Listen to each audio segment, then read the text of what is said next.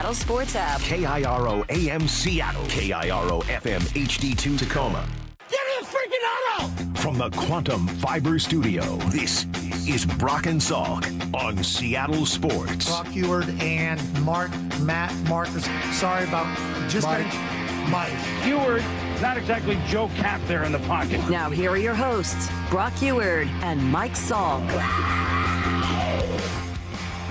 Good morning. This is Maura Dooley with you. I will be taking you through this first hour for the rest of the week because Mike Salk is on vacation in Vegas with his wife. Brock Heward always joins us 7, so he'll be joining us as usual. And then today we have former Seahawk Brian Walters. It's a good day to have him because we're also going to be talking to Jackson Smith and Jigba of the Seahawks. So we've got a little wide receiver background there. Brian Walters is also a part of the pre and post game show for the Seahawks radio broadcast. So we always love having him in. And then of course we're going to be talking to Jeff Passan as we always do on Tuesdays. But I did have to. I hope he's not mad at me. I did have to bump him for JSN. Like, that was the only time. That's fair. Offensive player of the year, right? Like, that was the only time he was available. So I had to text Jeff and say, hey, Jeff.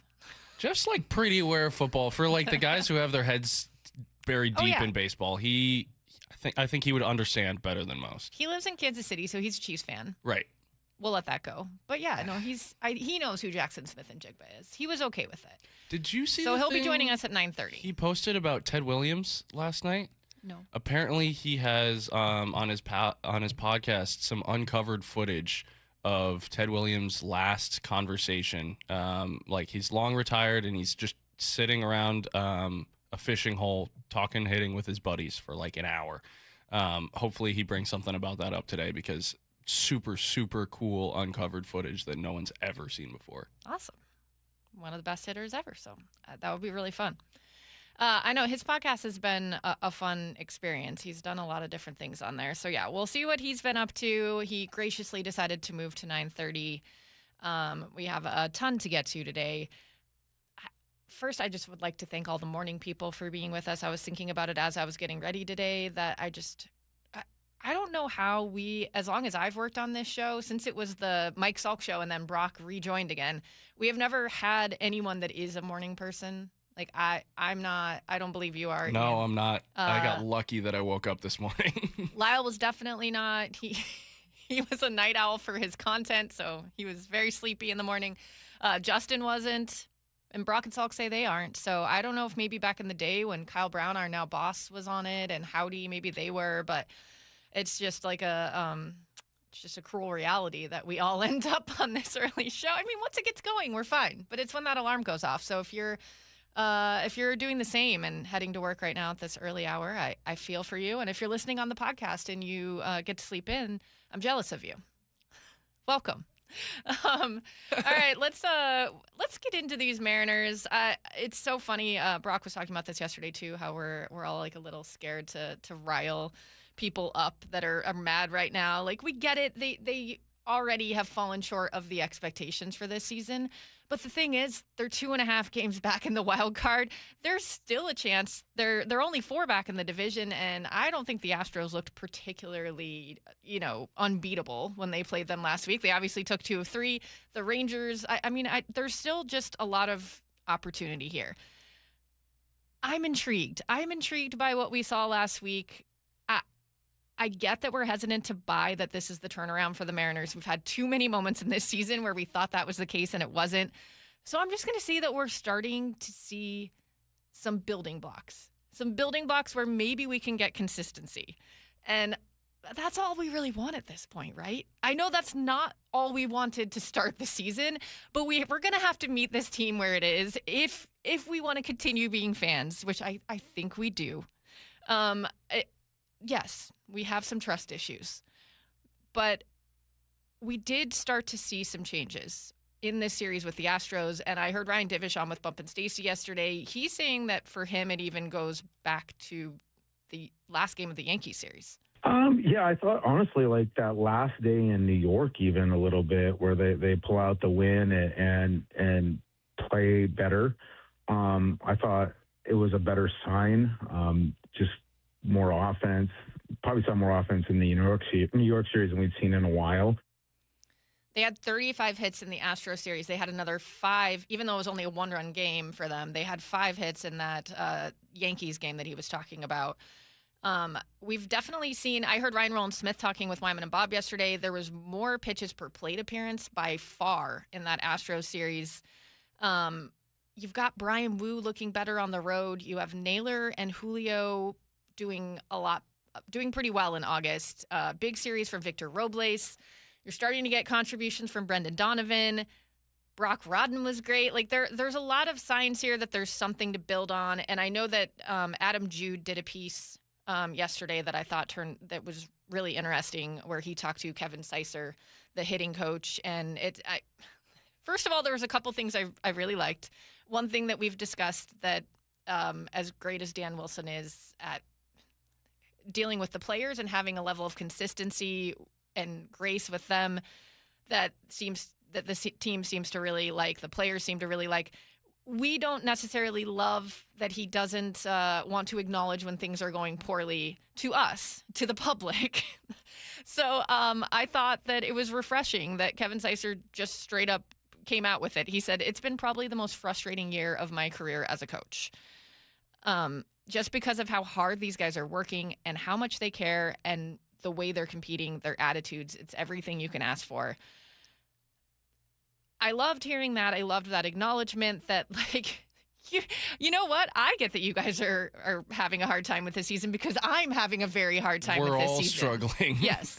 And, what he said that they're doing right now that we saw a little bit of this weekend is literally just simplifying everything. He said we're just trying to get the guys on the fastball, get them something they can hammer and be on time.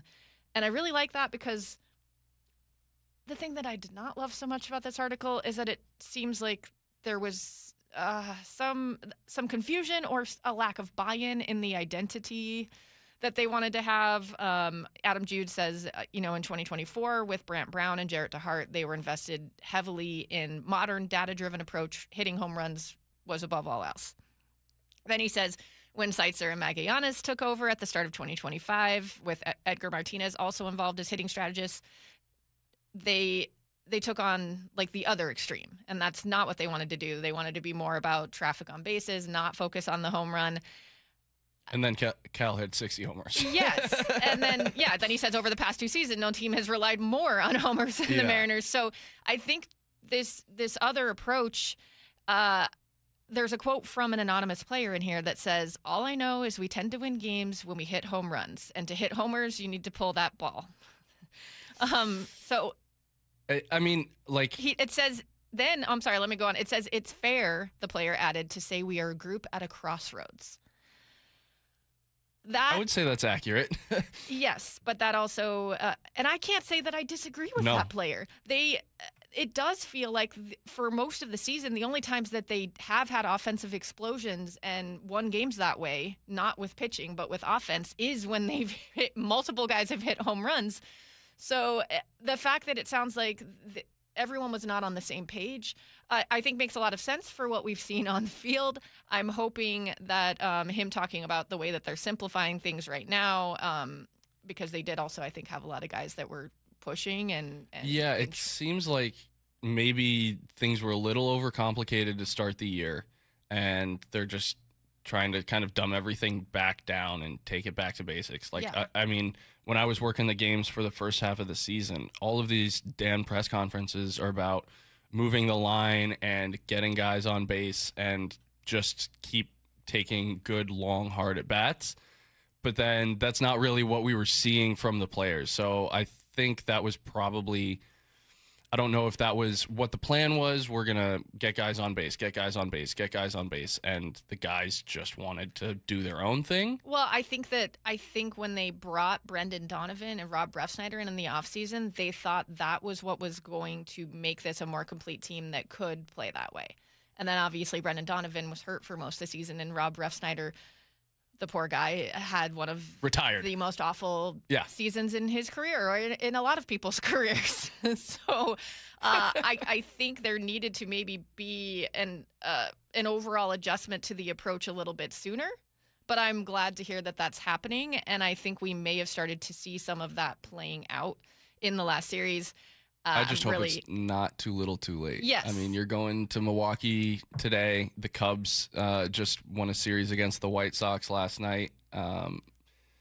Philly after that. Like, this is a real gauntlet that we're about to be going through. And so now is the right time to be getting hot. Hopefully it's working. Yeah, I mean, you are going into a gauntlet, and I don't expect them to be sweeping these series. But if we see some more of this fight and some more of the signs of life, and we're not coming in here talking about a listless team like Salk has on certain mornings, that will be enough for me. Just get some wins in these tough series, and then you have an easier schedule to start September. And there are 7 teams with losing records fighting for that last wildcard spot. Like, you do, as much as people hate to hear it, you do still have a chance. And I like what we're starting to see as far as a possible turnaround. All right, that is where we're going to land for the Mariners right now. I don't want to go too far and get the texters angry at me. Coming up next in Need to Know, we're going to talk a little bit about the Seahawks getting ready for their joint practice, Devin Witherspoon addressing the media, and we also have an AP Top 25 poll for college football, preseason one. So we'll get into that. You're listening to the Brock and Salk Show on Seattle Sports and the Seattle Sports app. Isn't it great to be back in pads playing football, little Seahawks style? The work continues for the defending champs.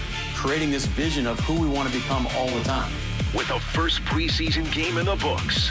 What are the biggest questions? The players to keep an eye on. Roster battles to watch. Hey, we got to turn it up, dude. Stay connected to all things training camp on Seattle Sports, the home of the Seahawks. This hour is brought to you by Goldberg and Jones. Life can get hectic. That's why Progressive provides claim support 24/7, 365 days a year, all the time. But not like in a desperate way. We're not just waiting online for you to talk to us or waiting by the phone. I mean, we are waiting by the phone, but not like staring at it. Well, now I am. I'm staring at it. The point is, Progressive claim support is here for you 24/7 in a totally chill, normal way. Progressive Casualty Insurance Company and Affiliates, not available in all states or situations. This is the story of the one. As a maintenance engineer at a beverage manufacturing plant, he starts his day knowing every line is ready to run because Grainger delivers the industrial-grade products he needs to keep mixers, conveyors, and packaging equipment moving. With Grainger's vast selection of bearings, belts, and motors, he keeps operations running smoothly, so nothing grinds to a halt.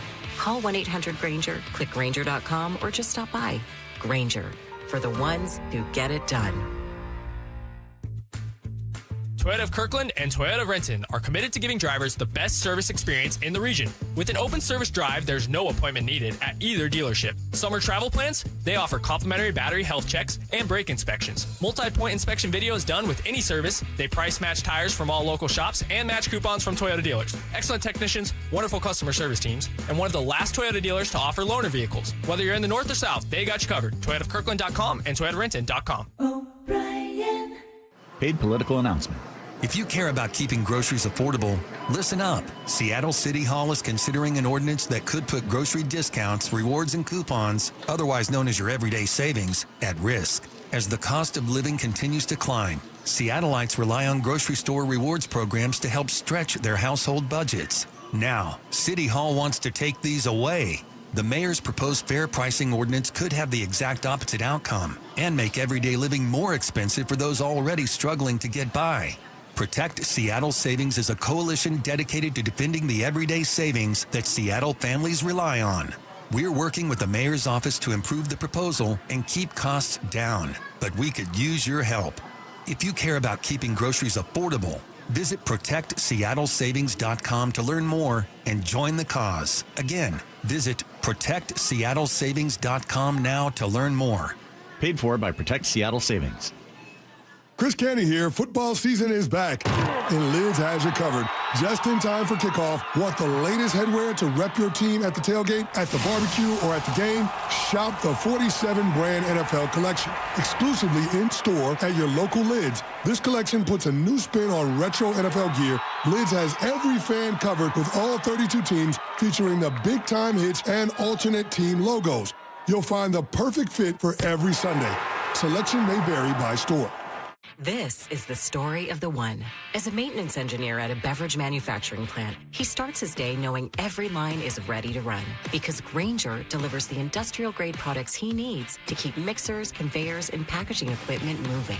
With Grainger's vast selection of bearings, belts, and motors, he keeps operations running smoothly, so nothing grinds to a halt. Call 1-800-GRAINGER, click Grainger.com, or just stop by. Grainger, for the ones who get it done. Football, baby! Nobody gets you closer to the action at Seahawks training camp than the home of the Seahawks, Seattle Sports. Cascade Machinery and Electric is a multi-generational family-owned and operated industrial equipment expert. They're hiring field service technicians now. They offer competitive pay, great benefits, and a career with a company that values hard work and loyalty. Come join the team known for showing up, working hard, and delivering results for over 100 years. Visit cascade-machinery.com/careers. Again, that's cascade-machinery.com/careers. Don't wait. Apply today. August is always a time of excitement because football is back. But anyone that watches practice or preseason games knows how much work needs to be done before the season starts. If you're feeling the same about your home project, Harley Exteriors wants to help you get a head start on making sure your home is ready for fall football nights. $500 off each window, $750 off patio and entry doors, and $200 off your final project. Spend a few minutes with the folks at Harley Exteriors during your free estimate, and you'll realize you have a lot in common. They love our local teams, they're good at what they do, and they'll take care of your home. Use Harley Exteriors to complete your home project this month and receive 12 or 18-month promotional financing. Qualified buyers only. Subject to credit approval and lender terms. Minimum purchase of 4 qualifying windows required. Windows must be 36 by 36 inches or larger. No size minimum on patio or entry doors. Financing subject to approved credit. Offers cannot be combined with other promotions. Offer expires August 31st, 2026. HarleyExteriors.com. Not all roofs are created equal, and not all warranties are either. This is Justin Shirley, CEO of State Roofing and Exteriors. Right now, take advantage of free lifetime Golden Pledge warranties on all GAF shingle installations and save up to $3,000 or choose 0 down, 0 payments, and 0 interest up to 24 months. Summertime savings won't last forever. Protect your home with a roof you can count on for decades. Call 866-ROOF-ROOF or visit stateroofing.com today. Held to a higher standard since 1968. Need to know. 15 minutes past every hour with Brock and Salk. Presented by Marquee Data. Here's what you need to know. Up first. The 59-66 Seattle Mariners begin a 3-game series today with the team that owns the best record in baseball at 77-48. The M's are hoping to carry over the offensive spark they found in the Astros series that helped them rack up 20 runs over the weekend as they take on the Brewers, but that will be tough as the Brewers only allowed 10 total runs in their 4-game series with the Dodgers over the weekend. But Seattle won't have to face their ace, Jacob Mizorowski, since he just pitched on Saturday. Bryce Miller takes the mound today with lefty Kyle Harrison getting the start for Milwaukee. First pitch is at 4:40 with pregame coverage starting at 3:30 right here on Seattle Sports. Ryan Divish on Bump and Stacy yesterday says even though we can all admit that nothing has really gone right for this team, they're starting to realize that they still have a shot. I mean, like, nothing has gone right for most of these guys this season, other than maybe Randy and Dom, but, like, so much has gone wrong as a team. And at the same time, I think they've come to the realization is none of it matters if they just kind of play better in this last, 37 games where it is now. I think, like, they can still get to where they want to go, and it might not be pretty, and it might not have the style points you thought you were going to have earlier in the season or even in spring training, but, like, it's still within their grasp. Still very much within their grasp, but definitely won't be easy as they finish out this road trip. Here's the second thing you need to know. The Seahawks got back to work Monday after a preseason debut their head coach was less than thrilled about, but it sounds like they took the post-game notes and put them to good use. Yeah, our intent. It wasn't a crazy long practice or intense practice, but the one's workload was heavier, which is good to get their wind up. But anytime we challenge our guys to do anything, their intent has been fantastic, and we did it again today. So we trust our guys. This is like our first kind of first opportunity to work through a not perfect situation. I wouldn't call it adverse, but maybe you do call it adverse situation where it's just, hey, things didn't go your way. You know, we said we're going to operate a certain way, and so now let's go do and act as we said we were going to, you know, and try to solve this problem together. It does seem, as much as Mike Macdonald doesn't hold back when he's not happy with a practice or a game or a performance, it does seem like that does not happen twice in a row. This team definitely knows how to go out and execute the way that he wants once they have possibly disappointed him.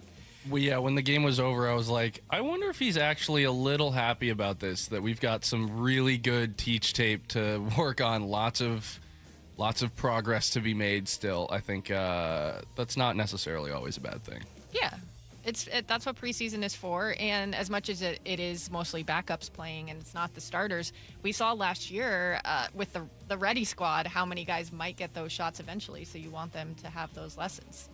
Jadarian Price was back on the field and is ramping back up to full activity.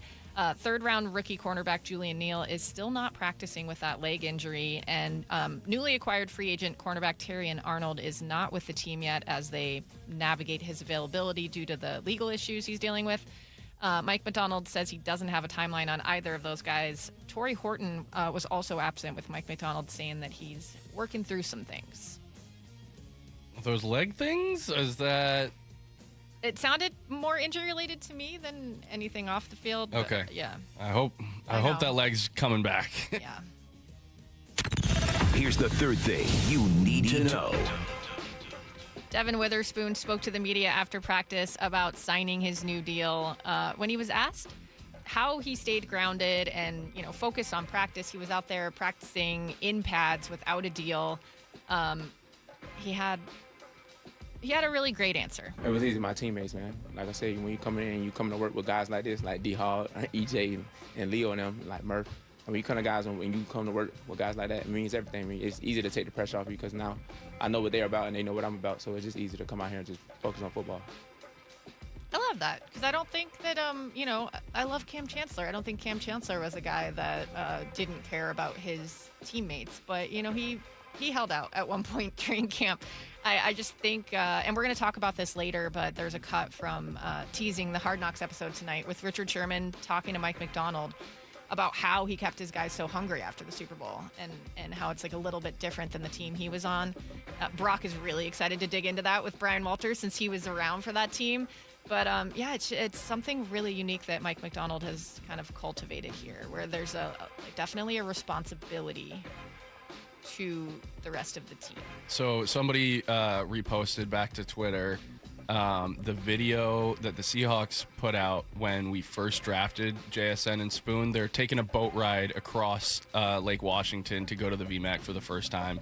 And to see those two guys just bright-eyed and bushy-tailed, excited about the weather and the birds and wow, this facility is really cool, to becoming the two kind of cornerstones of our franchise right now is, I think, a real credit to just the way that they've built that building, growing young men young boys into men. They're building football players in a really, really cool way. Yes, I mean, what an incredible draft. Oh, sorry, I thought we had one more. See, I'm losing track. We don't have Salk here. One last note I was going to put in here is, remember when Ketel Marte was the hot name for the Mariners to acquire this offseason? But the cost of the names being floated for him was sky high. It's probably a good thing that they didn't give up the farm for him. Apparently, Marte arrived in Boston with the Diamondbacks and was expected to DH yesterday, but never showed up to the ballpark. So they've placed him on the restricted list. Nick Piacoro of the Arizona Republic gave this update. He said, "To be clear, I'm told Ketel Marte is doing okay physically. He just didn't show up to the ballpark tonight." And then Francis Romero said that Ketel Marte is dealing with some personal matters, and the Diamondbacks have placed him on the restricted list. So I wish him the best. I hope everything's going okay, but it sounds like the team was not aware that he was not going to be showing up, and there was just a lot of questions as to some kind of internal drama, even when he was in trade talks this offseason. So as much as the Mariners might get some heat for players they bring in the offseason that don't work out, like Rob Refsnyder, I think it's probably good that they did not give up premier players for Ketel Marte. They've always been pretty protective of that clubhouse, which I think is a good thing. Like, you definitely want to have the right mix, and that's a guy that's been here before. They've already got a pretty good scouting report on him. I think that was just some drama they were trying to avoid. Yeah, I would agree on that. All right, that is everything you need to know, with me screwing up and ending it a little bit early there. We covered everything. That's really all that matters. Coming up next, we're going to let you take a listen. Brady Henderson, ESPN Seahawks reporter, was in yesterday, and he and Brock went in depth on their takeaways from the Seahawks' first preseason game. We're going to let you take a listen to that. We've got Jackson Smith and Jigba at 8:30, Jeff Passan at 9:30, and Brian Walters and Brock Heward will take you the rest of the way from 7 to 10. All right, stay tuned. This is the Brock and Salk Show on Seattle Sports and the Seattle Sports app.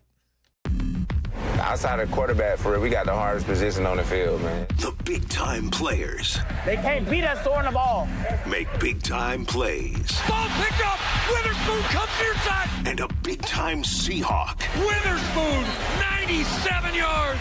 is locked in for the long haul. Spoon and the soul of our defense. Spoon is a heart of it. Spoon's extension and what's next for the Hawks. All at SeattleSports.com and the home of the Seahawks, Seattle Sports. Let's go. Certain industries expose workers to hazardous chemicals. If you worked in a paper or pulp mill, or in aircraft manufacturing or painting at Boeing, and have a child born with birth defects, your child may be entitled to legal damages as a result of your exposure to such chemicals. Birth defects have been linked to toxic chemicals, metals, and solvents used in these industries. If your child was born with brain or spinal cord damage, organ or limb malformations, blindness, cerebral palsy, genetic damage, or other birth defects, and you're a past or present worker in a paper or pulp mill, aircraft manufacturing, or painting, contact us now toll-free at 1-866-99-TOXIC. Your children may be entitled to legal damages. If you're a past or present worker in a paper or pulp mill or aircraft manufacturing or painting at Boeing, and your child has a birth defect, call toll-free at 1-866-99-TOXIC. Your call is confidential. 1-866-99-TOXIC. Message authorized by Weinstein Cajano, 600 University Street, Suite 1620, Seattle, Washington. Finding great candidates to hire can be like, well, trying to find a needle in a haystack, but not with ZipRecruiter. Its powerful technology actively finds and invites qualified candidates to apply to your job. So while other companies might deliver a lot of hay, ZipRecruiter finds you the needle in the haystack. See why 4 out of 5 employers who post a job on ZipRecruiter get a quality candidate within the first day. Try ZipRecruiter for free at ZipRecruiter.com/free. That's ZipRecruiter.com/free. ZipRecruiter. Get in the zone, AutoZone. John always listens to his truck.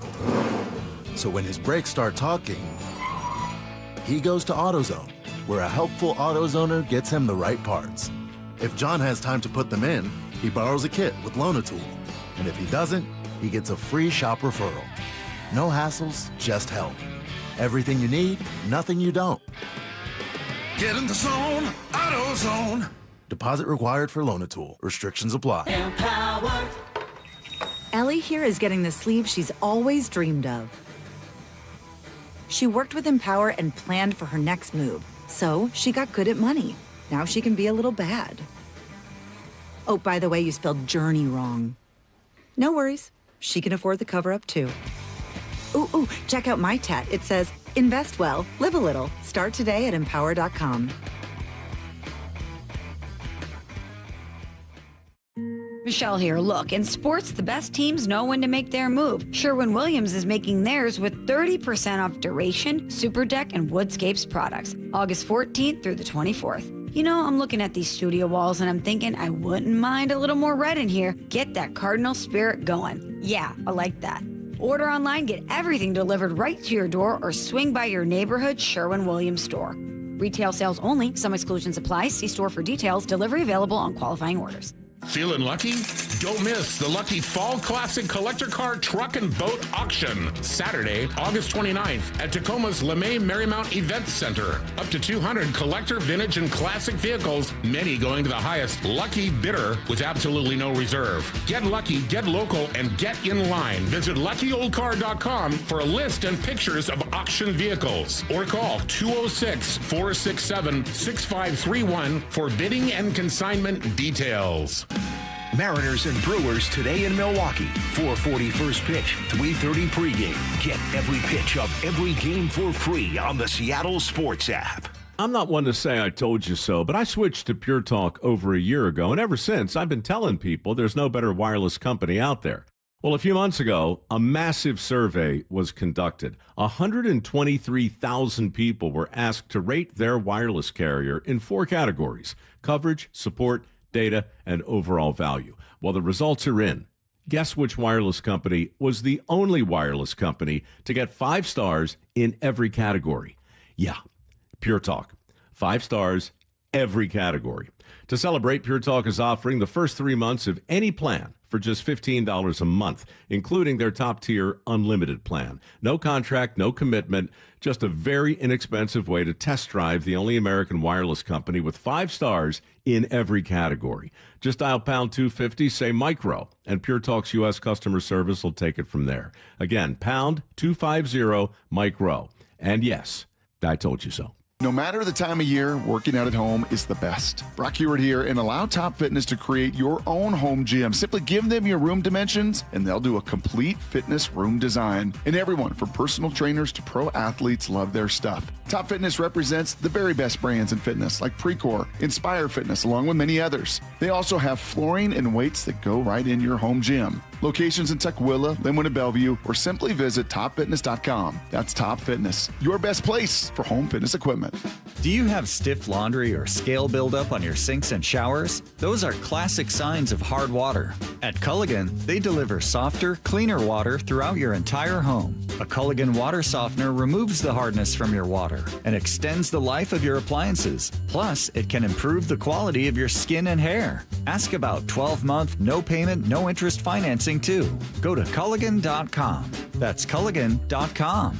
Contaminants or impurities may not be in your water. Brock Salk's Rewind is presented by Toyota of Kirkland and Toyota of Renton. This hour is brought to you by Goldberg and Jones. From the Quantum Fiber Studio. This is Brock and Salk. Weekdays 6 to 10. On Seattle Sports and 97.3 FM HD2.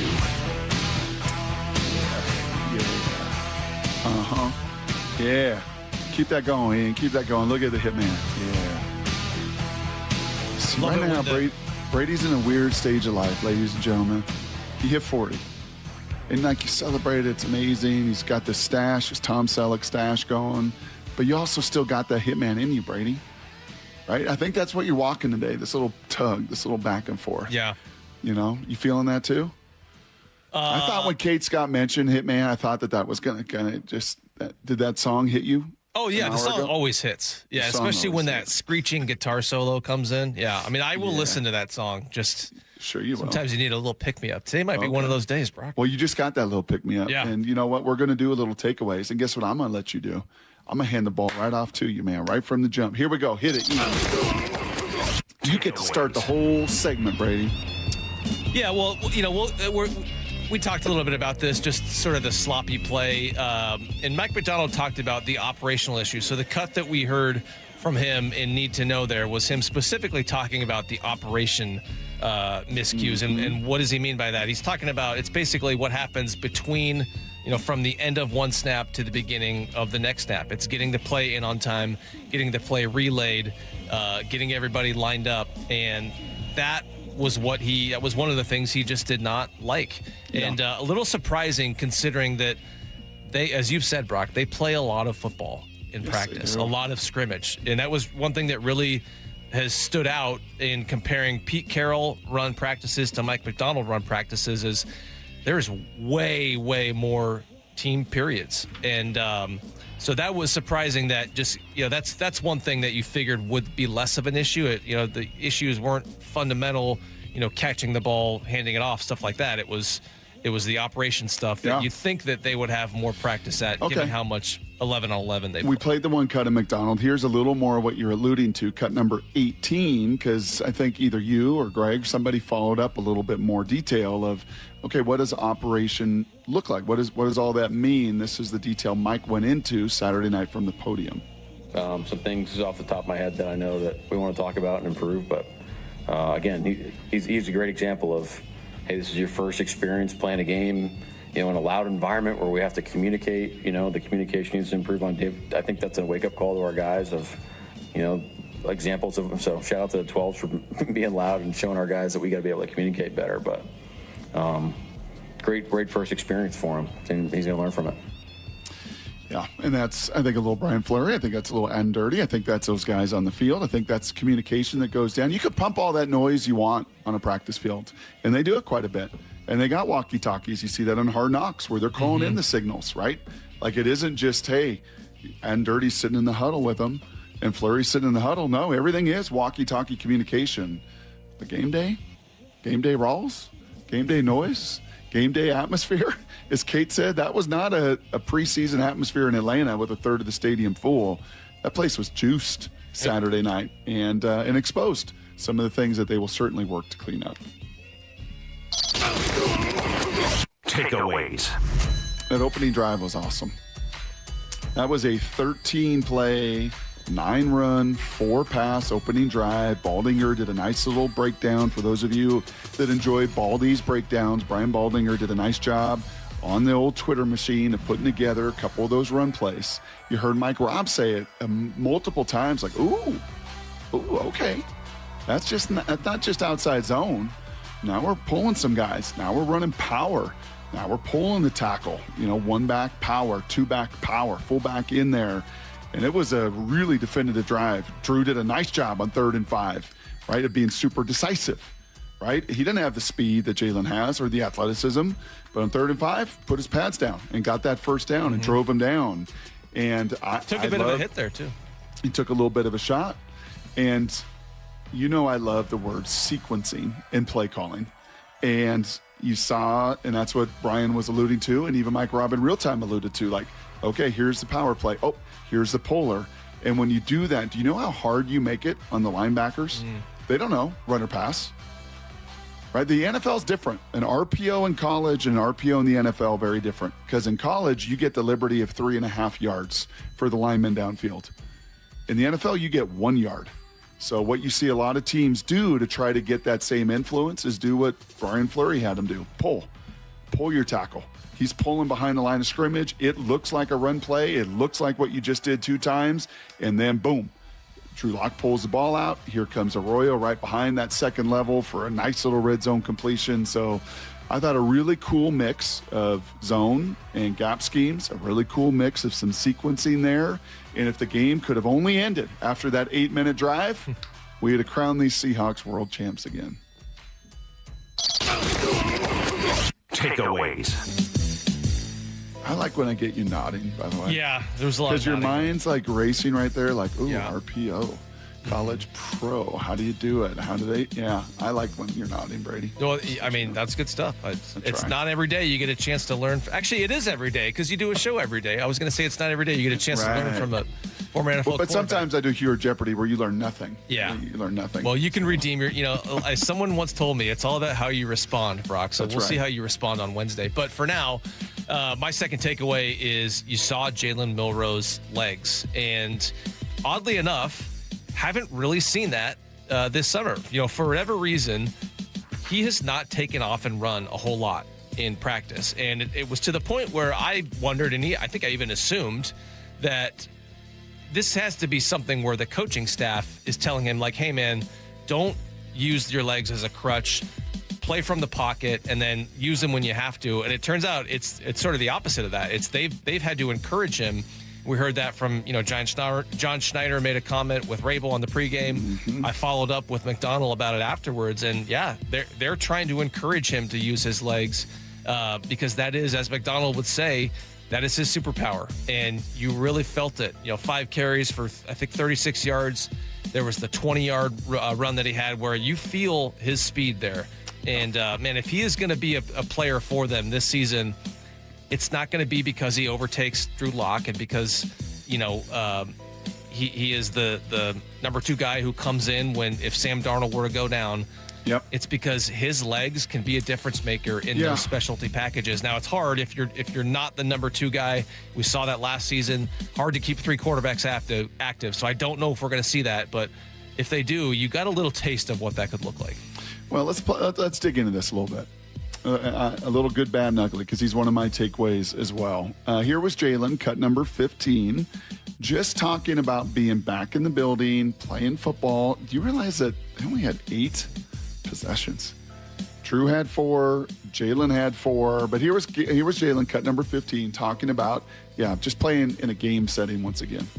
It was good to be back on the field, especially at home, start the year off, being around the guys, and especially for us, going through training camp, competing against each other. It was an opportunity for us to go compete against somebody else. So it's a lot of fun. It's good to feel the energy from our fans, especially just being game 1 of preseason. So I'm excited for the season to keep on rolling, and we're getting closer to our first game. Mm-hmm. So the good was, I think, just some of the juice he brings. When he runs on that field, his teammates know it. I think the organization knows it. Like, this is a tremendous talent. That's the good. The good was his decisive first third down pass to Bobo, right? They run a little spacing concept. He can see enough space between the linebackers. The back foot hits, boom. Third down, tight window, move the chains. Very, very good. Terrific fourth down play that unfortunately was nullified by the hold on Kite. But an incredible job of extending the play. Dangerous. Ball a little bit in harm's way. But on, fourth down there, you got to take a little risk. You're going to get sacked otherwise, or turn. So you're willing to put the ball in harm's way. But just a terrific play to extend it. And even the drop by Foster, where he dropped back on rhythm, on time, planted his foot, little curl route, boom. All very good. The bad, the fumbled snap. Just got to be beyond that. Fumbled a bunch of them in Green Bay. Drew doesn't have that issue with Ulu, Timmy. That's not the backups to backups. Olu. Sorry, Ulo. Yeah, Olu. Sorry. Get confused with the other Polynesian fella now at nose tackle. Messing me up. Uso, Ulo, Olu. Big issues. Can't fumble the snap. Yeah. Come on. That's Pop Warner stuff. Cannot fumble the snap. Also the sacks. Get the ball out. There's an opportunity to get the ball out. Some of that's just being a little bit in between. Some of it is what you hear from Michael Bennett. When Michael Bennett's up there, I just want him to run. Just run. Just go. Don't be in between. Easier said than done as he's walking this line between, hey, guys, I'm watching Sam Darnold every day. I've watched his tape in Minnesota. I know how he plays this game. And the ball is out, and he's in the pocket, and he's preserving himself, and he's playing every game, and he's winning Super Bowls. And, that's how you sustain in this league. But my superpower is my legs. So how do I balance all of that out? And then as I hit in blue 88, you just can't. The ugly is you just can't. At this stage, you just can't take that sack. That, you know what that tells a coach, a teammate? This game's just too sped up for you. You don't know the game, the situation, the moment. It's fourth down. You can't retreat. He, in fact, had a tight end on a little whip route. If he stepped up and went to his right, boom, might have been even a touchdown. But instead retreats and then takes a sack. And gosh. Okay, you're going to get some grace. You're going to get some learning curve still. You were a third-round pick, so it's not a death nail like that poor kid that fumbled the punt for Dallas. It's not over. But those plays, that floor has got to go away. Right? You want to elevate your floor always, year by year, game by game, decision by decision. Elevate your floor. Eliminate the basement stuff like that. That continues to be, I think, the growth for Jalen. Do you? Let me ask you a quick one, Brock. Do you see, and maybe this you need to see more of him to really have a great thought on this, but do you see him almost hesitant to take off? Usually the problem with young mobile quarterbacks, they're too eager to take off, right? I wonder if maybe the opposite is the case with him. And granted, the Bobo play you mentioned, he escapes the pocket, but he's still keeping his eyes downfield, and that's what you want. But I wonder if there is maybe even, we're talking about decisiveness with this game. Maybe there's, at times, I wonder Maybe if he could stand to be a little more decisive in just terms a little bit more of in taking between. off and running. Yeah, just in between. Yeah. And Mike Robb did a great job, as Kate referenced, of referencing that. Of like, hey, man, when you're labeled a dual threat guy and all you can do is run, you want to prove people like, bull crap. I can play in the pocket too. I can do this as a passer. But when and how you utilize that and when you play that card and when it's decisive and when you hang, yeah, it's a blessing and a curse to be that dynamic. You know, it's pretty easy for Tom Brady, Peyton Manning, Drew Brees, all the rest of them, right? Big Ben, Phil, like, yeah, I can't run. I can't move. Kurt Warner. So I got to find my outlet. I got to read my progressions. It's a little harder challenge when you're as dynamic as he is. Takeaways. Tyrese Knight was pretty special. He was the absolute highlight. Just watching people's breakdowns after the game, listening to Dave Wyman. He just, he was the one guy that if you were to look for the Seahawks of how many in their top 22 played, how many in their top 25 played, and played substantial amount, not a lot, if any. Tyrese Knight is right in there. He is a difference maker. His speed was felt. He has no governor, Brady. So when he hits, he destroys, truly. And I love hearing from him after the game, just talking about, being versatile and playing with fire and playing with an edge. Cut number 16, here was Tyrese Knight, kind of giving an autopsy on his night. Sorry, Brock, which one did you want here? Cut 16. Thank Cut you. 16. Yeah, versatility it should be a big part of everybody's game. So just showing that I could pass rush and still defend, coverage off the line, that should give me pretty much aces in my game. What do you think, Brock? You think we're going to see him on the field this season? They're obviously paying Ernest Jones. They gave Drake Thomas a little bit of money, 2 years, $8 million. You think we're going to still see Tyrese Knight on the field at some point this season? Yeah, I think so. Over the course of a season, absolutely. I think Ernest stayed remarkably healthy last year. I don't know. It gets harder and harder to do as a veteran guy with a track record and some of the knee stuff that he's had to deal with in his career. And Tyrese Knight went to work. We talked about him in the offseason. You and I talked about him. We talked about him with you on the air, off the air. Like, this dude went to work on his body, much like Byron Murphy went to work on his body, according to Kate Scott. Like, about year 3, that happens, Brady. Year 1, you think you can run like you did in college and make those choices. And then year 2, you start to kind of like, oh, I can't do that, but what do I do? And then year 3, like, nope, I'm a pro. I'm going to take care of my body. I'm going to hire the people around me. I'm an asset. I'm a business asset, and I got to get the most out of me. And not surprising to hear those backstories of Byron Murphy, and then to see all that work Tyrese Knight did on his body, on his speed, on his quickness in the offseason come to life Saturday night. Pretty cool. And yeah, you got to have 3 linebackers over the course of an NFL season. In this division, especially, yeah, I think he will absolutely be a part of it in 26. Takeaways. All right, Brock, I'm going to stick with Milroe here because quarterbacks make the NFL world go around, NFL media here. A lot of Milroe. I would love to see the spin rate on football. Hard Knocks did a great job of capturing Sam Darnold's spin rate. I'm just telling you, as somebody who watches him in practice every day, yeah, it would not shock me if he actually has a higher spin rate than Sam Darnold. He might. Yeah. Because look, I'm for better or worse, by the way. Yeah, because sometimes you want to have a little bit more touch on the ball, right? Yeah. And this just stands out to me watching him. The delivery, and there's issues with the accuracy. We've seen that, but in terms of the efficiency of his delivery, he has a very quick release, probably a quicker release than Sam Darnold, who kind of brings the ball down. I would agree with all of that. Sort of towards his waist. It's a more compact. Here I am explaining quarterback mechanics to Brock. That's good. I agree. Yeah, and I would love to know the spin rate on his. It's really high. Yeah. It's really high. But again, kind of like his athleticism, quite honestly, that can be a blessing and curse because it spins so fast that it's not an easy ball to catch.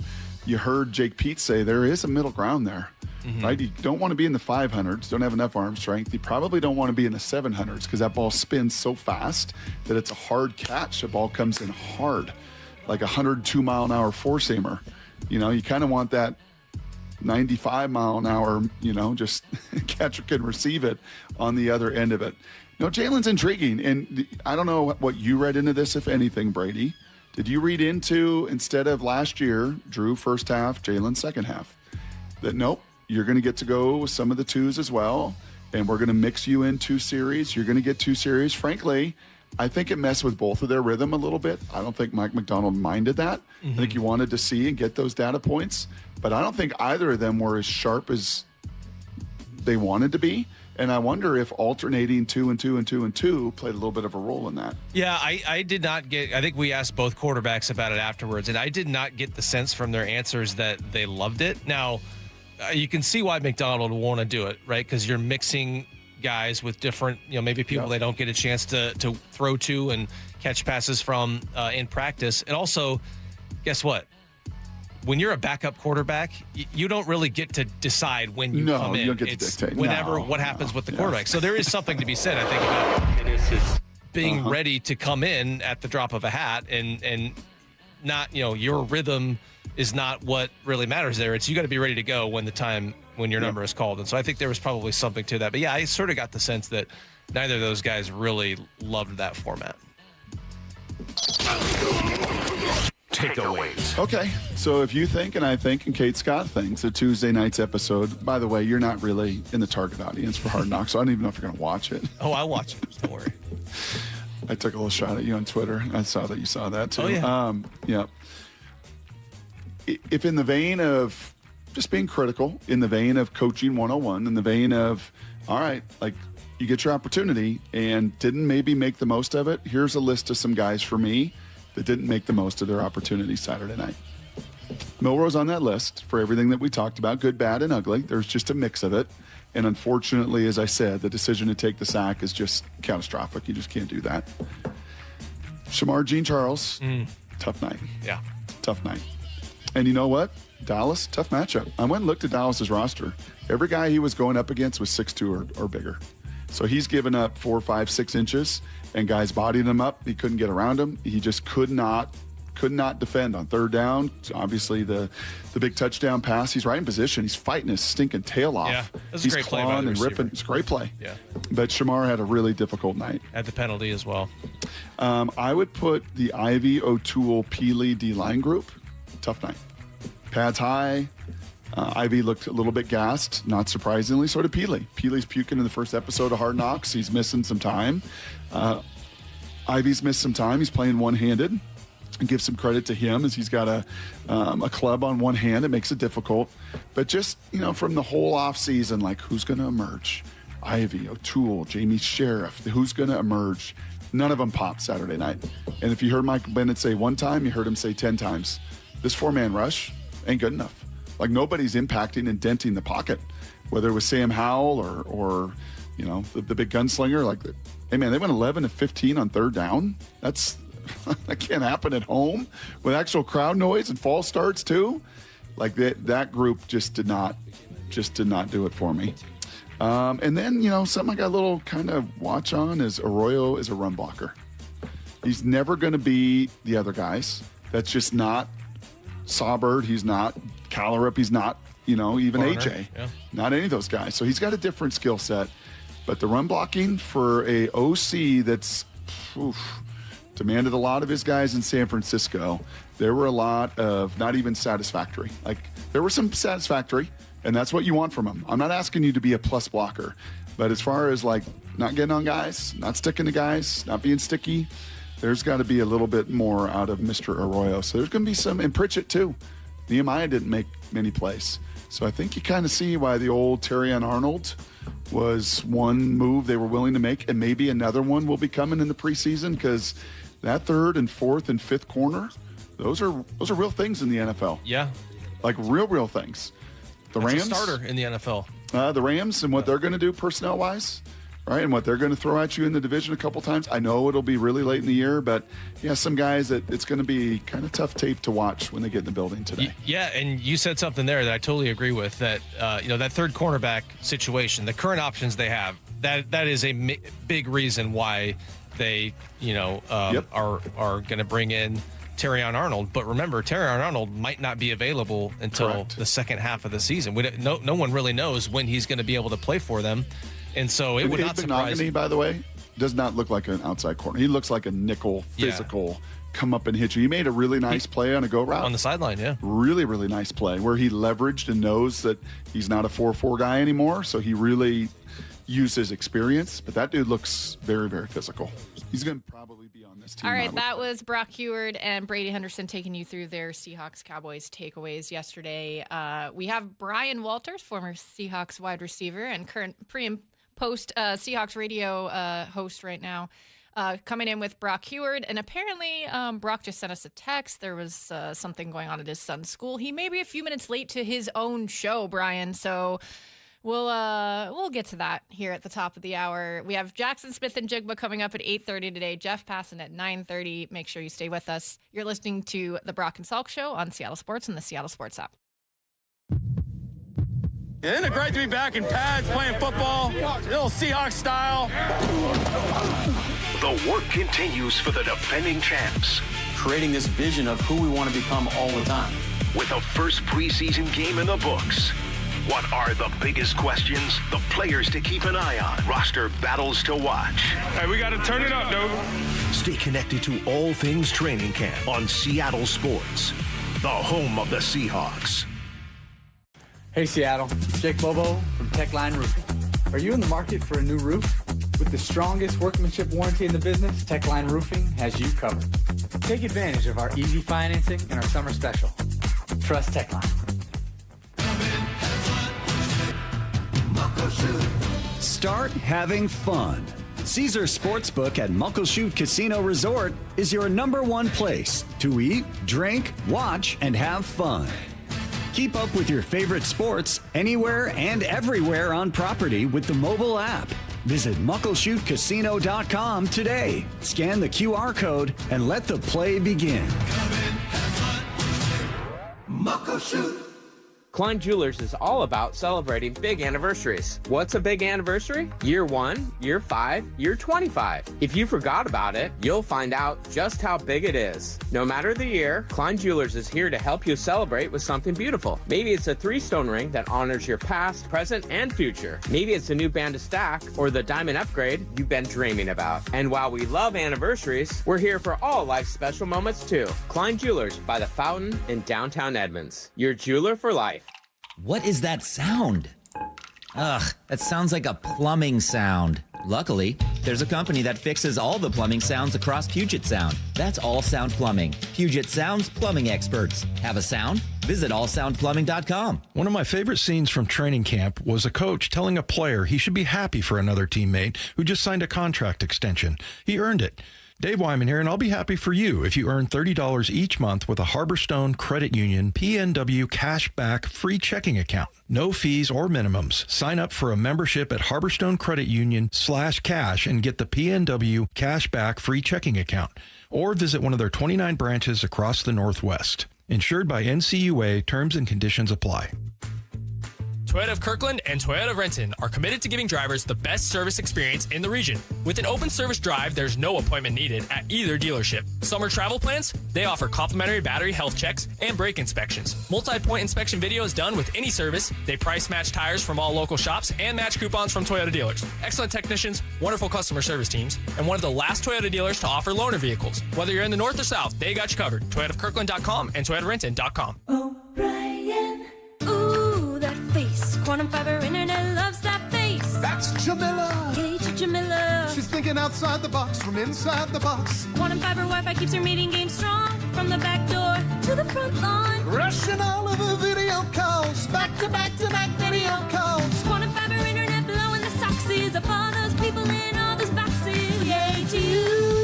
Switch today at quantumfiber.com. Additional pods may be needed to achieve Wi-Fi coverage in some locations. Limited availability. Service in select locations only. This might be the most surprising statistic I've shared in decades of doing local news. More than 75% of commuters will be involved in a car accident at some point. JP Pendergast of Pendergast Law with more. What makes it more surprising? The average person will be involved in 3 to 4 collisions in their lifetime. With accidents unbelievably prevalent, what are some safety tips if it happens to you? Safety first. Secondary collisions are not uncommon while awaiting help. Turn on those hazards and remain in a safe place. If a bystander witnessed the accident, capture their information and encourage them to remain at the scene. Seek medical attention immediately if needed, as delaying can be a costly mistake. Lastly, remember that statements made to police and insurance adjusters can affect your case. Collisions are more common than we'd like to think. If you find yourself in one, follow these helpful tips and then call my friends at Pendergast Law. If you or a loved one's injured in a car accident, call Pendergast Law. We can help. PendergastLaw.com. This is the story of the one who keeps multiple buildings running smoothly day after day. Plumbing that flows, HVAC that hums, cleaning supplies that keep surfaces sparkling. That's why she counts on Grainger. With easy reordering online and 24/7 support, Grainger helps her keep the products she needs on hand. So shelves stay stocked and buildings stay ready. Call 1-800-GRAINGER, click Grainger.com, or just stop by. Grainger, for the ones who get it done. If you love to travel, Capital One has a rewards credit card that's perfect for you. With the Capital One Venture X card, you earn unlimited double miles on everything you buy. Plus, you get premium benefits at a collection of luxury hotels when you book on Capital One Travel. And with Venture X, you get access to over 1,000 airport lounges worldwide. Open up a world of travel possibilities with the Capital One Venture X card. What's in your wallet? Terms apply. Lounge access is subject to change. See CapitalOne.com for details. Let's go! This is Seattle Sports. Streaming through the Seattle Sports app. KIRO AM Seattle. KIRO FM HD2 Tacoma. Home of the Seahawks, Mariners, and everything Seattle sports. Get his freaking auto! From the Quantum Fiber Studio, this is Brock and Salk on Seattle Sports. Brock Ewert is my hero. Jay Buhner just punched me in the kidney. We're going to do you a minute. Doesn't really work that way, Sherm. This is a show that has my name on it. It kind of does, though. Now here are your hosts, Brock Ewert and Mike Salk. Hello! Well, half that tag team combination in the house today. The other half probably sleeping it off in Vegas. If I know Salk and Heather, they got after it last night. B-Dub. Brian Walters in the house. Good morning, Brian. How are you? Good morning. You don't think Salk gets out on the golf course in Vegas? No. With his wife? No. With his Pomona buddies? Yes. Okay. Yeah. This is a trip that, I think, what did he say to us, Maura? He's going to eat, sleep, and drink and be by the pool. I think that the total R&R before this season begins. In his T-shirt, right? Yeah, in a swim shirt. Yeah, he's definitely a swim shirt kind of guy down there in Vegas. No question about it. Hey, right off the bat, we're going to get Hard Knocks tonight. I'm asking about that in Blue 88 in a little more detail. But on Hard Knocks, they like to do these little teasers, right? They send out these little videos, these little hooks. They want everybody to start to watch. And I'm like, man, you know what would be so great on this Tuesday? If we could actually have a former Seahawk that was there 2012, 2013, 2014, that was right in that building, that got to experience everything, the highs, the lows, the Super Bowl, the chaotic loss, how the team handled it. So Hard Knocks sends out this little teaser of one Richard Sherman hanging out with Mike McDonald, cut number 9 here. Brian, I would love for you to listen to this now that you're on Seahawks radio as well and you're around the current iteration of this team. And I love your reaction to this little snippet on the field between Mike McDonald and Richard Sherman. How did you get these guys so, this is such a, hungry-ass team. We were still hungry after the first one, but you still felt like this dude got paid, this dude's starting to feel himself, this dude's pissed off, he's not getting enough money. You don't feel nothing here but grind, work. I don't know. Yeah. It's just like what we do, you know? But that's easier said than done. Well, I think, you guys were tight, but you were, edgy. Yeah. We have, edge, but we were, I don't know. It's a different dynamic of team. Yeah, I agree with that. You know what's great about Brian is that here's Sherman. It's like he's on his podcast, right? He's getting all amped up. He's doing all this, kind of like Salk when he asked Mike McDonald about why John Schneider should be Executive of the Year. We get a 17-second pause, and Mike's just kind of, listening to Sherm, taking it in, I don't know, Sherm, because you guys were you guys, and this group is this group. How do you react to that sound? I laughed when I heard Coach McDonald answer that because it's like he hadn't thought about that before. I don't know what we've done. I don't know why these guys are hungry. But you know what my initial reaction is to this? And not saying Sherm is wrong, because there's definitely aspects of he's very right. But I think Sherm's also maybe slightly blending the next 4 years together into after that Super Bowl year. Because the year we won the Super Bowl, everything was so whatever you call it. What's the happiest thing you can think of? Euphoric. Yeah, and going into that season, what I can remember is everyone was still hungry to get another one, and we got back there.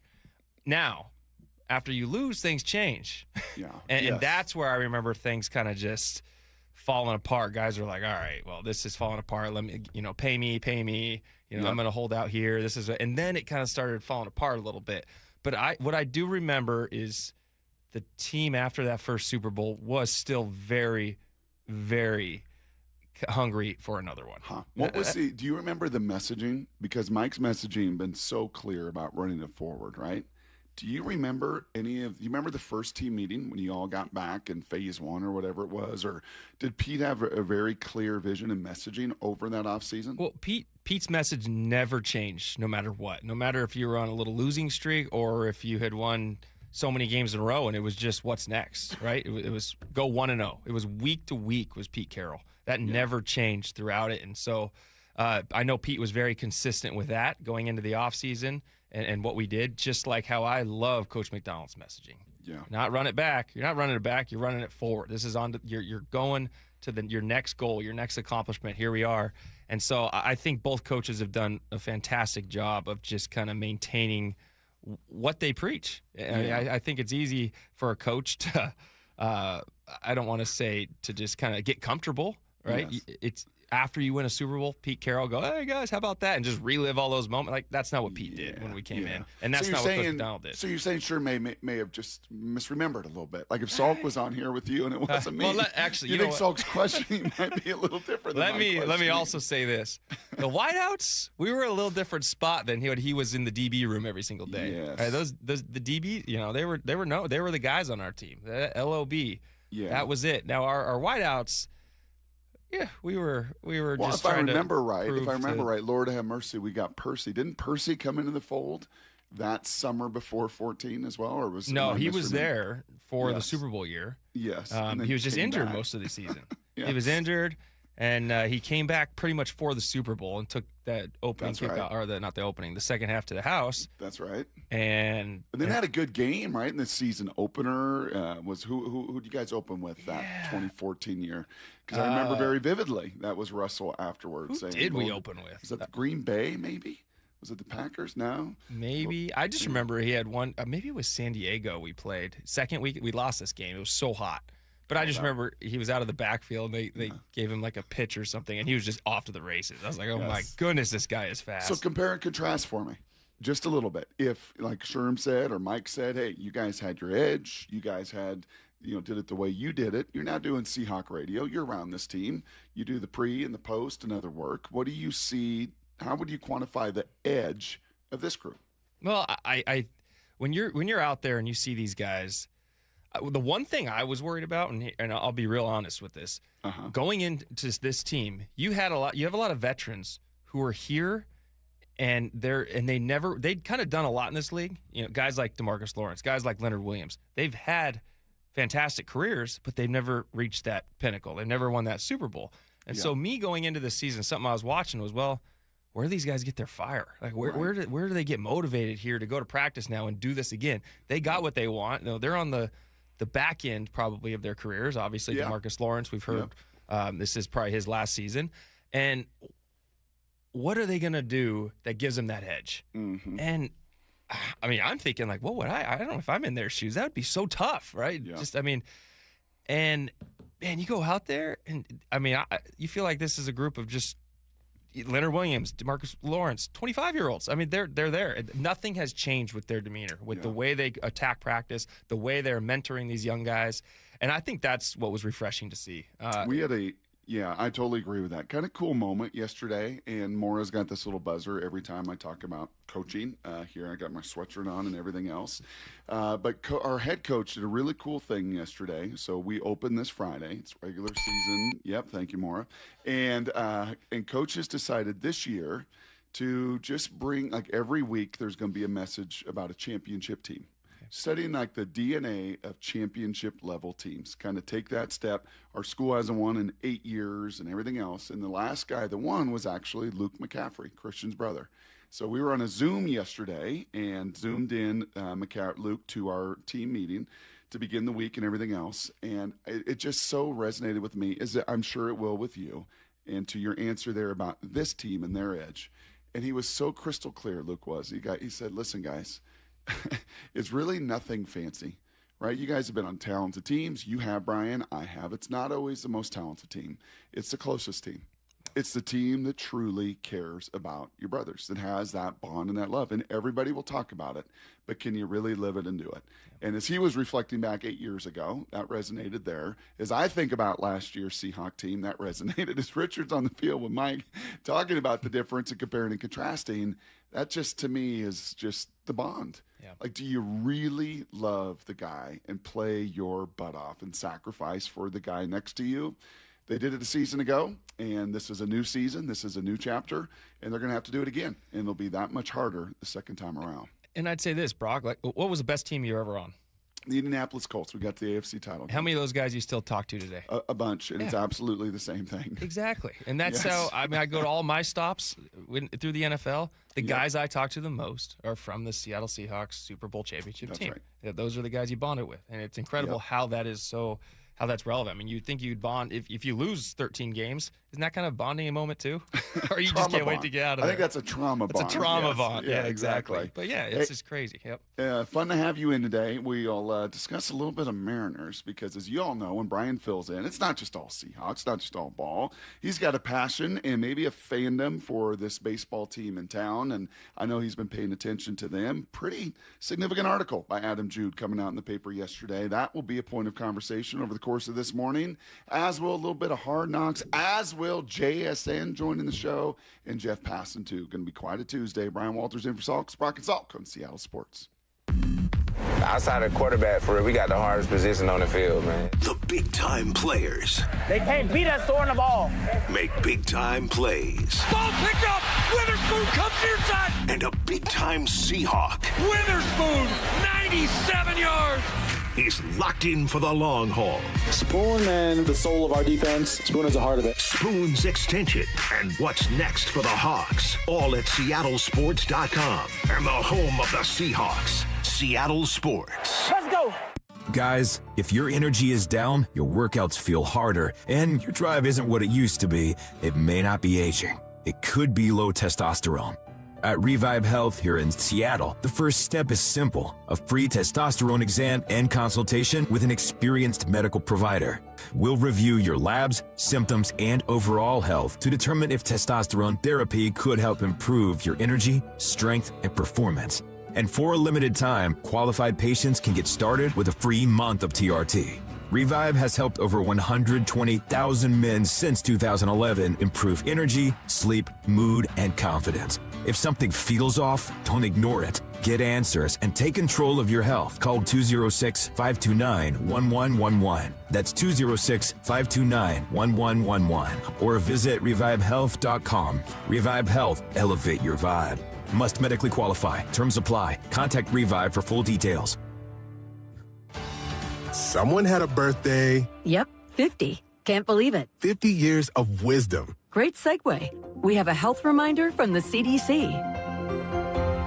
Pneumococcal vaccination is recommended for adults 50 or older. Says here, we're over 6 times more likely to be hospitalized with pneumococcal pneumonia than adults under 50. I don't love those odds. Same. Look what I found. Pfizer's Prevnar 20 is proven to help protect adults against pneumococcal pneumonia and invasive pneumococcal disease in just 1 dose, and millions have already gotten it. Continued approval may depend on a supportive study. Don't get Prevnar 20 if you have a severe allergy to its ingredients. A weakened immune system may lower your response. Common side effects include injection site pain and swelling, fatigue, headache, muscle, and joint pain. For full prescribing information, please call 1-855-213-2138. Visit Prevnar20.com or talk to your doctor or pharmacist. I'm on Prevnar20.com now, scheduling my appointment. Good idea. And happy 50th. Paddle your way to a salmon run surprise of $100,000 in cash. Win your share with hourly drawings from 6 p.m. till midnight every Saturday in August. It's a King's Cash cascade of prizes that just keeps on growing, cresting at a $15,000 finale on August 29th. Dive into all the freshwater fun with 1 free daily entry. Don't forget, your Reef Rewards card can save you up to 35 cents per gallon at Lummi Bay Market next to Silver Reef. Silver Reef Casino Resort, located off I-5 exit 260. We'll work hard to get you the best deal we can, and I know you've heard that before. But when that promise comes from Lee Johnson dealerships, you can count on it. Lee Johnson Auto Family, the LJ way. Packed team buses, light rail and ferries. There are different routes to game day, but the destination is always the same. This city lives for Sunday. Get your tickets for Seahawks game days at Seahawks.com today. If it's blocking your view, keeping your yard dark or shaded, or impossible to mow around, get rid of that tree or stump this summer with P&D Tree Service. They'll do it safely and quickly, cleaning up your yard in the process. P&D Tree turns multi-day jobs into a few hours, saving you time and money. One tree or land clearing, they have the tools and expertise for the job. They specialize in large tree removal. Ever seen a tree removed by crane? PndTreeService.com. Nobody gets you closer to the action at Seahawks training camp than the home of the Seahawks. I see you, boy! Seattle Sports. 2 years ago, my office launched a major media campaign to identify key witness to our client's bicycle accident, which we later settled for $10 million. Because when we accept a case, we don't rest until we do everything possible to improve our client's chance of recovery. We're one of only a few firms in the state with an in-house investigation team building our clients' cases. So when you hire Davis Law Group, you don't just get a dedicated and award-winning legal team. You get our commitment to better service and even better results. Request a free consultation today at 206-888-8888. Mr. K's Construction reminds parents 460,000 children are reported missing in our country every year. Please plan with your kids a safe, visible route to and from activities with at least one friend. Coach your kids to stay alert and be aware of their surroundings, and caution your children to never accept gifts or rides from strangers. Best wishes to all our kids from the entire team at Mr. K's Construction, committed to making your home and our community beautiful since 1977. August is always a time of excitement because football is back. But anyone that watches practice or preseason games knows how much work needs to be done before the season starts. If you're feeling the same about your home project, Harley Exteriors wants to help you get a head start on making sure your home is ready for fall football nights. $500 off each window, $750 off patio and entry doors, and $200 off your final project. Spend a few minutes with the folks at Harley Exteriors during your free estimate, and you'll realize you have a lot in common.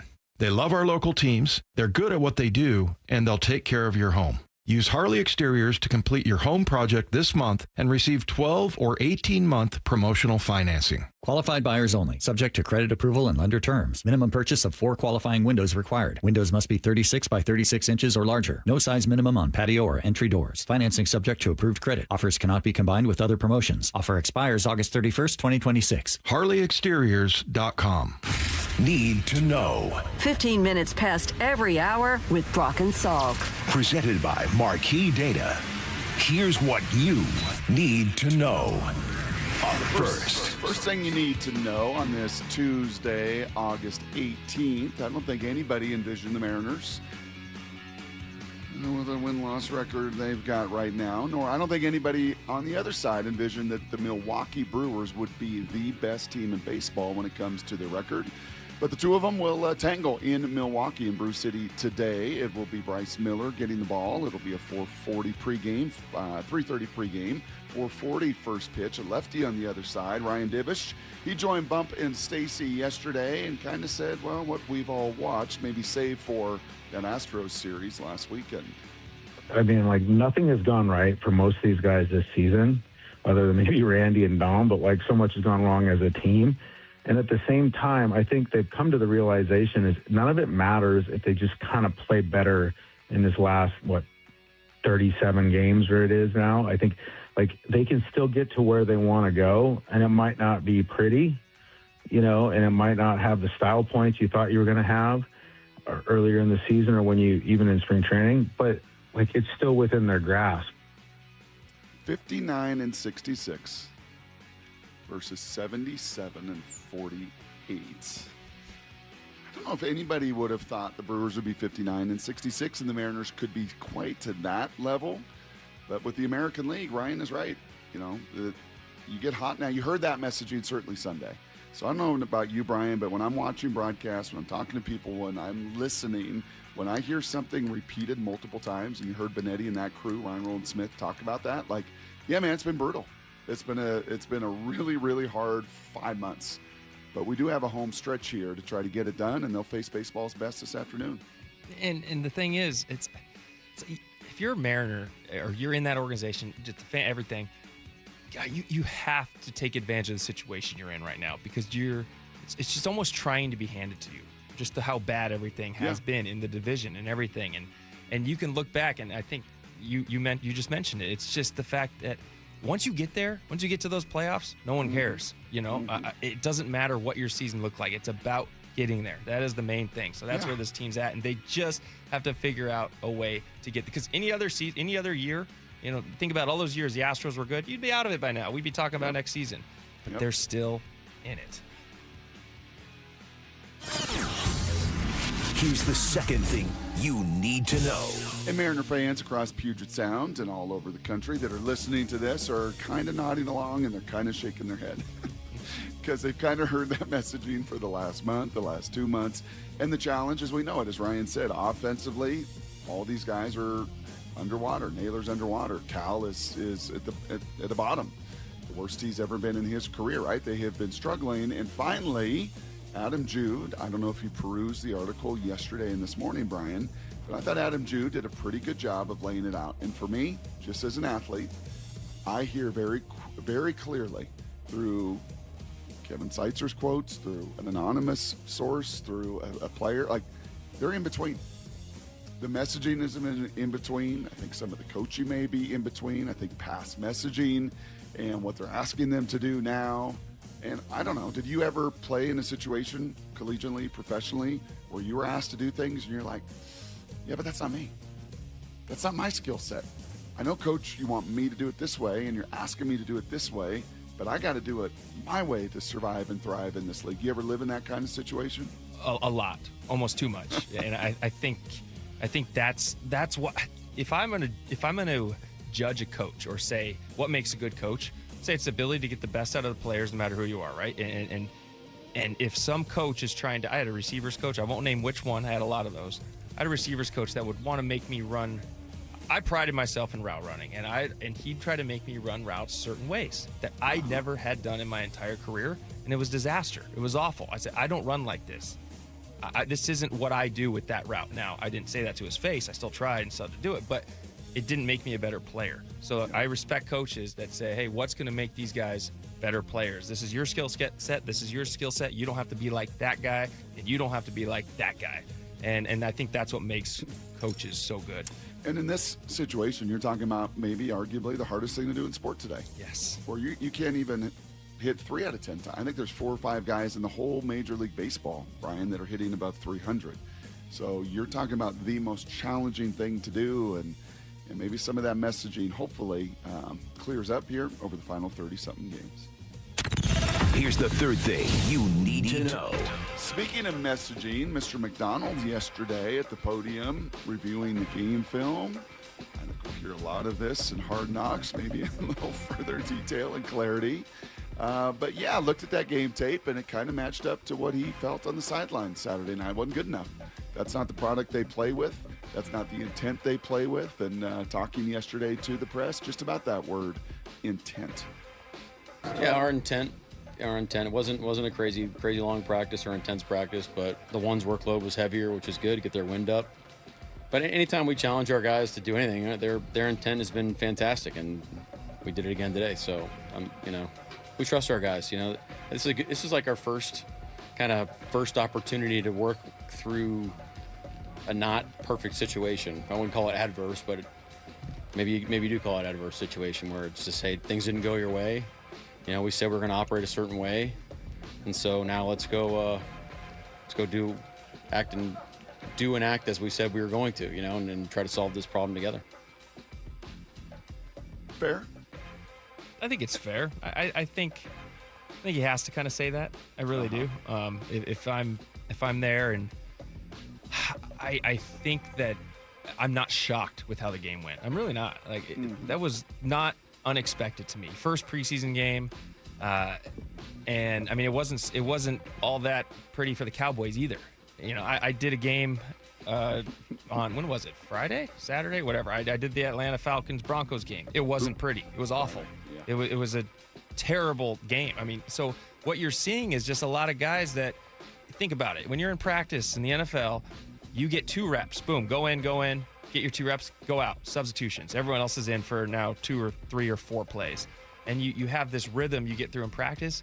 This is the first time that you actually see substitution packages mattering. You see, getting out there on special teams. You see changes of fields, all these things that game time situations that happen that you can't replicate that much in practice without already knowing what's coming ahead, right? You get the schedule ahead of time. You know what's coming in practice. So this is the first time. So I'm not surprised what happened. I know Coach McDonald is really happy to be able to watch that film, finally film against other players, but not surprised. Yeah, and I bet those starters had a word or two for the 2s and the 3s because there's a standard and there's the way that we kind of play, and we didn't see a lot of that other than that opening 8-minute touchdown drive. Speaking of a little more of what we saw yesterday, that's everything you need to know. We got to hear from Mr. Devin Witherspoon, not just on the sidelines with Cliff Averill on game day. He reacted to his contract. I love what the locker room did as he walked in, a newly minted man, and a certain running back may or may not have gotten a lot of reps yesterday. We will dig into those conversations. A little Blue 88. Brian Walters in right here on Brock and Salk. Isn't it great to be back in pads playing football? Little Seahawks style. The work continues for the defending champs. Creating this vision of who we want to become all the time. With the first preseason game in the books. What are the biggest questions? The players to keep an eye on. Roster battles to watch. Hey, we got to turn it up, dude. Stay connected to all things training camp on Seattle Sports, the home of the Seahawks.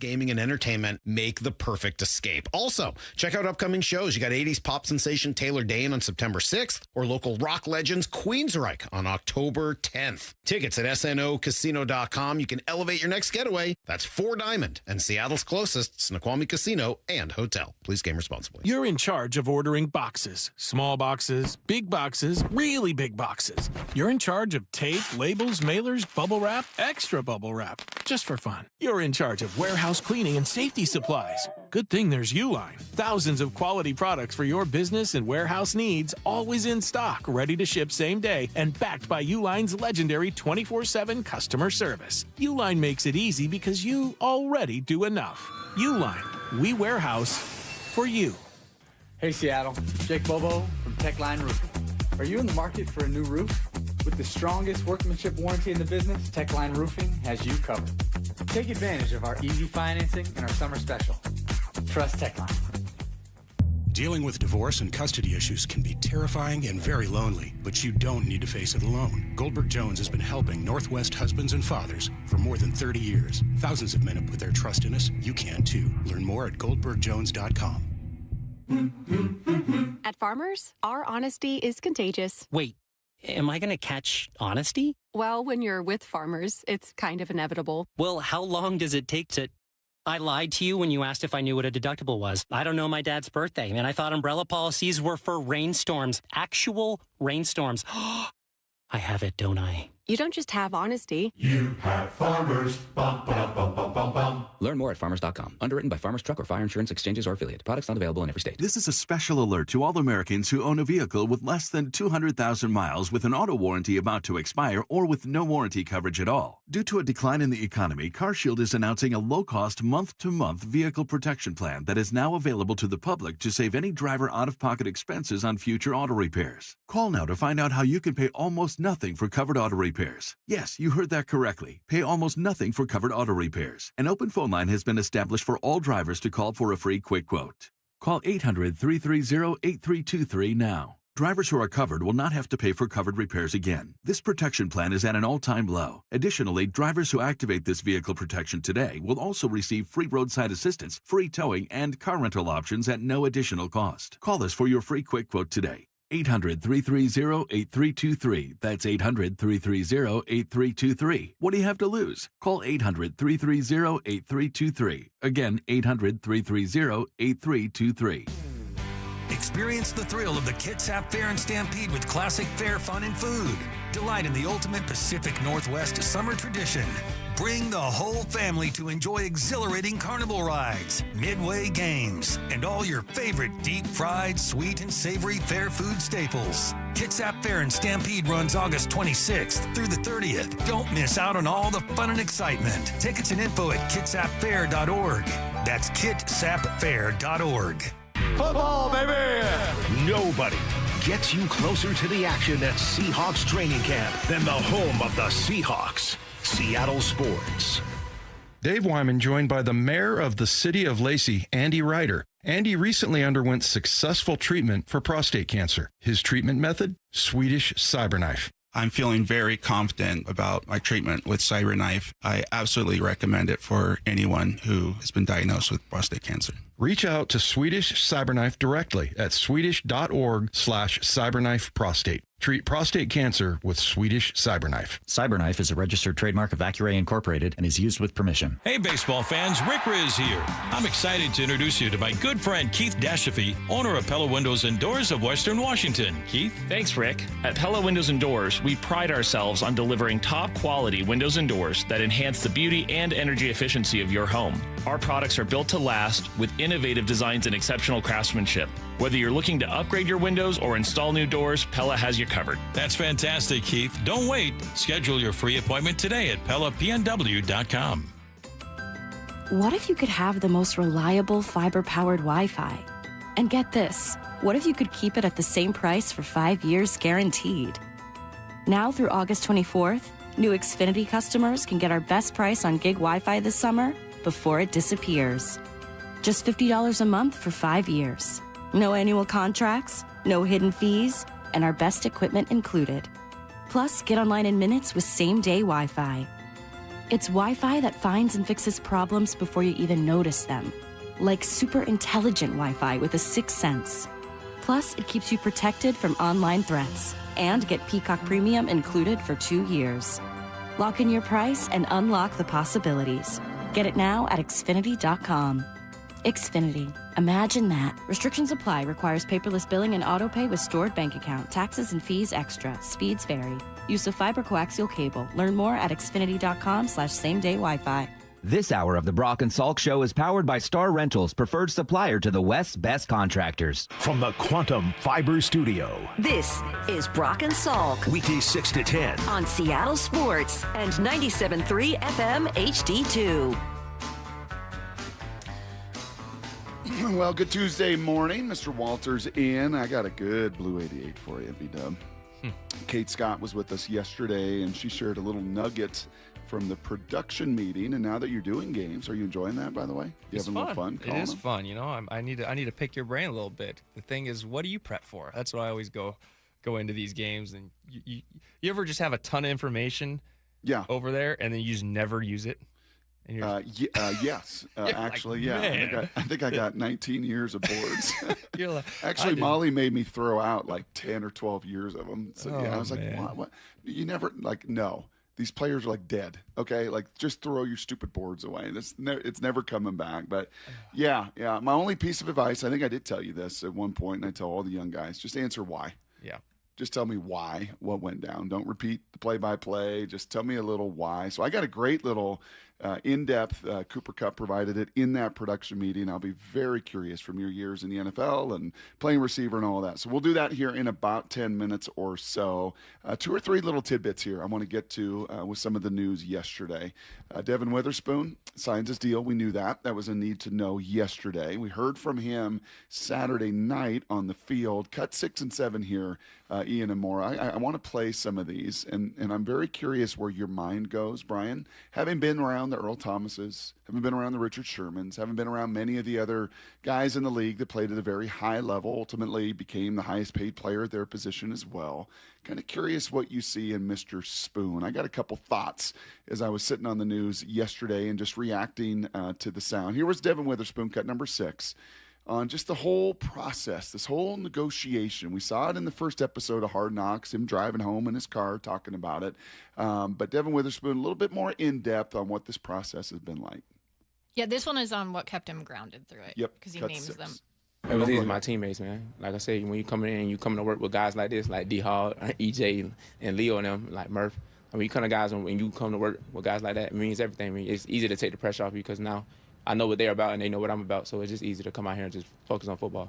And he's so fast. He talks so fast. So we're going to just play cut number 7 as well because it goes really, really fast. So what this deal meant to him and how special it is, he'll be a Seahawk. It's special, man. It's kind of something you already dreamed of, but it's kind of something that I knew as well. It's like we talked about it before and everything like that. It's like I know I'm gonna be here. I know this is where my heart is. So that was never coming into question. So it just feels special to get it done. Kind of circling back to the opening conversation there with Sherm and Mike McDonald and all of that, and Sherm saying it got hard and guys, just wanted theirs and everything else. You know what happened from afar, Brian? You were in the locker room. And again, it wasn't 13, 14 when you were there per se, but certainly 15 through 20 when you were back in town and watched it. I think unfortunately, guys changed. And you hate to hear, and that sounds horribly judgmental. And in fact, Headneck choke grabbed and slammed a player, and Brady Russell said the exact same thing. What did Coach call it? Kind of a chotch. That's kind of chotch, especially on the field. Like, dude, you changed. You've changed. You wouldn't have done that before you got paid. But I'm even talking about, like, beyond that, off the field as well, and some of the chaos we saw with Earl and on and off the field, and some of the challenge with Russ as he became a multi-mega millionaire and star. I don't know, man. Charles Cross, JSN, Spoon, do they strike you as the kind of guys that as they have all sorts of decimal points and zeros in their savings and investment accounts? Do you see them changing? It doesn't strike me as that kind of group. That is for sure. If they win 2-3 more Super Bowls, hey, who knows? That could change for anybody. I'd probably change too. But here's where I kind of go back with this. And I'm not saying that back in 2013, 14, 15, or after that, like those guys are all some of my good friends and great dudes. But I also think John Schneider now has learned the type, not that those aren't the type of players. You want those type of players back in those days, but sure, he's kind of learned what works as far as in this situation, I think. And I think that's a huge part of what this front office goes through to find that the right players to fit what they want in this building. And not to say that they know exactly, all right, hey, if this guy ever gets a big deal, he will be exactly the same person and he'll stay grounded. Mm-hmm. You don't ever know that officially for sure. Yeah. But I just think the experience that they had through those years from 15 to 20 plays a role in this. And it gives these guys something to go back to and be like, well, we kind of see this in this player, and now let's pivot this way a little bit. Something like that. I think it's more kudos to the front office. And I think guys. And there's been a lot said and written, and Burt Breer has talked about this with us and written about it over there at Sports Illustrated, that John learned that you can't just pay everybody. Yeah, right. I think that was a little part of that past, and they were able to do all of that. But I think it's beyond that. I think that's kind of the simpler thing. I think what you're talking about is kind of at the core of it, and having a Mike McDonald and Dirty, and having an unbelievably just close collection of coaches as well that can say, no, this dude will not. Devin Witherspoon's not going to slow down. He's going to try to saw everybody in half, and it really doesn't matter if he has a $100 million signing bonus or whatever guaranteed money it is. Like, I just don't see that changing his nature as a football player. I don't see Charles Cross any different whatsoever. I certainly, JSN will have him on here. We'll ask him about that very specifically. Like, hey man, when you get that kind of generational money, how do you stay grounded? How do you stay motivated? How do you go through that process? And what's funny, Brian, is we talk about this, I never saw any change on the field with Earl. No. Earl still played 1,000,000 miles an hour all the way to breaking his leg and flipping off coach. Richard Sherman played 1,000,000 miles an hour on the field. It really wasn't the on-the-field stuff as much as it was maybe some of the challenges, as Richard said, off of it. That's exactly right, because that was one thing I was going to say. I want to be very clear that these guys all loved the game of football so much. I mean, it was everything to them. You're in the locker room They're in there all day, every day till the lights turn off at 10 p.m. Those guys lived at the facility because they loved the game so much. When you went on the field, they loved it. It was the other parts when they weren't there. That was the issue with that you saw a little bit more and more as contracts were signed and things like that. So that was never the thing. But it's to compare good players, that's what you see in like Witherspoon. Man, they just want to be out there flying around, loves it there. He doesn't care about, he does care about taking care of his body and not getting hurt, obviously, but that's not in his mind. He's flying around because he loves the game, and he's going to make plays where a lot of times you see guys make business decisions out there on the field. Like, maybe I'm not going to try to make that tackle. That's not the case with these guys, and I think you just have to appreciate that, especially now as, like you said, generational wealth. Mm-hmm. And newly minted, along with, as I mentioned, Cross and JSN and ESPN yesterday, and this was a talking point on the station, and pretty cool. So this is all on the field stuff, but off the field, ESPN ranked, I don't know if you saw this article, Maura, I think, shot it to us last night in our email, about where these Seahawks rank projecting ahead. I think it's a little bit of a dangerous exercise, to be honest, right? Try to project where the NFL is going to be and where the Seahawks are going to be in 27, 28, 29.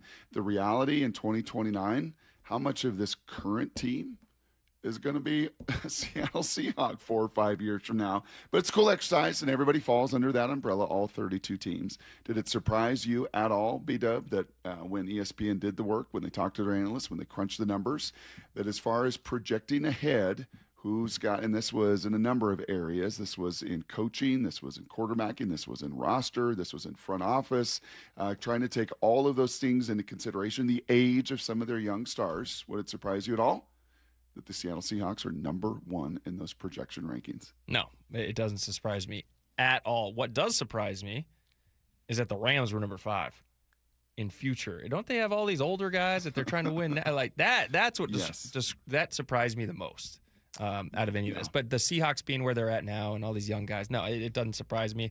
I love that one of the quarterback, they kind of, they took it and they ranked certain situations, and I think the Seahawks were 16th as far as a quarterback. Correct. In rankings and all this, it all went together in it, and that's going to be something. That kind of got my brain going. Where does this team go in 2 or 3 years with the quarterback position? I thought that was kind of an interesting take on it, being 16th with that. But no, I think this team is built to, just like we were built back in 2013 to go back and keep.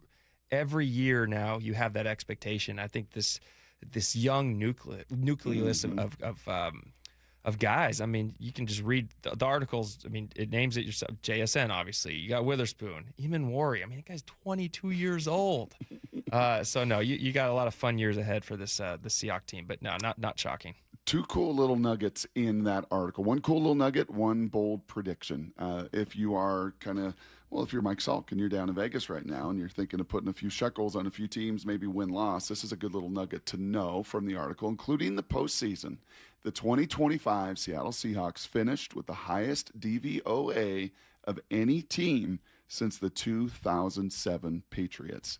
The top 12 teams by DVOA since 2010 finished with an average of 10.9 wins the following season, prorated for a 17-game season. However, these numbers are dragged down by 2 injury-riddled 49ers teams. Take those 2 teams in 2020 and 2024, those Niner teams that did get absolutely hammered with injuries. Take those 2 teams out of it, and the average number of wins becomes 11.9. So 12 wins. And remember that DVOA is just kind of yards per play average. All sorts of things go into that algorithm of offense, defense, special teams. Been a pretty good metric, too, over the last 30, 40 years as they plug that model and those numbers and those algorithms into past teams. And when you're kind of sitting there with the 07 Patriots from a total team standpoint, that's where you want to be. So kind of positive. I think the over-under for the Seahawks is 10.5 in Vegas. I'll check in with our bookie down there, Mike Salk, and confirm that at the sports books. But, I think that's a pretty good little nugget to know, keep in your back pocket. On the other end of that, in that article, and this is what you're referencing with the quarterback situation, bold prediction, between 27 and 29, Darnold will not be the quarterback in 2028. Started last season red hot, finished fairly strong in their Super Bowl run, but from weeks 10 to 18, ranked 27th of 30 quarterbacks in QBR. Super Bowl will buy him a little bit of time. I don't think there are guarantees he will be re-signed. Where are you on Sam Darnold?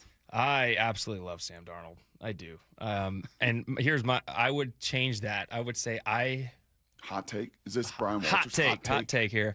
I could see Sam Darnold being elsewhere then, but not because he's faltered off, just how that article kind of alluded to. But I think it's because he's going to be too expensive. What the quarterback market is there, and he's going to be looking for the big bucks after back-to-back. There's the hot take. Back-to-back Super Bowl championships. How about that? Whoa.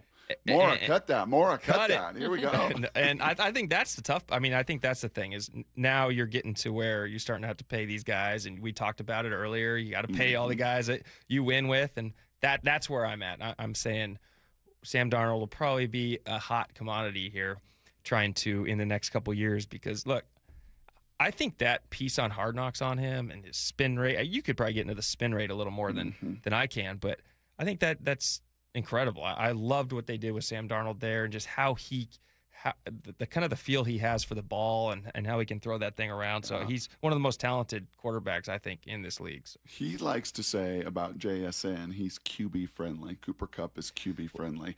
I think Sam is very wide receiver friendly. There is such a thing as that. And I'll tell you what, I played with Phillip Rivers down in San Diego. Yep. That ball caught you. You go, what? But I mean, that ball would just like land in my arm. Oh, I just caught that. Cool. And as weird as that sounds, there is a difference. It's placement. It's the way is it a heavy ball? Is it an easy ball to snatch out of the sky? And he throws it a million miles an hour, but it's still easy to catch. Yes.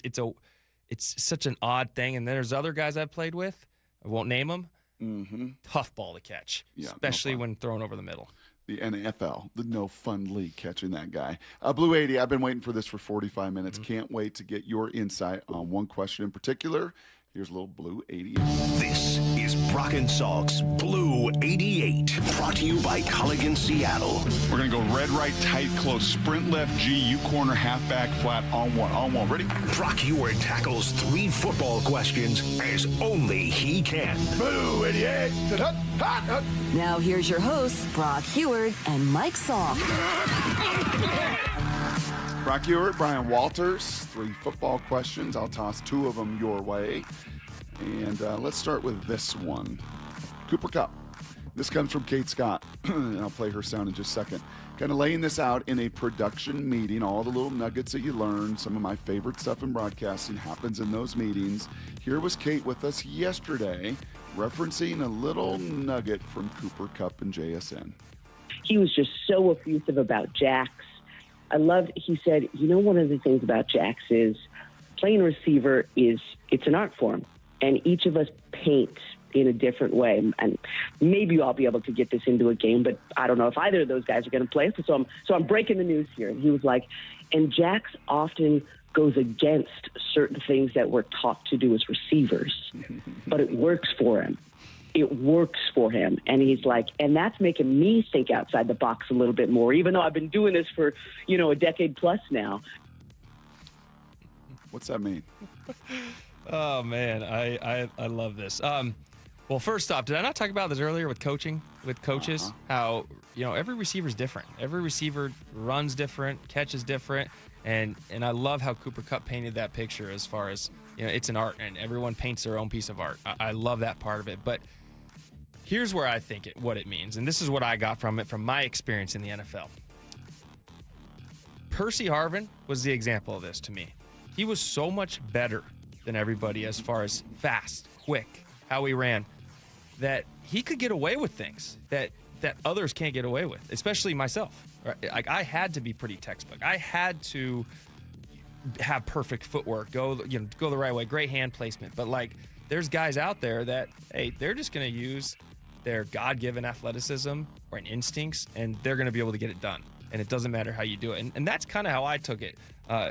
took that because JSN, I think, is that good. Maybe he's not like the most freakish athlete out there on the NFL field, but man, can he do everything.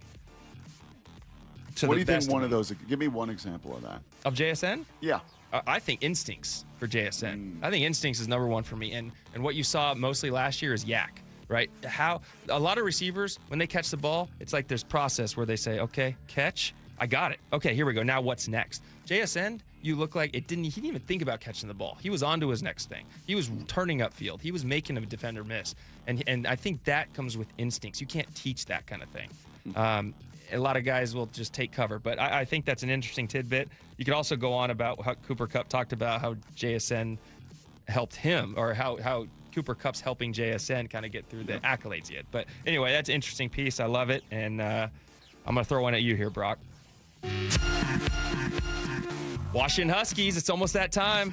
I know you're fired up for that, but what do you think of the initial top 25 ranking? Come in at number 17 in the AP poll. It is fascinating if you look at last year's initial AP top 25 and how not one, not two, half a dozen teams cratered and were nowhere even near the top 25 when it was all said and done. A little different than 10, 15, 20 years ago, I think. The field is much more level. The parity is real. I think 17 feels about right. One of the preeminent voices now in college football, a guy that's really built an amazing career, Josh Pate, had this to say about that number 17 ranking. You want to talk about a hinge team? You want to talk about a wild card team, the ultimate fly in the ointment, as Uncle Brando would say? Number 17. Kind of new to this party, kind of new to the discussion.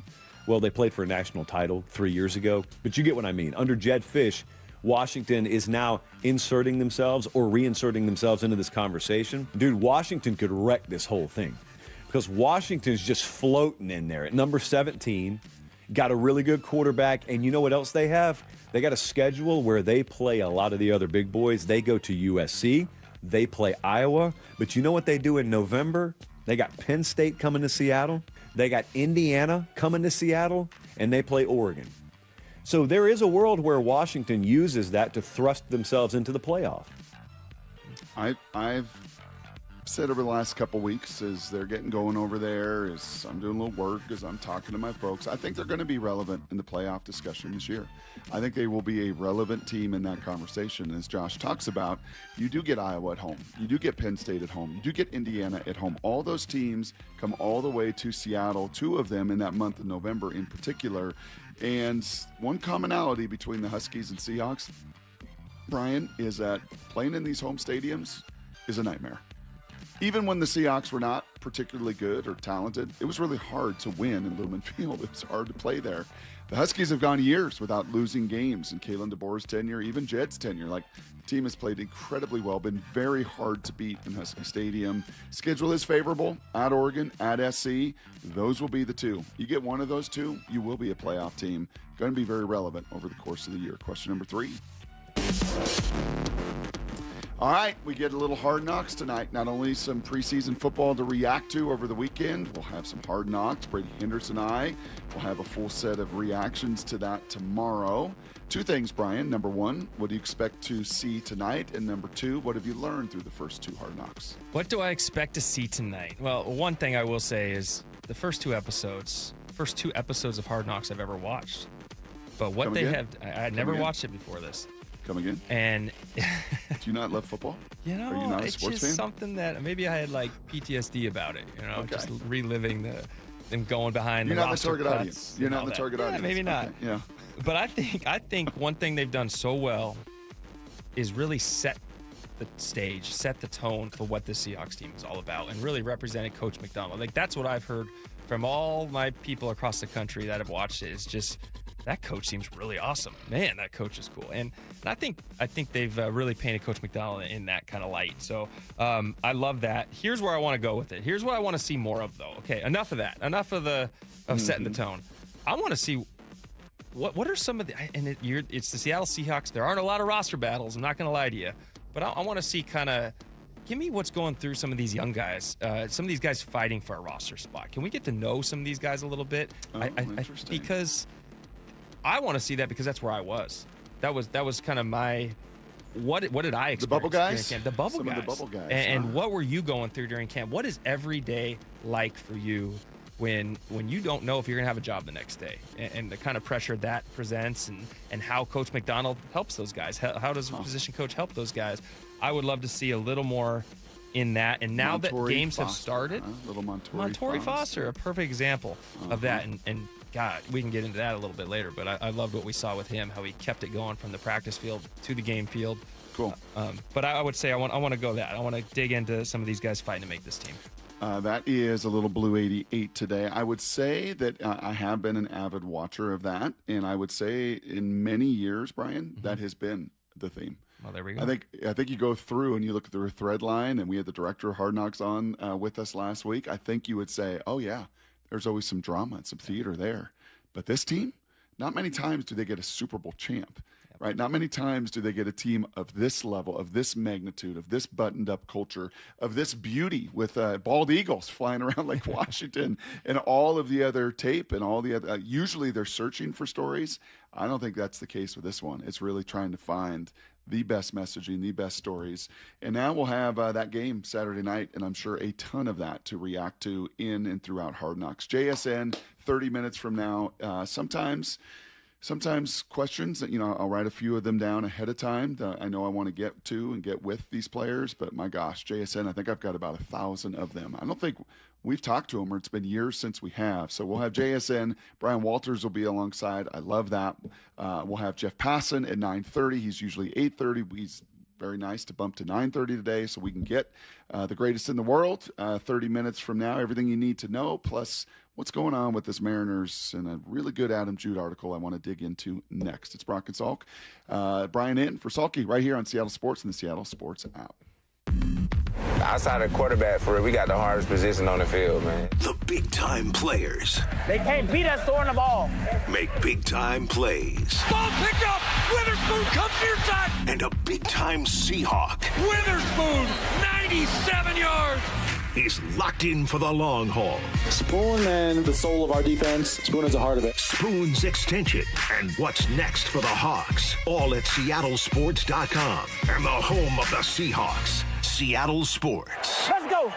Do you need glasses or contacts and you're now at the age where you also need readers? K2 Vision RLE is the permanent solution to eliminate the need for all those. Hey, it's Doctors King and Kopstein from K2 Vision. Andy, for those nearing age 50 or so, refractive lens exchange can be a great alternative to LASIK. That's right, Joe. K2 Vision RLE is a terrific permanent solution for a lifetime of great vision. The older we get, we experience the dysfunction of our natural lens, which affects both distance vision and requires the use of reading glasses. Plus, after K2 Vision RLE, you will never develop a cataract. And like LASIK, K2 Vision RLE is quick and painless. The question is, which procedure is right for you? With the experience of over 150,000 procedures, the doctors at K2 Vision will know which procedure is best for you. Schedule your free Zoom consultation today at k2visionrle.com.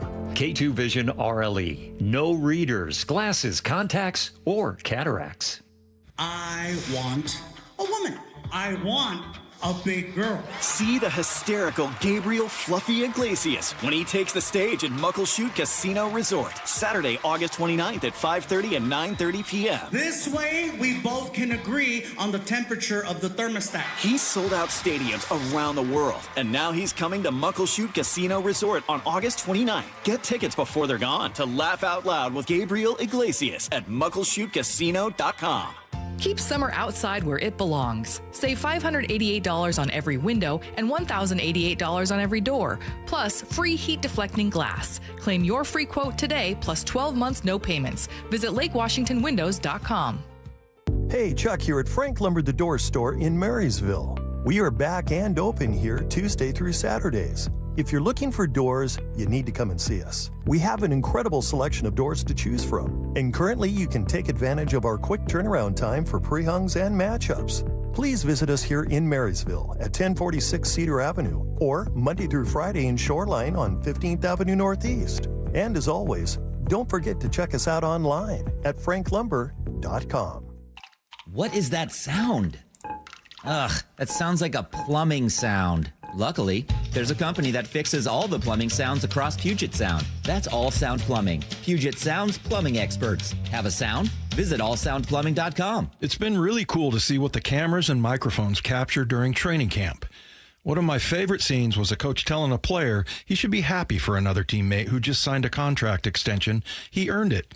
Dave Wyman here, and I'll be happy for you if you earn $30 each month with the Harborstone Credit Union PNW Cashback Checking Account. Hey, it's not life-changing money, but if it's more than what you're currently getting from your checking account, open an account at harborstone.com/cash. The PNW Cashback Checking Account is free, no fees or minimums, and when I make everyday purchases with my Harborstone PNW Cashback debit card, I earn up to $30 each month. If you live, work, or worship in the state of Washington, sign up for a membership with Harborstone Credit Union and get the PNW Cashback free checking account. Open your free account online just like I did at harborstone.com/cash or visit one of their 29 branches across the Northwest. Insured by NCUA, terms and conditions apply.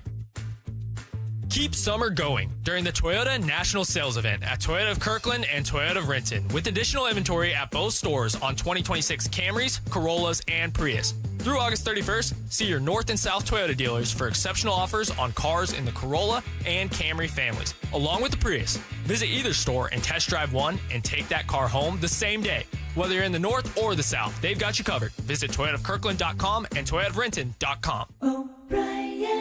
Certain industries expose workers to hazardous chemicals. If you worked in a paper or pulp mill, or in aircraft manufacturing or painting at Boeing, and have a child born with birth defects, your child may be entitled to legal damages as a result of your exposure to such chemicals. Birth defects have been linked to toxic chemicals, metals, and solvents used in these industries. If your child was born with brain or spinal cord damage, organ or limb malformations, blindness, cerebral palsy, genetic damage, or other birth defects, and you're a past or present worker in a paper or pulp mill, aircraft manufacturing, or painting, contact us now toll-free at 1-866-99-TOXIC. Your children may be entitled to legal damages. If you're a past or present worker in a paper or pulp mill or aircraft manufacturing or painting at Boeing, and your child has a birth defect, call toll-free at 1-866-99-TOXIC. Your call is confidential. 1-866-99-TOXIC. Message authorized by Weinstein Cajano, 600 University Street, Suite 1620, Seattle, Washington.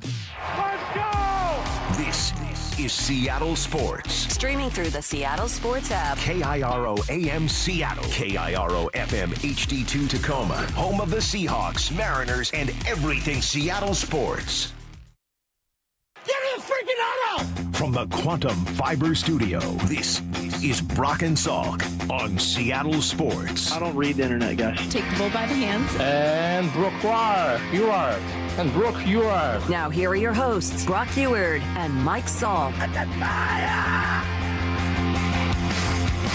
couple hours to go here with Brian Walters. As I said, about a half hour from now, a couple NFL receivers just talking ball. JSN and Brian and an old slappy QB that tried to throw them the ball. We'll do that at 8:30. That will be an awful lot of fun. We'll have Jeff Passan at 9:30. Got a ton of questions for him as well.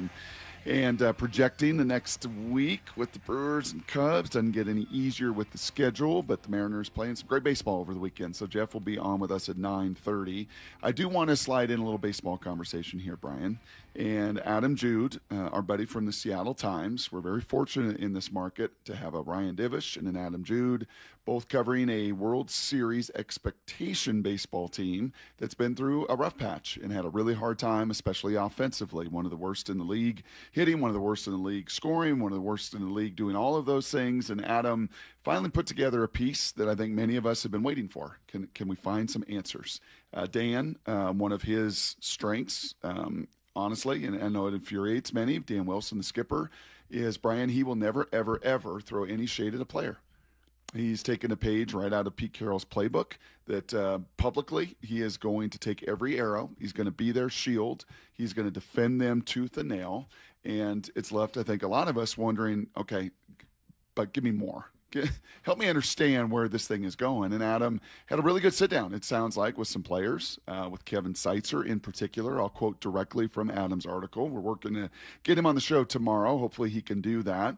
But this was Kevin Seitzer, I think 2 very telling cuts, and I love your reaction to them, Brian. He said, "We're just trying to simplify everything," hitting coach Kevin Seitzer said, "and get them on the fastball and something that they can hammer and be on time." Acknowledging the struggles, he went on to say, "It's been probably the most frustrating year of my career as a coach." Seitzer said Friday afternoon, sitting inside that dugout in Houston, just because of how hard these guys are working and how much they care and the way they're competing, their attitudes. It's everything that you can ask for. Did not know that today's show would turn into a little coaching 101, as you've talked about past coaches. As I've referenced a little of mine, is you hear some of that explanation from Mr. Seitzer, and your eyes have watched this thing for 120-something games. What resonates? Simplifying things. I mean, I think when all things – I mean, obviously I haven't played baseball at the highest level, so I don't know how you simplify hitting a fastball. That just seems very difficult to me in the first place. But I think that's – where you want to go with it. I think you have to do that. You have to, when players are struggling like the Mariners have been, the only way to get that mind to stop racing, to stop all those, you know how athletes are, and your mind just starts, second you throw an interception. Ooh, man, am I going to do that again? Oh, here we go. And then you start thinking a little bit more, and it starts to compound. The second I drop a pass, okay, I better not drop this next one. Okay, and I can imagine with Major League Baseball players, when you have a reaction time of whatever that reaction time is. Millisecond. I can imagine that thinking like that can't be good for you. Yeah. And that's kind of where I'm going with it is, look, simplify this. Just sit on it, pick your pitch, and get after it. And that's what I like. I think that's what you have to do when you're struggling like the Mariners are. One of the things I aim to do, and I don't know how well I do it on an everyday basis with both my son, who is an aspiring quarterback, the tight ends that I get to coach, ring the buzzer, Maura, is I try to live in the do's from a messaging standpoint. I don't want to live in the don'ts. And some of my most frustrating coaches that I played for, well, don't do this. Don't throw an interception. Don't put the ball in harm's way. Don't make a mistake. Don't. Yep. And I think it's one of the great strengths of Coach McDonald down there in Seattle is we live in the do's. I don't want you thinking of the negatives. And in a sport that you have as much time as baseball to think, in a sport where you don't get to take it out on your opponent physically, you don't get to defend harder, you don't get to hit harder, you don't get to block harder, I think fighting that do's and don'ts becomes a strong reality. Well, I think the perfect example of that, Brock, is the difference. I've had a coach that, you know what teach tapes are. Everyone knows what teach tapes are. You throw everything that you want your players to see on it, and you watch it, right? And you learn from it. Now, the problem is this teach tape, I've had them where it's the don'ts. Hey, here's what this player did wrong. And you watch over and over again players doing things wrong. You don't learn anything from that, in my opinion. Now, what you learn from is watching the right way to do it. Oh, look at that route I just saw. Look what he just did. I can do that. And it paints a picture in your head of the successful and the correct way to do it. And there's the difference. When we've talked about coaching a lot and philosophies and the do's. Do this. Don't harp on the negative stuff. Don't harp on the stuff you're not supposed to do, but worry about the things that you can do, you are supposed to do. I think that's perfect. Here's another challenge when it comes to the game of baseball. In football, you've got that O-line room. And guess what? Mr. Benton coaches those O-linemen in a different way than the receiver coach coaches the receiver room. The running back coach coaches the running back room. The QB coach, like there's a different way to coach all those positions. In baseball, this is, I think, another just incredible challenge. And good on Adam to get an anonymous player on the team, talk about this and talk about not just the do's and the don'ts, but what about our actual identity? How about the game plan? How about the scheme of not just simplifying and hitting the fastball and being on time? How about the scheme and some of the, little grittier details in it? And this is an anonymous player saying, quote, in 2024, hitting coaches Brant Brown and Jarrett DeHart were heavily invested in a modern data-driven approach. Hitting home runs was above all the priority. Coaches often asked hitters to try to pull the ball off the foul pole to do so. The hitting philosophy went the other extreme when Seitzer and Bobby came in 2025, with franchise icon Edgar also involved as a hitting strategist. Over the past 2 years, no team has relied more on homers than the Mariners. Roughly half of their runs have come via the home run, but it was no surprise when the Mariners' run production really began to cool off in June. Home run totals, we know how hot they were in May. They dipped in June. Here's the quote. All I know is we tend to win games when we hit homers. And to hit homers, you need to pull the ball, a Mariners hitter said, who was granted anonymity to speak candidly. It's fair to say that we're a group at a crossroads. So previous identity, scheme, game plan was we're a power team. We are a run, play, action team, to put this in football terms. Now we're going to be an air raid team. Now we're going to be a tempo team. Now we're going to be an outside zone team. So what kind of team are we? And most importantly, Brian, what kind of players do we have? And to my point of messaging, again, not just the do's and don'ts, but are you going to message to everybody 1 through 9 in the lineup? Go hit the foul pole. Homers matter. But what if you've got a Brian Walters that runs 4.55 and not 4.3? Whoa, easy, Brock. Easy. 4.48. 4.48. 4.48 and not 4.38 or 4.29. Okay. What if I got Derek Mays, who ran 4.79 with the Seattle Seahawks when I played with them? What am I asking my guys and their skill sets to do? I think you feel a little bit of that in between with this team. I think that's part of what it takes to build the team, why it's so tough, why John Schneider's done such a great job, because you have to put those pieces in, where here you can't have guys that aren't home run hitters and you have them trying to hit home runs, just as you just said. But does that not sound like Edgar to you, though? That doesn't sound like Edgar. Isn't Edgar the best hitting oppo player we've ever seen, just kind of rolling with the pitches? And that's where I get a little bit confused by this whole thing. Right. But how much is Edgar really, really involved in that? How much is Seitzer involved in that? What are those conversations? Each of these players also, unlike Edgar's era, guess what they got? Their own swing coach, like their own QB coach and their own route running coach and their own trainer back home. And every one of those guys has those guys in their ear speaking to their technique and their discipline and do it this way. So it is a ton of so much messaging and filtering that and simplifying that and getting back to it is so critical. And then, like Salk likes to say all the time, maybe none of this matters at all. Because if these boys get it going and do what they're capable of, and they've got confidence when they walk in the box, whether they're thinking about hitting a home run, whether they're sitting on the fastball, they just get into that zone where that ball becomes a beach ball, and Julio carries this team for a month. Who knows? That's the beauty and the madness of this very frustrating game. We'll dig into that conversation in a little more depth, about an hour and 15 or so, with Mr. Passon, JSN, and 15. Everything you need to know next with Brian Walters in for Salk right here on Brock and Salk. Isn't it great to be back in pads playing football, little Seahawks style? The work continues for the defending champs. Creating this vision of who we want to become all the time. With the first preseason game in the books. What are the biggest questions? The players to keep an eye on. Roster battles to watch. Hey, we got to turn it up, dude. Stay connected to all things training camp on Seattle Sports, the home of the Seahawks. Hey, I know something you probably haven't done in a while. Climb into your crawl space or your attic. Yeah, me neither. Mike Salk here. And most homeowners avoid those areas for good reason. But it's important to check on them regularly, especially here in the Northwest, where groundwater can wreak havoc and many homes lack the proper insulation in these spaces. So when it's hot in the summer, your house gets even hotter. And guess what? When it's cold in the winter, your house gets even colder because you don't have enough insulation. The good news, you don't have to crawl into those dingy areas, because Crawl Pros will do it. They go where you don't want to. That's what they did at my house. They found a little rodent intrusion, and they found the insulation problems. So yeah, they can help you get it all fixed, just like they did with me. And if you need any work done, local utility companies offer rebates that could save you thousands on your project. Don't just assume that your crawl space and attic are in great condition. Do what I did. Call Crawl Pros today. Schedule a free corner-to-corner inspection at crawlpros.com. In October baseball, every pitch matters and every decision is magnified. In the postseason, teams don't rely on hope. They rely on preparation and experience.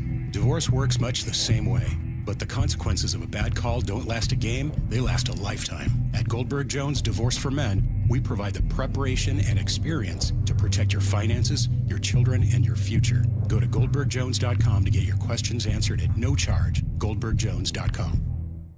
In 2026, Bay Alarm celebrates 80 years of security. For the Puget Sound, that means local service including burglar and fire alarm systems, 24/7 in-house monitoring, and custom security designed to work with business operations. Bay Alarm has real people rooted in your community looking out for your business. After 8 decades and 3 generations of family ownership, our promise is still the same. We got you. Learn more at bayalarm.com. Summer is for going big.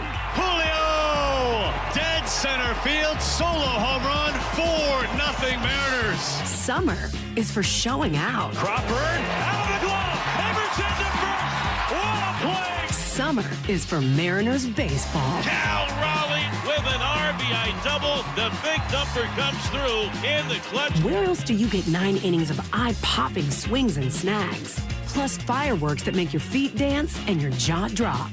Oh yeah, and the guys have a dance of their own, a wind dance. Party time at T-Mobile Park in the sunshine. Mariners baseball.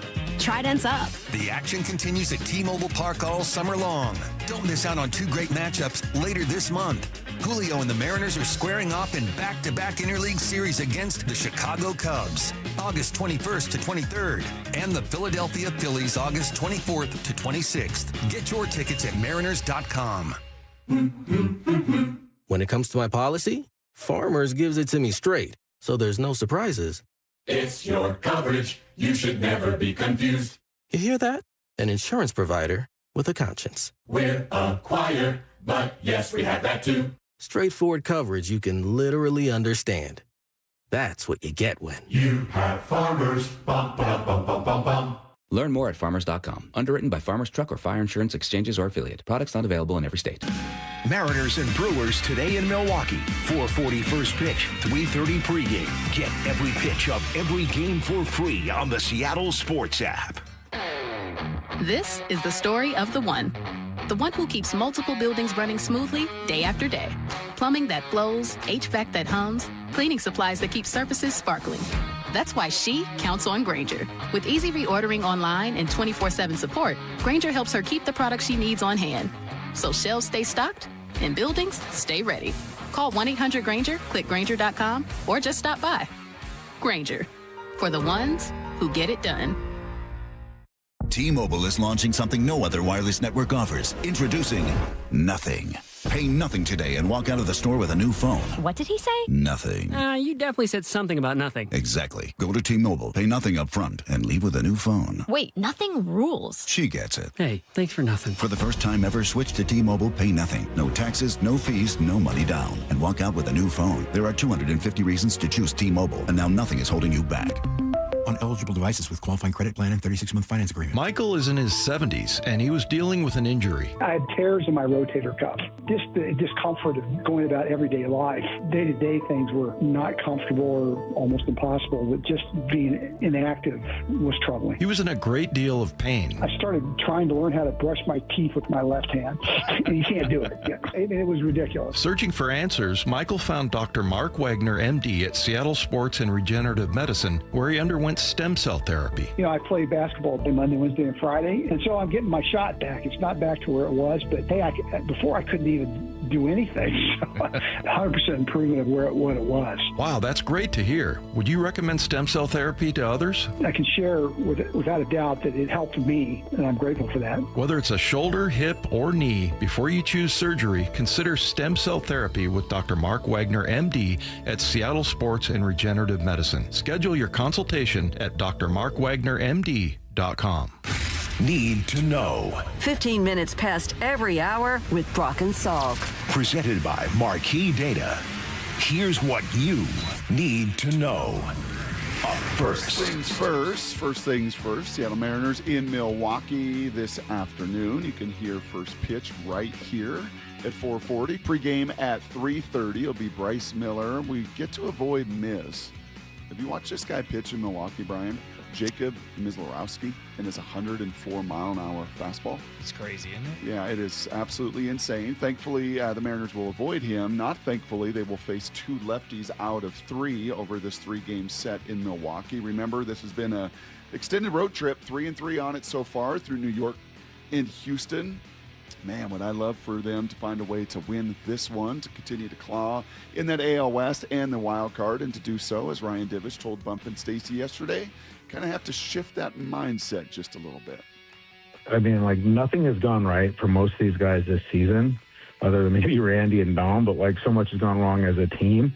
And at the same time, I think they've come to the realization is none of it matters if they just kind of play better in this last, 37 games where it is now. I think, like, they can still get to where they want to go, and it might not be pretty, and it might not have the style points you thought you were going to have earlier in the season or when you, even in spring training, but, like, it's still within their grasp. Hey, Brian, can you win the American League West in the first quarter?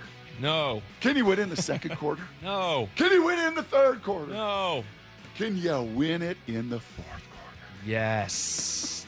What a flashback that was. Awesome. But it's so true. I mean, and it's cliche, but it's so true. This team has everything that you want in front of them. And here's the other thing that I like about this is you've been, I wouldn't say cold all season long, but you haven't lived up to your expectations. So there is still that time where you say, this team is clicking on all cylinders. It's coming, I think. So I hope. Saying begging. We have it. You're saying we have a chance. Telling me there's a chance. Telling you we got a little chance. Well, I'm just hoping to, not get swept in Milwaukee, find a way to win. If you win the series, my goodness gracious, do you have great fuel coming home? And with an Orioles loss, an Orioles loss. Now you're just 2 back in the wild card as well. Here's the second thing you need to know. Some news and notes out of Seahawk practice yesterday as the fellas got back to work on a Monday, a practice full of intent, as Coach McDonald said. Also a practice full of a certain rookie running back getting a lot of carries yesterday. Here was Mike on that. He's just like any other return to play guy. He's just on his return plan. Good to see him out there. Good to see him out there. Everybody that had eyes on it, Brady and Hawkblogger and Greg and Bob and all the rest of them said, it was not easing him back into it. It was like, no, you're good to go. You're fresh. You're a rookie. Like, here's a whole bunch of carries with the number ones. And I hope that carries into both the practice Friday with Tennessee and maybe even a series with the ones on Saturday. I would hope so, too. I'm excited for him. I really do. And I think the question I've been asked all offseason and all into camp is who's going to be that starting running back for the Seahawks? And, I mean, I don't think there's any question in this. I don't. Going into the season, he is your guy. Now, look, is someone else going to start up there? First snap of the game, is it going to be Emmanuel Wilson? Is it going to be George Halani? Maybe. But who's going to get the majority of the carries this season? I don't think there's any question about that. It's Shadarian Price. So just want him to get healthy and just to see what he can do in this offense. Super excited. And we talk about this culture a lot, and it's about the dues, and it's positive, and it's building these players up. But if you don't produce, it's also the NFL. And 3 roster moves yesterday. Shamar Jean-Charles, rough preseason game, goes on the IR. The 2 running backs who could not break a tackle or make anybody miss, they also get released. So next man up and some new faces we'll see this weekend as well. Here's the third thing you need to know.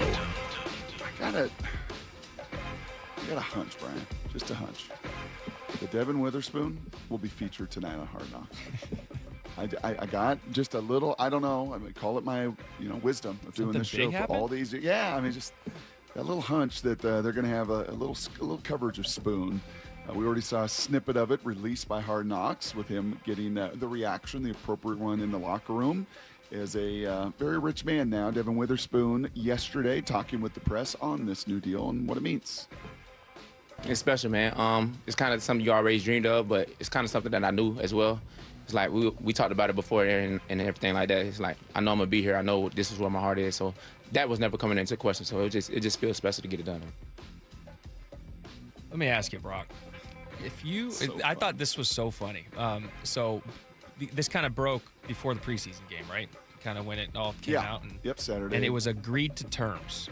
And I'm sitting there with the broadcast crew going, okay, if this is you, Brock, if this is you about to sign a $132 million deal, are you sprinting to the VMAC to sign this thing? I'm signing this thing so fast. I'm not doing a thing until I go and put ink to this paper. I'm not going to sit on this for a day or two. I agree. Yeah, okay, we'll sign it on Monday. I am signing that so fast. I thought that was interesting. I was dying at that. We were all laughing. Like, I would stop everything I'm doing and go put ink on paper. Yeah, I'd like a driver. I'm going to hire a police escort down there to 405 and make sure nothing happens to me between now and then and get that deal done. That is everything you need to know. Yeah, that's a unique deal. I remember coming out of college, not generational money, not anything like that, but a third-round pick and got a pretty good signing bonus. Certainly from college, where I think my monthly check was $650 a month, to cover food and dorm and expenses and all that stuff, and got a nice signing bonus. I do remember looking at that check like, oh my gosh, because I don't think there was direct deposits in 1999. So you actually still got a check that then you went and deposited at the bank, and kind of one of those moments like, yeah, this is pretty cool deal. Pretty cool deal. I can't imagine a signing bonus of that nature and the feelings tied to that. Well, this will be pretty fun. A couple receivers and a hack quarterback talking a little bit of ball. JSN, the greatest in the world, the reigning offensive player of the year in the NFL. He will step into the studio with Brian and I. We'll dig into all things Seahawks the year to come, a little bit of receiver play. We'll do all of that next right here on Brock Salk on Seattle Sports and the Seattle Sports app. Outside of quarterback, for real, we got the hardest position on the field, man. The big-time players. They can't beat us throwing the ball. Make big-time plays. Ball picked up. Witherspoon comes near side. And a big-time Seahawk. Witherspoon, 97 yards. Is locked in for the long haul. Spoon and the soul of our defense. Spoon is the heart of it. Spoon's extension and what's next for the Hawks. All at seattlesports.com and the home of the Seahawks. Seattle Sports. Let's go. Highlights don't win games. The full box score does. I'm Brock Hewitt, and most business leaders aren't short on data. They're short on clarity. Numbers are scattered across ERP, CRMs, and spreadsheets, making decisions reactive instead of confident. And that's not how great businesses are built. Marquee IQ brings all your data together into one clear view, even if it lives in disconnected systems or offline, so you can see what's really happening and act faster. Stop running your business on highlights. Get the full picture. Visit datathatwins.com to see what Marquee IQ can do. Your neighbors at 3 Tree Roofing love telling you no. No high-pressure sales pitches. No Band-Aid fixes that will fail come wintertime. No outrageous pricing from some corporate-owned roofing company with headquarters thousands of miles from here. 3 Tree Roofing is local, family-owned, and their team will build you a worry-free plan for your roof replacement, completely free. Visit 3treeroofing.com to schedule your free estimate and call today to say yes to an additional $500 discount. That's 3 Tree Roofing, your Puget Sound roofing experts. Man, I love this place. I've been surfing here since I was a kid. Now, seeing my grandson out on the water, it means everything to me. Watching him and taking in the blue waves, the sea breeze, the blurry horizon. If you have geographic atrophy, or GA, subtle changes in vision could mean it's progressing toward irreversible vision loss. Izervay is proven to slow GA progression and could help preserve your vision for longer, so you may keep seeing the world around you. Izervay, or avacincaptad pegol, is an eye injection. Don't take it if you have an infection or active swelling in or around your eye. Izervay can cause eye infection, retinal detachment, or increased risk of wet AMD. Izervay may cause blood in the white of the eye, blurred vision, or a temporary increase in eye pressure. Do not drive or use machinery until vision has recovered after an eye injection or exam. Ask your retina specialist how you can slow your GA with Izervay. To learn more, call 1-855-IZERVAY or go to izervay.com. Paid for by Astellas Pharma. Hey everyone, Rick Witters with Cressy Door. At Cressy Door, we offer top-of-the-line garage doors, garage door service, and garage door repairs. Residential or commercial, please consider Cressy Door for all of your garage door needs. Cressy Door. We'll work hard to get you the best deal we can. Those are just words until you know who's saying them. From Lee Johnson, it's a promise you can count on. Lee Johnson Auto Family, the LJ way. A Wilt Chamberlain 1972 playoff game-worn jacket was recently bought for $3 at a Goodwill in Portland. You may not be sitting on a warm-up jacket worn by Wilt the Stilt, but there's serious value to your old gold, jewelry, watches, silver, and coins. Dave Wyman encouraging you to see what they're worth at Bellevue Rare Coins in Bellevue, Issaquah, Tacoma, and Linwood. They'll give you an honest, no-pressure assessment for free. See how much they're worth at Bellevue Rare Coins, and if the price is right, cash in. Yay to Bruce. who's the streaming king. With quantum fiber internet, he's gonna binge. He wants more, he's got to have more. More bedtime true crime. More podcasts in the shower. Quantum fiber Wi-Fi has the power. More. Fast internet speed. He's got the geeks to go big. Bring him the game right now. And his royal we. More sports non-stop. His quantum fiber's on top. Yay to you. Switch today at quantumfiber.com. Limited availability, service, and speed in select locations only. Nobody gets you closer to the action at Seahawks training camp than the home of the Seahawks. I see you, boy! Seattle Sports.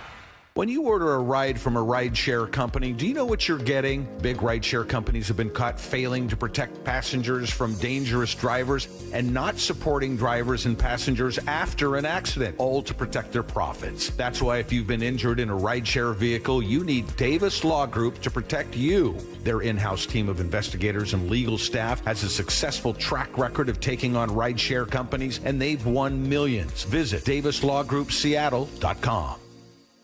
Mike Rowe here with another random fact. Those cracks on your walls aren't just cosmetic. They could mean your home is sinking. Whether it's drywall cracks, exterior cracks, or sticking doors or windows, do yourself a favor. Call Groundworks. I spent some time working with these guys, and they're the real deal. Their people are trained and certified to stabilize your foundation. Schedule a free inspection with Groundworks, the foundation and waterproofing experts. Licensed in all states where work is performed. See website for detail. This is it. These are the nights. The ones where you laugh until you can't anymore. And smile until your head hits the pillow. Where everything feels just right. Because it is. Muckleshoot Casino Resort. Must be 21 and over. Please gamble responsibly. Paid political announcement. If you care about keeping groceries affordable, listen up. Seattle City Hall is considering an ordinance that could put grocery discounts, rewards, and coupons at risk. The mayor's proposed fair pricing ordinance could have the exact opposite outcome and make everyday living more expensive. Protect Seattle Savings is working with the mayor's office to improve the proposal and keep costs down, but we could use your help. Visit ProtectSeattleSavings.com to learn more and join the cause. Paid for by Protect Seattle Savings. From the Quantum Fiber Studio. This is Brock and Salk. Weekdays 6 to 10. On Seattle Sports and 97.3 FM HD2. We're looking forward to this conversation. I think it'll be our last one with a Seahawk player in the morning. We've had the awesome benefit of the last couple weeks as these guys have been in training camp, Brian, that NASA down there and the team with the Seahawks has been able to get us different players through the last few weeks of training camp. Leonard Williams, Jaron Reed, Gray Zabel started the whole thing off, and JSN is going to end it, which will be an absolute blast. You know what else is fun, too, about Jackson in particular? I can remember vividly, Brian, his freshman year at Ohio State. And the first time I'm like, there's just no way. Like, that's just not possible to make that catch. There's a little Ohio State to Western Washington pipeline. Obviously, JSN was from Texas and shattered all the receiving records and absolute star down there. But here in Western Washington, you've had G. Scott Jr. from Eastside Catholic and Emeka Ibuka from Steilacoom High School. Both make their way to Columbus, Ohio. So with Baby G there, I remember, kind of being invested and watching those games. And here comes on that team with all of those stars, right? With Garrett Williams and Olave. And here's this freshman back of the end zone making this catch. And it was kind of like, do you remember the Indiana-Penn State game last year where that Indiana receiver on a game-winning drive in the final seconds had to go up in the end zone near the crossbar, and there's no way he can get his foot down. Like, that is impossible. Gus loses his mind. He doesn't even speak English, Gus on the call. Gus. So it was the same thing with JSN. He makes a catch. I'm going to interrupt you here. We do have Jackson there we go. ready. Nice, Jackson. I'm just putting together this play your freshman year, back of the end zone. I don't know if it was your first touchdown reception, but it was a catch I remember watching going, there's just no way he can get his foot in. You were like running full speed. I think the ball even carried you out of bounds, and then somehow, some way, you had the body control to put the foot down. Do you remember that touchdown? There's been a million of them. Yeah, for sure. That's one of my favorite plays. Definitely my first game, my first college football game. kind of like the first drive that, coach put me in there. So that's a play I'll never forget. Who was that against? That was against Nebraska. That was against Nebraska, our first game of the season during COVID. And what's funny is I got lit up probably like 4 plays before that. Okay. Coming across the middle, Justin Fields kind of set me up on one. Got killed by the safety on a crosser, and then just wanted to be out there, loved it enough, fought through it, and then end up making a play later.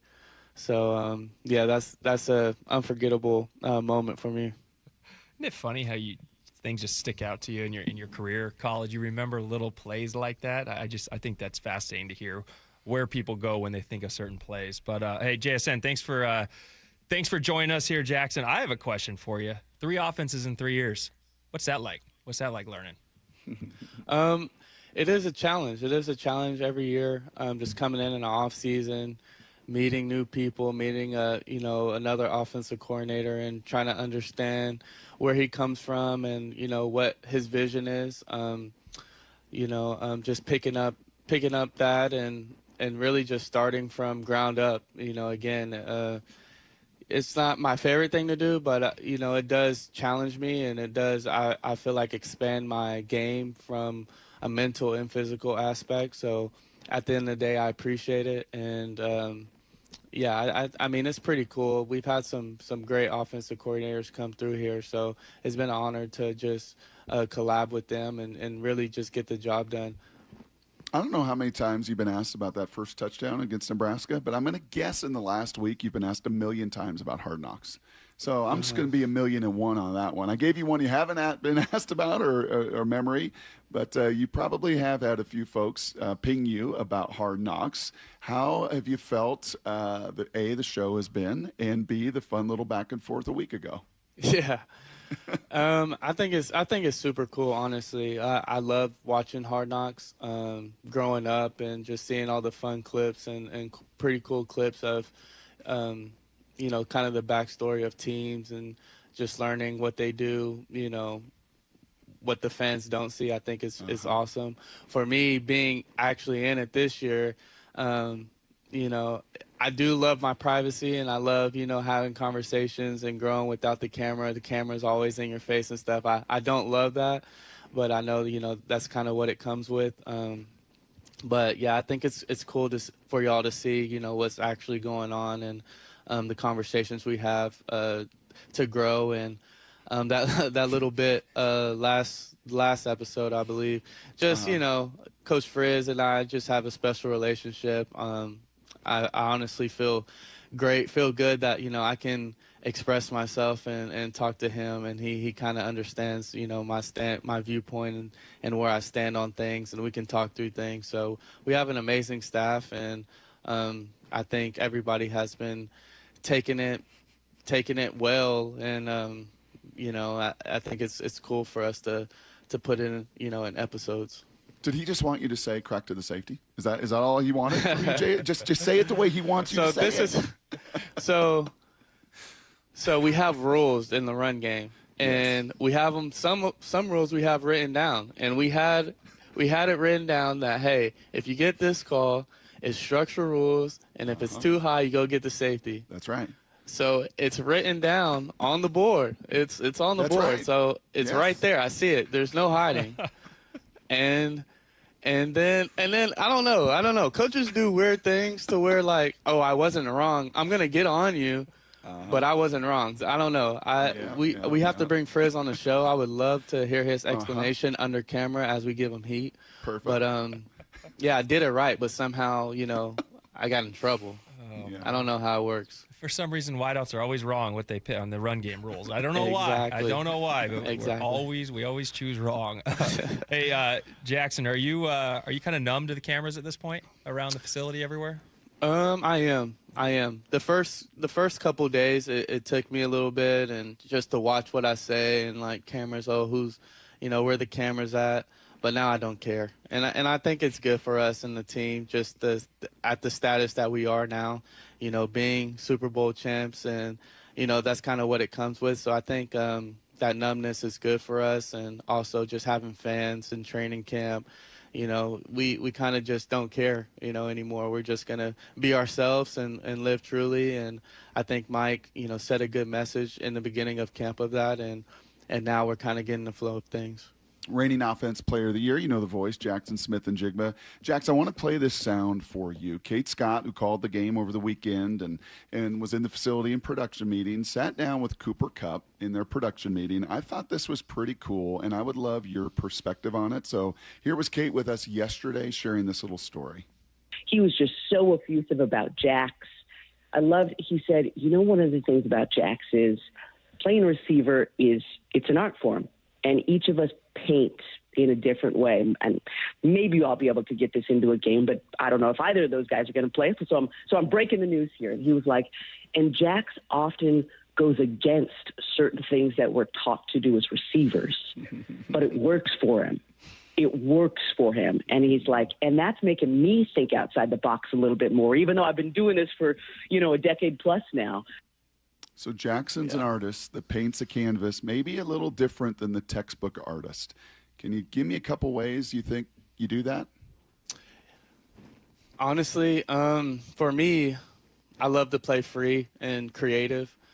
So if I'm on the same page and I know what Sam is expecting, and I feel like I'm on time, like I know I have to be on time and I have to be at a certain area. But other than that, I don't want to be like locked in a box, because if I make my mind to do something like, okay, I'm going to do this release if he's pressed like this, sometimes that stuff gets clamped up. Sometimes your plans don't work. So for me to just be able to play fast, kind of have a plan, but, my counters have to be ready. So just always just having free of mind of, my counters, and kind of not having a plan, just telling myself, play fast and let the game come to you, and then just have a good feel on, when it's time to hit, then we hit. And I think a lot of credit goes to Sam Darnold and understanding, kind of my game and trusting that I will be at the spot, when I'm supposed to. But, how I get there, sometimes, I like to be creative and a little different,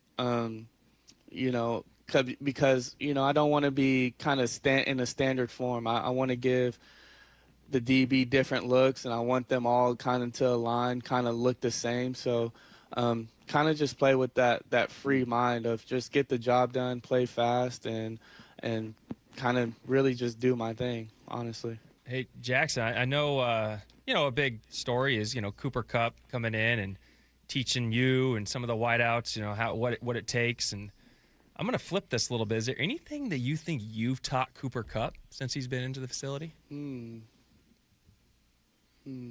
Style. Yeah.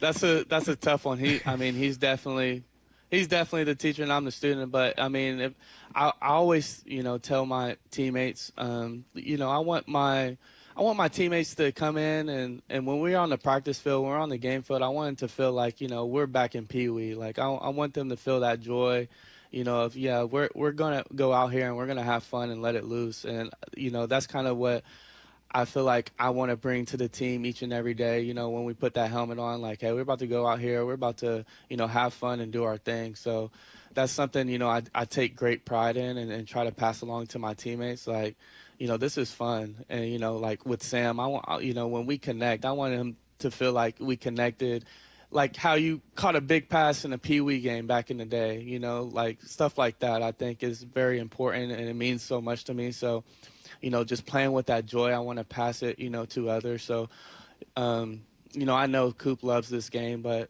if I, could teach him or could bring something to the table for him, I hope it's just that freedom and just having fun with the game. I'm not about to get you fined on Hard Knocks. I'm not about to get you in trouble with Coach Jackson either. So I know we got about one more minute before you got to run out of here and get going. But tell the audience something about Sam from your receiver room, from your perspective, that the stat heads, that the talking heads, that the analytics people just don't get with Sam Darnold.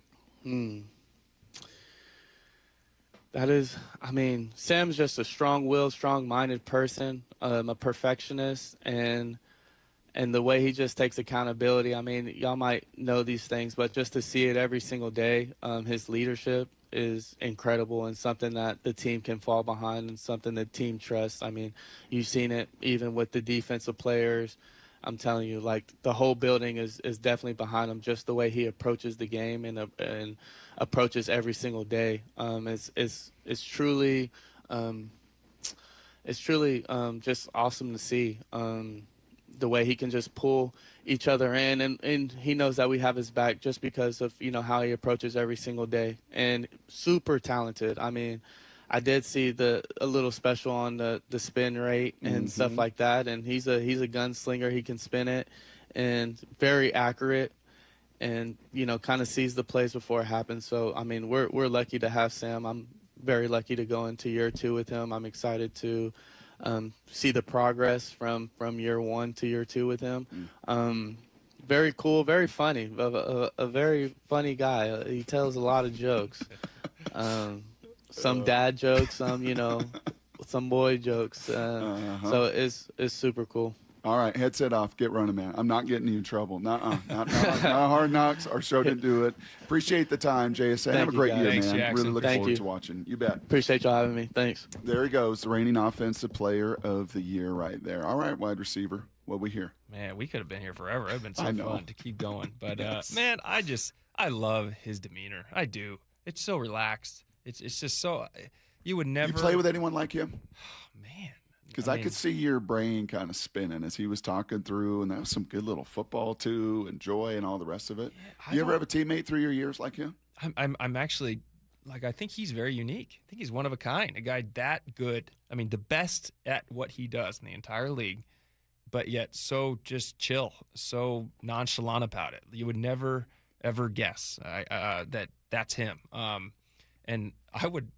Back my years, no, I don't think I ever did have play with a guy like that. There is no comparison to what Jackson is and how he handles himself. So, no, I really appreciate that. And I love the run game talk. I do. Just push, crack, and most dangerous man, like that. All that stuff brings back just like bad memories because you're never right, no matter what as a wide receiver. So I can relate to what he's talking about with his wide receivers. Can you guys coach. clarify for the listeners that might not understand? Because we saw that in Hard Knocks last week where he was arguing with the wide receiver coach. Can you clarify from what he said what you think was going on there?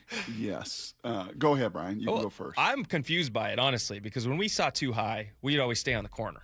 That was our job. Safety's too high. Boom, they're getting out of there. You're blocking the most dangerous man, which is the corner who's up. And the biggest threat to the run game, I'd say. But you're not really seeing in today's NFL too high. No. Everything is shell coverage. Everything. So everything is trying to blur man, zone, rotation, quarters, jacking up their different quarters every week. So for the audience, when you hear two, like back in the day, the safeties, they would take Tampa 2, like, boom, they're out. They're hitting their landmarks. They're sprinting out.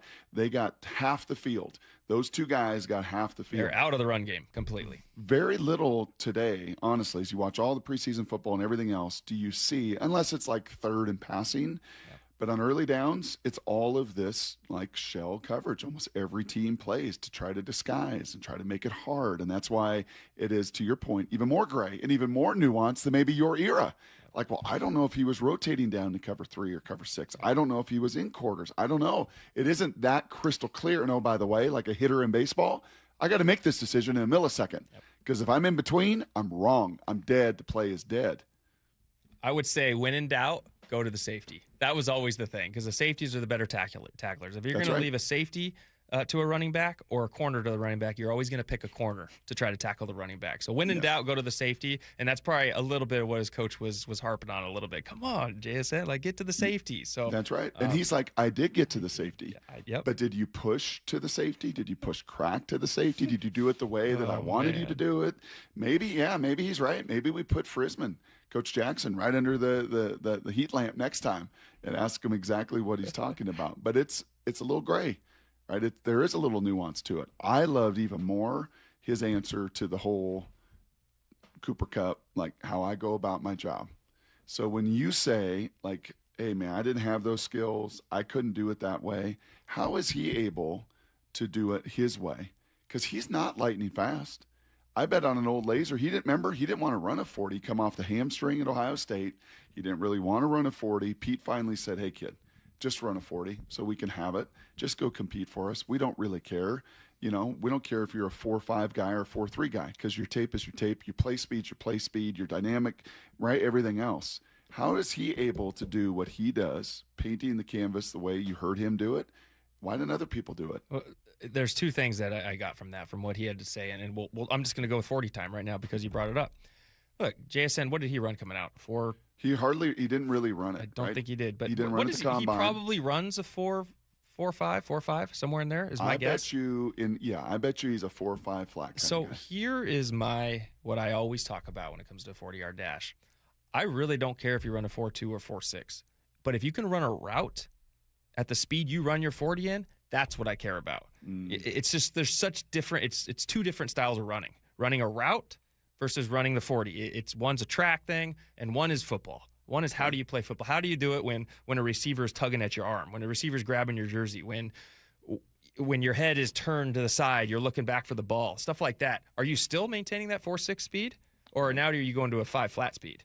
Like, there's a big difference to me. And to me, JSN is a guy that whatever 40 he runs his routes at that speed. And everything is smooth at that speed. And one thing JSN then did mention after that too, or not after that at all, we talked about the 40s, but he mentioned, and this is what I love more than anything. If you're a receivers coach out there, you're someone, this is to me the most important. But he said making everything look the same. And to me as a wide receiver, that is the most critical thing. You cannot have a tell. When you get out there to your split, to whatever it is, you take off the ball, everything should be selling that go route. Everything should look like you're pressing that corner deep. And then boom, what do? You snap it off. You run a hitch. Boom, you run it out. You run a dig route. But as long as it looks the same to the corner, you have the advantage right there. But the receivers that tip off their routes, that there's little things, little tells, raising your chest. Maybe you're not running as hard. Something with your gloves and your stance that some receivers have tells at. There's little things like that can give it away. So making everything look the same is what I really appreciated him saying that, because that would be the one thing that I would teach if I was a wide receiver coach. I think that is spot on. I think the other element there, and you've heard Sam talk about this on the other perspective as a quarterback, talking about both Cooper and JSN, is they are so QB friendly. Yeah. They see the game through the quarterback's eyes. They understand it. So even if he's Bob Ross, and here's a cute little mountain, and here's a pretty little tree, and he's painting his canvas in ways that others don't, he knows I've got to be on time. Yes. So you'll have some coaches, and the coach that I'm with here, he believes so strongly in never stemming a route. Everything is vertical. To your point, everything is vertical. Attack, attack, attack. Get on their toes. Everything to that defense and to that DB and to that safety has to think vertical, and then we'll break off from that. Yep. But I think what you hear from JSN is like, yeah, I got that. I understand that, but I'm going to do it in my own maybe a little different way. And I will at times stem, and I will at times take a split that's unorthodox, but I know in the end, I got to be right on time. I got to be right where Sam wants me to be. So if I have this creative liberty, I've gained enough equity and trust through high school, all-time leader in the history of the state of Texas in receptions, through college, 17 catches in a Rose Bowl record, offensive player of the year. I've earned the equity to go, yeah, I got you, right? I got you. It may not look exactly the same as everybody else. It may be different on this route. I may run this curl one way one time and another way the next time. But when you're ready, Sam, and you're hitting your back foot, I'm going to be on time and on rhythm. And what sticks out to me there is not being robotic. That's it. Not being robotic. Not being that receiver that just, I got to get right there at 12 yards, right to that spot. I'm going to get there no matter what. And it's reacting. You're reactionary. You're maintaining QB friendly, but you can adjust. You can be athletic out there. You're not being robotic. So you're getting to the spot, but you're getting to it maybe not through a straight line. Maybe not. There's just multiple ways. You could get into this so much. And I wish we could show film on the radio. Why can't we show a little tape, teach tapes? And, I wish so too. Oh, man. But maybe we will. Maybe we will. Yeah, maybe Thursday you can bring in a screen right there into the background. There and we'll find a way with Justin and our video team downstairs to make that happen. In about 5 minutes or so, 8 minutes, we'll get to our most intriguing Seahawk. We're doing this every single day leading up to game day. What are we down down to number 18. This is kind of an alpha. This is kind of a dude. I will say this lastly, in listening and talking through all of this, really deep football 101 and receiver play in particular. You know whose name is popping in my head over and over and over and over and over as we're doing this? Rashid Shaheed. Because Rashid Shaheed is fast. Jimmy John's 4'3". He can, track guy, can absolutely go. I don't think he, both through college and his stop previously, had the kind of attention to detail that we're talking about. He certainly didn't play with the guys in the caliber of that receiver room, and we know he came in midstream last year, and it was a learning curve and a work in progress. All of this conversation, do you see it impacting Rashid Shaheed and growing his game in a way that there's even more ceiling to climb? Well, I think you learn from the best, no matter who you are. And I think Rashid Shaheed coming from the Saints, he was the best on that team, that Saints. He was that. I mean, you could say Chris Olave probably, but I mean, Rashid Shaheed had made a name for himself down there. And then he comes to this team, and you get to see a guy, and JSN, I know he's in his league, but a Cooper Kupp, a guy that's done it, that's won the Triple Crown or whatever it is for wide receivers, Super Bowl MVP, all that. And you see a guy and how he works and how he's so technical and so consistent, so precise on things that he runs. And I think when you watch someone like that, you watch the best route runners. My guy was Vincent Jackson. When I came into this league, Vincent Jackson was one of the best route runners I've ever seen. That size and that fast. But you watch what he can do, and you start to adapt it. You start to get it into your own game because you like it so much. And I think the more you watch someone like a Cooper Kupp work or a Jackson Smith and Jigba, it wears off on you. And that's why I think Rashid Shaheed this offseason, I think that was huge having him here for an offseason to be able to kind of watch that stuff, see how other guys work. And I think he should have a much better season. Well, when you are in Thursday, maybe we'll do a little more on Montori Foster. Maybe he'll be a little more of a story in Hard Knocks tonight. We'll see. Maybe.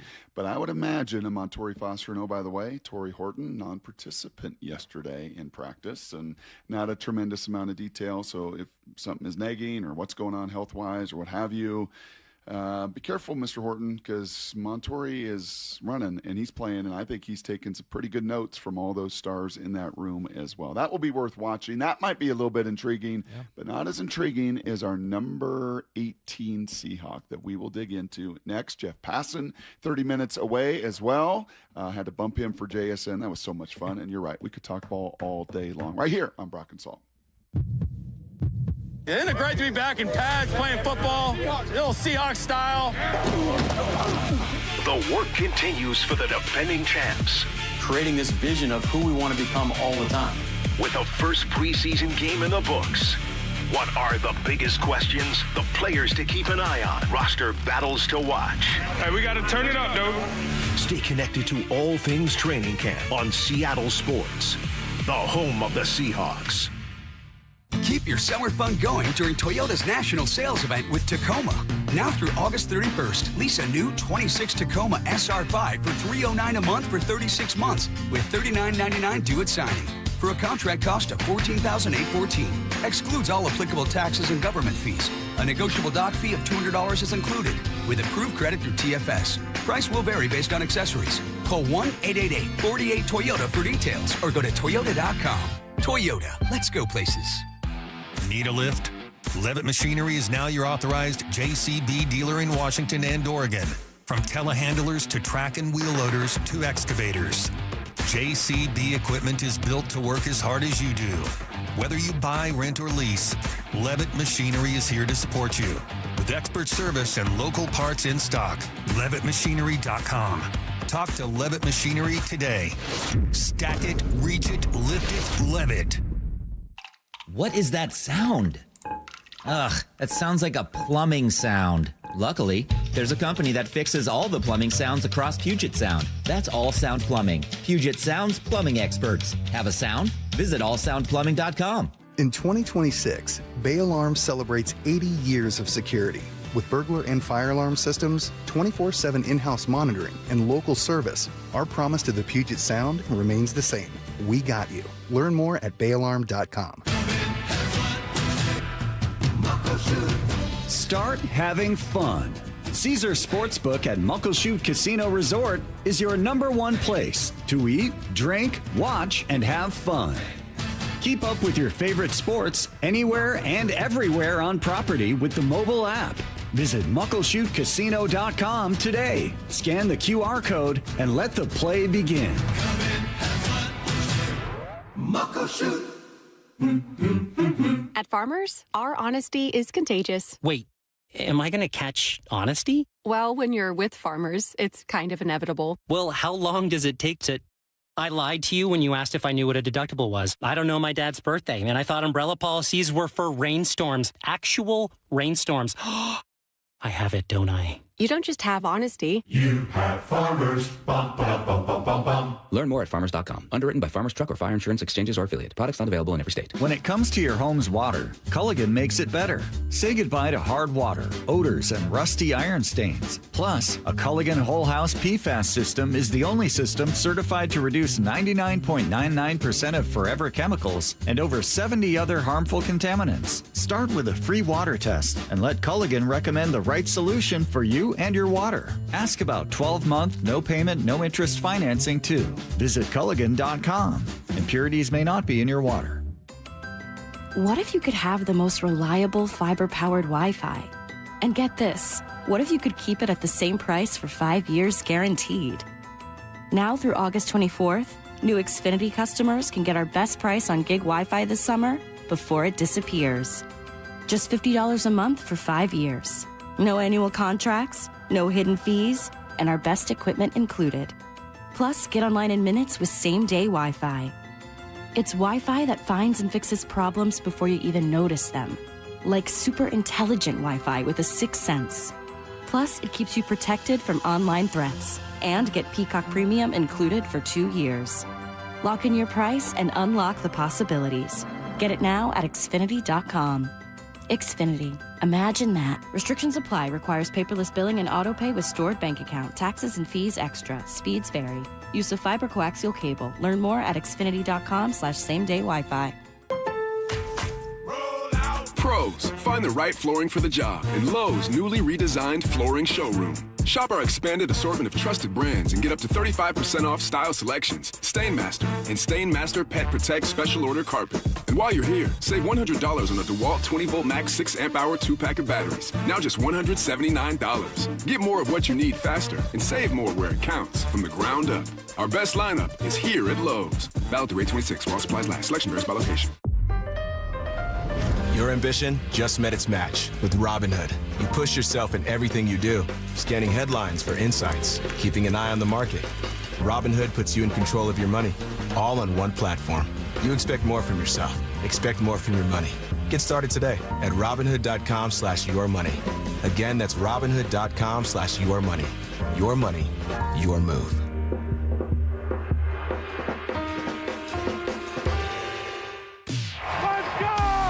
This is Seattle Sports. Streaming through the Seattle Sports app. KIRO AM Seattle. KIRO FM HD2 Tacoma. Home of the Seahawks, Mariners, and everything Seattle sports. Give me a freaking auto! From the Quantum Fiber Studio, this is Brock and Salk on Seattle Sports. Brock Heward and Matt Marcus. Sorry about just Mike. Heward, not exactly Joe Cap there in the pocket. Now here are your hosts, Brock Heward and Mike Salk. Brock Heward and Brian Walters talking all things receiver, stem, routes, cushion, block, crack safety. Football 101. To a depth I don't think in 19 years it's ever gotten to, or 17 years that we've ever done for 7 or 8 minutes on receiver play, but that was awfully fun. And now we turn our attention a little bit more football before Jeff Passan will wrap up the show. A little more football, doing this every day leading up to the season opener, going through the most intriguing Seahawks. And today we are on number 17. 17. Do you remember the end of your career, Brian? Unfortunately, I do. Thanks, Brock. Talk to me. I ended with an injury, as most do. You think you can still play, and you have an injury, tore my plantar fascia in my foot, and then never saw the field after that. So how most people go out, and I know where you're going with this. Yeah, because this certain Seahawk in 2026 did a lot of thinking over the offseason. about whether or not it's DeMarcus Lawrence, most intriguing Seahawk, number 17. DeMarcus Lawrence did a lot of thinking about, won that championship. I got to that mountaintop. I've done it all now in my career. Got plenty of zeros in my bank account. Got lots of kids to feed, but plenty of zeros. And should I do this thing or not? He joins Bumpin' Stacy here during training camp, cut number 13, and talked about, in his opinion, why he did eventually make the decision to come back. I was very close. Went through a long off season of, going back and forth. Am I going to retire? Am I not? I think the one thing that held me steady is it's easy to take over a kingdom, but the hard part is when you got the kingdom and now it's time to defend it. Are you going to, sit back and eat the fruits of your labor, or are you going to, start preparing and building up your walls and, making sure everything is structurally prepared to defend it? You got a little watch on D-Law, a little intrigue to see if he can crank it back up to the maniac he was a season ago. And maniac, by the way, cut number 15. That's not my description. That's the great Daniel Jeremiah with us talking about D-Law. I wrote down on 0, I just wrote down absolute maniac. He plays like a maniac out there. Like there's no football term for that. The guy's he's refuses to be blocked. And it's everyone on that group. He's going to do that with that ring in that safety deposit box. An offseason that he spent pondering whether or not I want to put my body through all this, whether I want to climb that mountain again, whether I want to do the whole journey knowing what it takes. Is there some intrigue for you on what kind of D-Law we going to get? I think there was. I think there was with that, a lot of those guys up front, those older veterans. But then you go through the offseason, you see them out there, you see the presence they have, and I think that intrigue has faded because I don't think that's going to be an issue at all. You don't? I don't. Now, to be fair, he wasn't there much of the offseason. Yeah. No, so all the rest were. Leonard was. Dante came a little bit later into the final phase of OTAs. But, if we're going to be factual and correct on this show, he wasn't there like Leonard and Jaron and the older vets throughout the OTAs to the same extent those guys were. I think what I look at is why is he back then? And I mean that in a question that he's back purely for the love of this game. And I think you heard I think that was one of the best quotes I've heard. What he said there, where it's easy to build the kingdom, but it's tougher to defend it, right? Something along those lines, not exact words. And I'm going to use that. That was really cool. Oh, you are? I'm going to use that. Give him credit? Yes. You're going to give him credit on your shows and in your games? I'm going to give him credit because that's something, I think that, I know Coach McDonald doesn't want to talk about the Super Bowl last year. He's, we're going forward, all that. But, that would be... That's something that I could see another coach or another championship team using as a message for his team pushing forward. It's kind of his version of running it forward, right? Yes. Yep. Exactly. We're not defending it. We're, we built it last year. Now we're defending it. Yep. So we're not talking about the building. Like we already built it. That was last year. But now we're going to defend it and we're going to get everybody's best shot. And here's my thing with D-Law. A lot of people, I shouldn't say a lot, but every year someone wins a Super Bowl. Not every year does someone win back-to-back Super Bowls. Very true. So that's something he'll be fighting for sure. When they signed him and they made that move, and man, over the course of the year last year, of all the guys that popped, all that went from good to great, those that went from great to elite, I think for both Mike and I'll speak for Salk because I know we've talked about it a lot. I did not think DeMarcus Lawrence had in his tank what he had last year.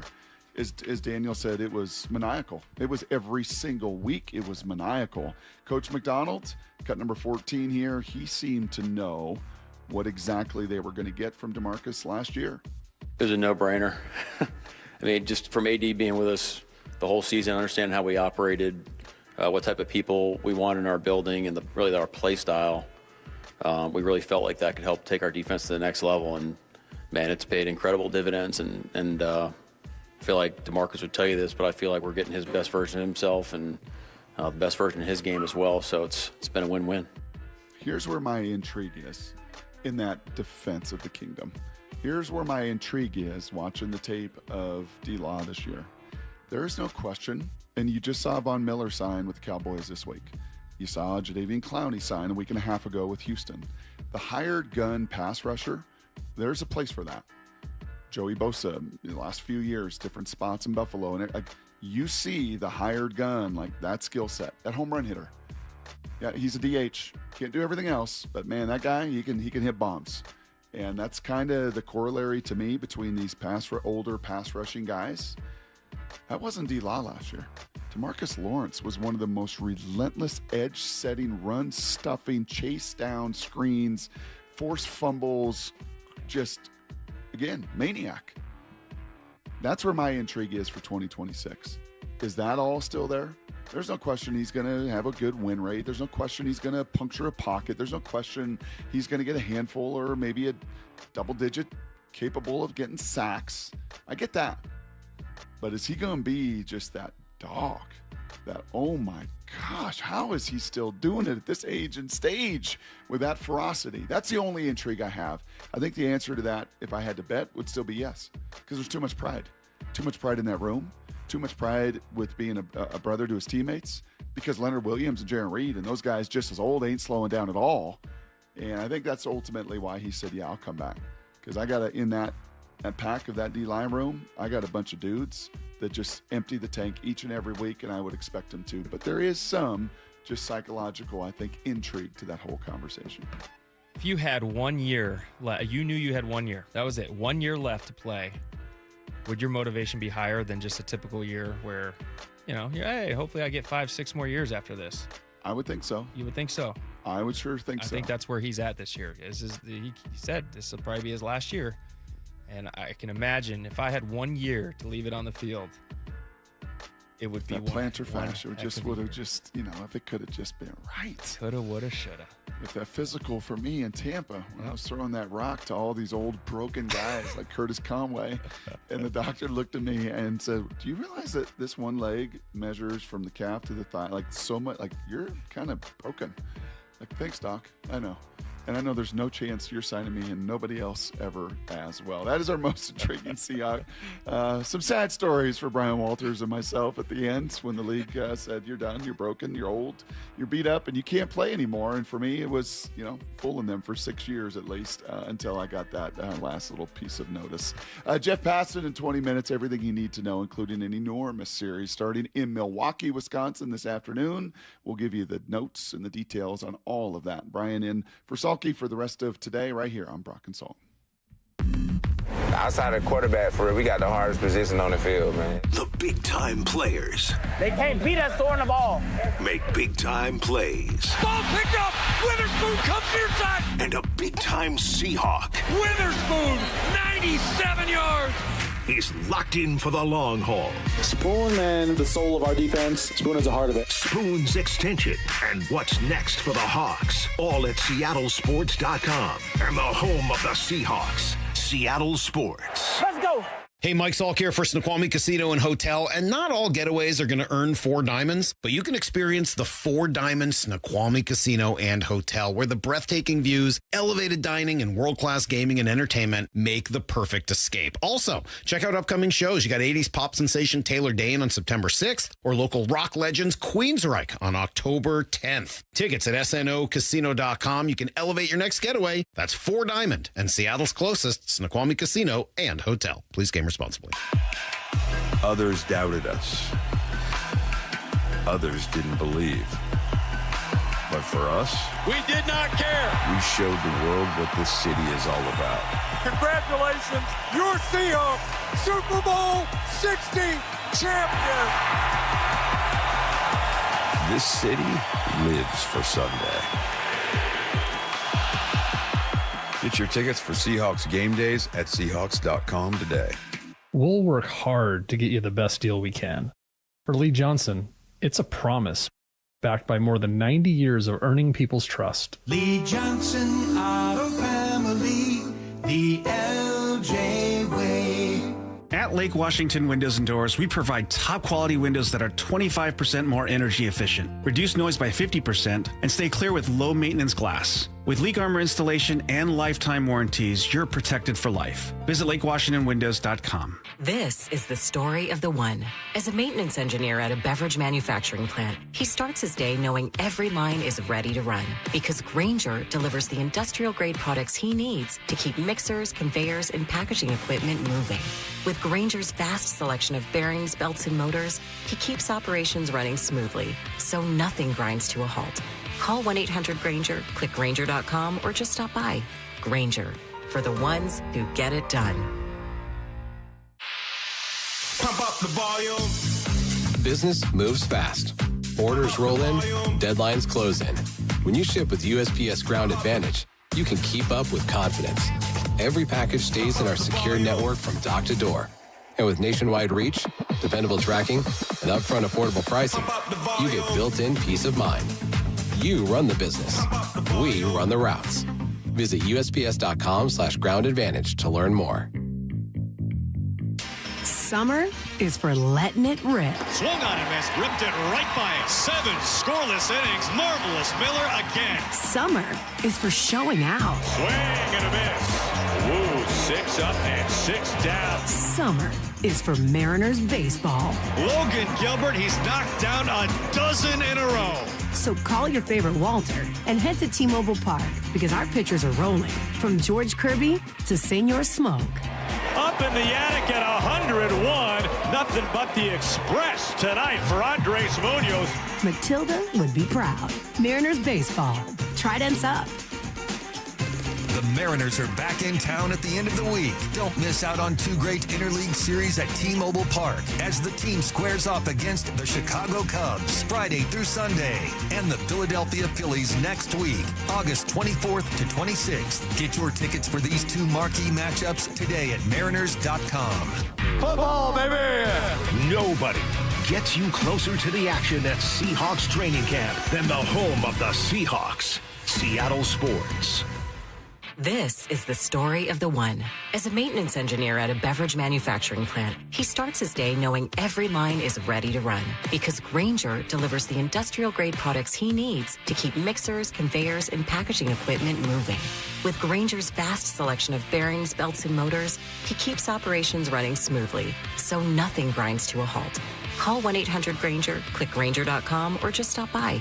Grainger, for the ones who get it done. Ryan Reynolds here from Mint Mobile. With the price of just about everything going up, we thought we'd bring our prices down. So to help us, we brought in a reverse auctioneer, which is apparently a thing. Mint Mobile Premium Wireless. How to get 30, 30, to get 30, to get 20, 20, 20, to get 20, 20, to get 15, 15, 15, 15, just $15 a month? Sold! Visit mintmobile.com/radio. Upfront payment of $45 for 3 months, $90 for 6 months, or $180 for 12-month plan required. $15 per month equivalent. Taxes and fees extra. Initial plan term only. Greater than 50 gigabytes may slow when network is busy. See terms. We all hear the radio ads about the IRS. They tell you to be afraid, to be scared, and they try to frighten you into calling. I'm not here to do that. Tax Relief Advocates is different. TRA is here to tell you that if you owe money to the IRS, whether it's $5,000, $50,000, or $500,000, we have a solution. It doesn't matter if you're sitting in your car, at work, or with your kids. No matter where you are, call now. 800-575-8157. Don't lose hope. TRA can eliminate or reduce what you owe to the IRS. Generous programs are now available that can give you a fresh start. Our passion is taxes and helping individuals fix their IRS problems. We have over 1,000 5-star reviews on Google and an A+ with the Better Business Bureau. You don't need to be afraid of the IRS any longer. End your tax nightmare today by visiting us online at TRA.com or call 800-575-8157. That's 800-575-8157. Tax Relief Advocates. Real solutions for real people. Need to know. 15 minutes past every hour with Brock and Salk. Presented by Marquee Data. Here's what you need to know. Up first. Well, you need to know, and I've reminded you after an off day yesterday, the Seattle Mariners, fresh off of a Road Series win, that's the first time in a long time, are in Milwaukee facing the major's best team when it comes to win-loss. That would be the 77-48 Milwaukee Brewers. But as Ryan Divish will tell you, as Brian Walters will tell you, it's not how you start, it's how you finish. I mean, like, nothing has gone right for most of these guys this season. other than maybe Randy and Dom, but like so much has gone wrong as a team. And at the same time, I think they've come to the realization is none of it matters if they just kind of play better in this last, 37 games or it is now. I think like they can still get to where they want to go, and it might not be pretty, and it might not have the style points you thought you were going to have earlier in the season or when you even in spring training, but like it's still within their grasp. Well, what they're going to have to do, Brian, is a lot of what they did in Houston. Obviously, the offense was good. They scored a ton of runs. They had a lot of traffic, but they played with a sense of urgency. And we'll ask Jeff Passan about this in 15 minutes or so, what that looks like in a 37-game kind of final push. You felt that, right? When you got to the final quarter of your seasons, when you knew playoffs were on the line, you could look at the standings, see where you are, and yeah, your body's tired. It's been a heck of a long marathon, but the sprint is on. And I think these guys sense and feel that. I think it's the fun part of the season now as a player. It's why you play the game. It's for the end of the season, for the last push, and to make playoffs, and hopefully you go to the World Series. I mean, that's what you do, and that's why it'll be an interesting last month here. Because, Brock, I don't know if you heard, but I don't know if we've talked about this yet. What's that? The Mariners are still in it. They are still in it. They're still in fact, in it. There are only 4 back in the American League West. Now, you get the best in the Brewers, and the Astros, I believe, have the Angels and then A's. So they see the bottom of the barrel, which you'll get in September. But, yes, just 4 back in the American League. And thanks to the Baltimore Orioles losing last night, only 2 back now in the wild card is first pitch 440 right here on Seattle Sports. Here's the second thing you need to know. No starters played Saturday night in that first dress rehearsal of the preseason. Not uncommon, very similar to a year ago. But what about this one? Seahawks will practice Monday, Tuesday, Wednesday here today and tomorrow here in the Pacific Northwest. And they'll head east to Nashville, Tennessee. They'll have a joint practice that I'm sure will be heated and hot with the Titans, and then the game over the weekend. Will the starters play? Mike McDonald asked about how important it is for the regulars to just get their feet wet. There's a balance. I mean, we're allocating the reps today because of the workload we had a couple days ago, and then the joint practice will reflect that as well. Yeah, it's a little more targeted, but we're still I think we're still trying to get these guys ready to go play great football. So it'll really shift once we finish the Chiefs game, I think, just mirroring what it actually, we're not going to get into what it actually looks like right now, but ones will get some more work, I guess. That's a good point. Brian, you were down in Atlanta, you said, calling the Broncos-Falcons on Friday. I watched a fair amount of that. The Broncos played their ones all over the place, in almost the entire first half. Cortland Sutton was out there. Pat Bryant was out there. Their defense was out there picking on the twos of the Falcons. Oof, poor Cooper Rush. Kind of rough one for him, facing one of the best defenses in the league. So you expect to see maybe the starters a little bit more, or at least a series this weekend in Tennessee? I would hope so. Yes, I would expect it, and I would hope so. And I think just because it's important to knock that rust off. And you only get 3 preseason games now, and the way it's all set up, you gotta get some live reps, I think, to your ones. I think that's important to feel the speed of the game, because no matter how hard you practice, no matter what you do in practice, you can't mimic a game. You can't mimic getting that feeling back. You can't mimic getting hit after you catch a ball, or maybe after you throw the ball if you're Sam Darnold. You can't mimic that stuff. So I think it's important to get that back, to really, if you're really going to hit the ground running, because the target's on your back this year. So there's no excuses for a slow start. Here's the third thing you need to know. And then lastly, I don't know, have you ever dabbled in real estate, commercial real estate investment? You ever done any of that in your life? Yep, I have. I did that for about 5 years when I was done playing, before I jumped full into media. And I had an old boss, Frank Stegan, great man.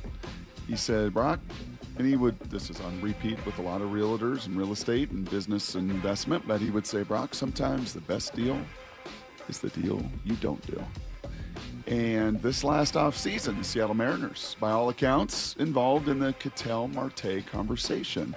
Ketel Marte, a former Mariner, went down to Arizona, dynamic player, an all-star player, everything else. And, hey, is there a way maybe our pitching for a little bit more consistent hitting?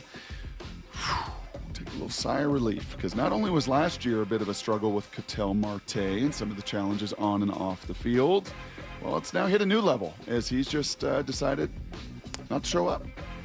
And game one of the series decided not to play. The Diamondbacks believe, this is according to my buddy John Gambadoro, Gambo down in Arizona, tweeting out over the last 15 hours. They believe Ketel's at the team hotel, but don't know for sure. And went on further to say, from what I can gather, Ketel Marte was seen at the team hotel bar with a group of people around 11 p.m. last night. So definitely was seen at the hotel last night. I've covered sports in this market for 30 years in Arizona. Not sure I have ever seen anything quite as bizarre as this. Yikes. It's absurd. You're speechless. I'm speechless. You got nothing to say. There's something we're not getting told. Yeah. That's for sure. But he does it. It's not trying to hide. He thinks that's a good idea. So, yeah, that's maybe conduct unbecoming of an athlete or a contract, or who knows. That was a bizarre deal a year ago. This is even not much more bizarre. That is everything you need to know. Can I give you a quick confession before Jeff Passan jumps on? For you P1s out there, for you loyal listeners, you may have noticed today, kind of weird. Brock has not put on his Ebenezer's. His little Ebenezer's right here. Don't need my readers. Do you want to know why I don't need my readers, Brian Walters? I do want to know why. I got contacts. I didn't get LASIK. I went to that whole deal a couple years ago. They're like, I can't really help you. Your eyes are just old. Like, there's nothing. It's not like you have a stigmatism or this or that. Like, we can really fix you. So, nope, they're just kind of old, 50-year-old eyes, getting older. And I just thought, I'll go readers. And I've gone readers for a lot of years. And now I'm gone contacts. And just a little confession. Good for the soul, bad for the reputation. Amazing. Like, I don't need them. I can read things. The football field yesterday was ridiculous. But, there's a downside. You know what the downside is? What's the downside? Now I see every one of my pores. I see my sun-damaged skin. I'm seeing things I've never, sunspots, some pimple, seeing things I've never seen before. It's pretty wild. Brock, you look great. No. I can't see any of that. No. Nope. It's gotten real. These contacts have whole new world. This is your first day with contacts? Second. Yesterday, second. Yeah. Oh, yeah. awesome. And actually today, popped it in the first time. Took 2 reps on the other eye. Are you a contact guy? No, never. Could you do it? Could you put the lens right on it? I think you don't think you could? No, I hate touching eyes. Yeah. So little trade-offs. That's another life lesson. Life's about trade-offs, and now I see all my sunspots and pimples and all my other stuff. So anywho, won't be bringing any of that up with Mr. Passan. No, we got a lot to talk. What's going on with that whole Colt Emerson wrist injury deal? When's Cade Anderson coming up? Are the Mariners still his playoff winner in the American League West?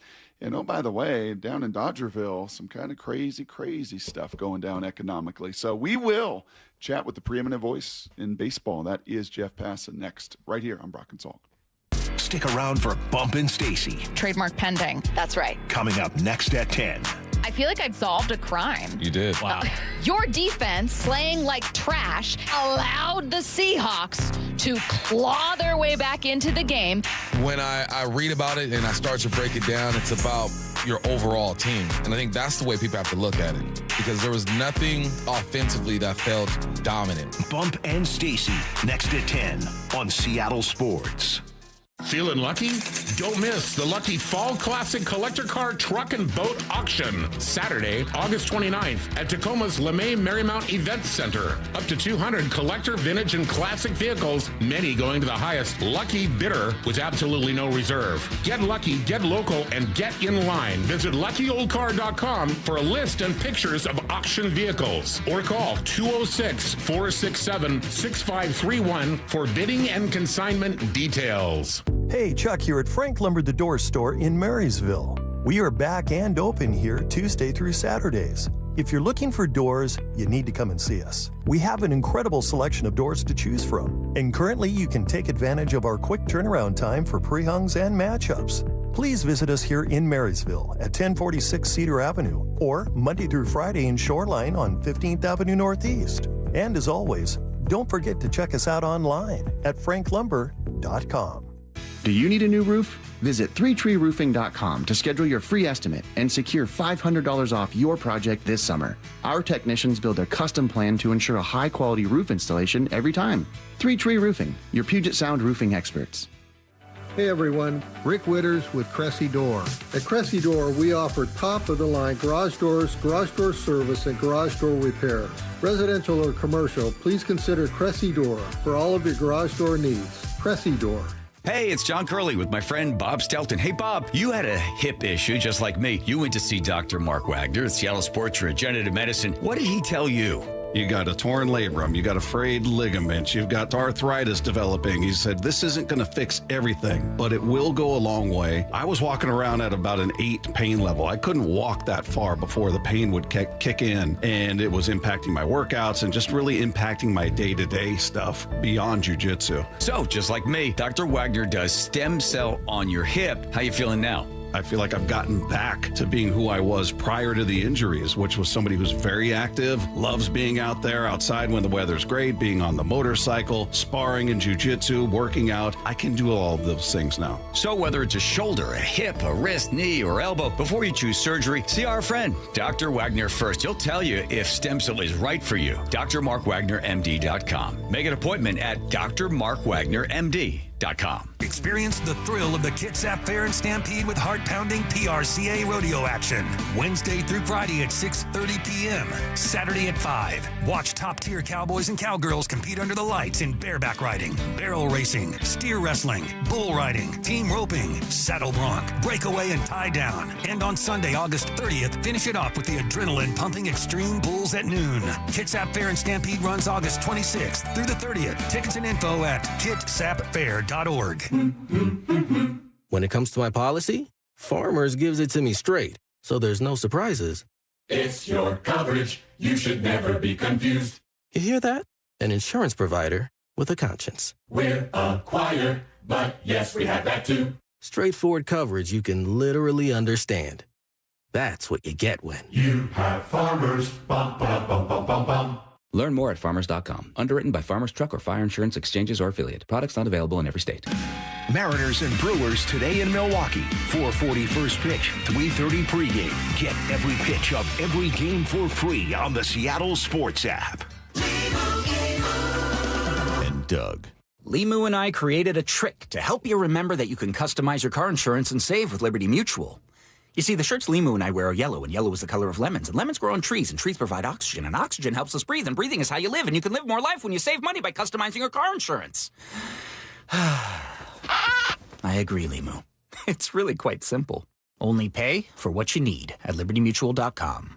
Liberty, liberty, liberty, liberty. T-Mobile is launching something no other wireless network offers. Introducing Nothing.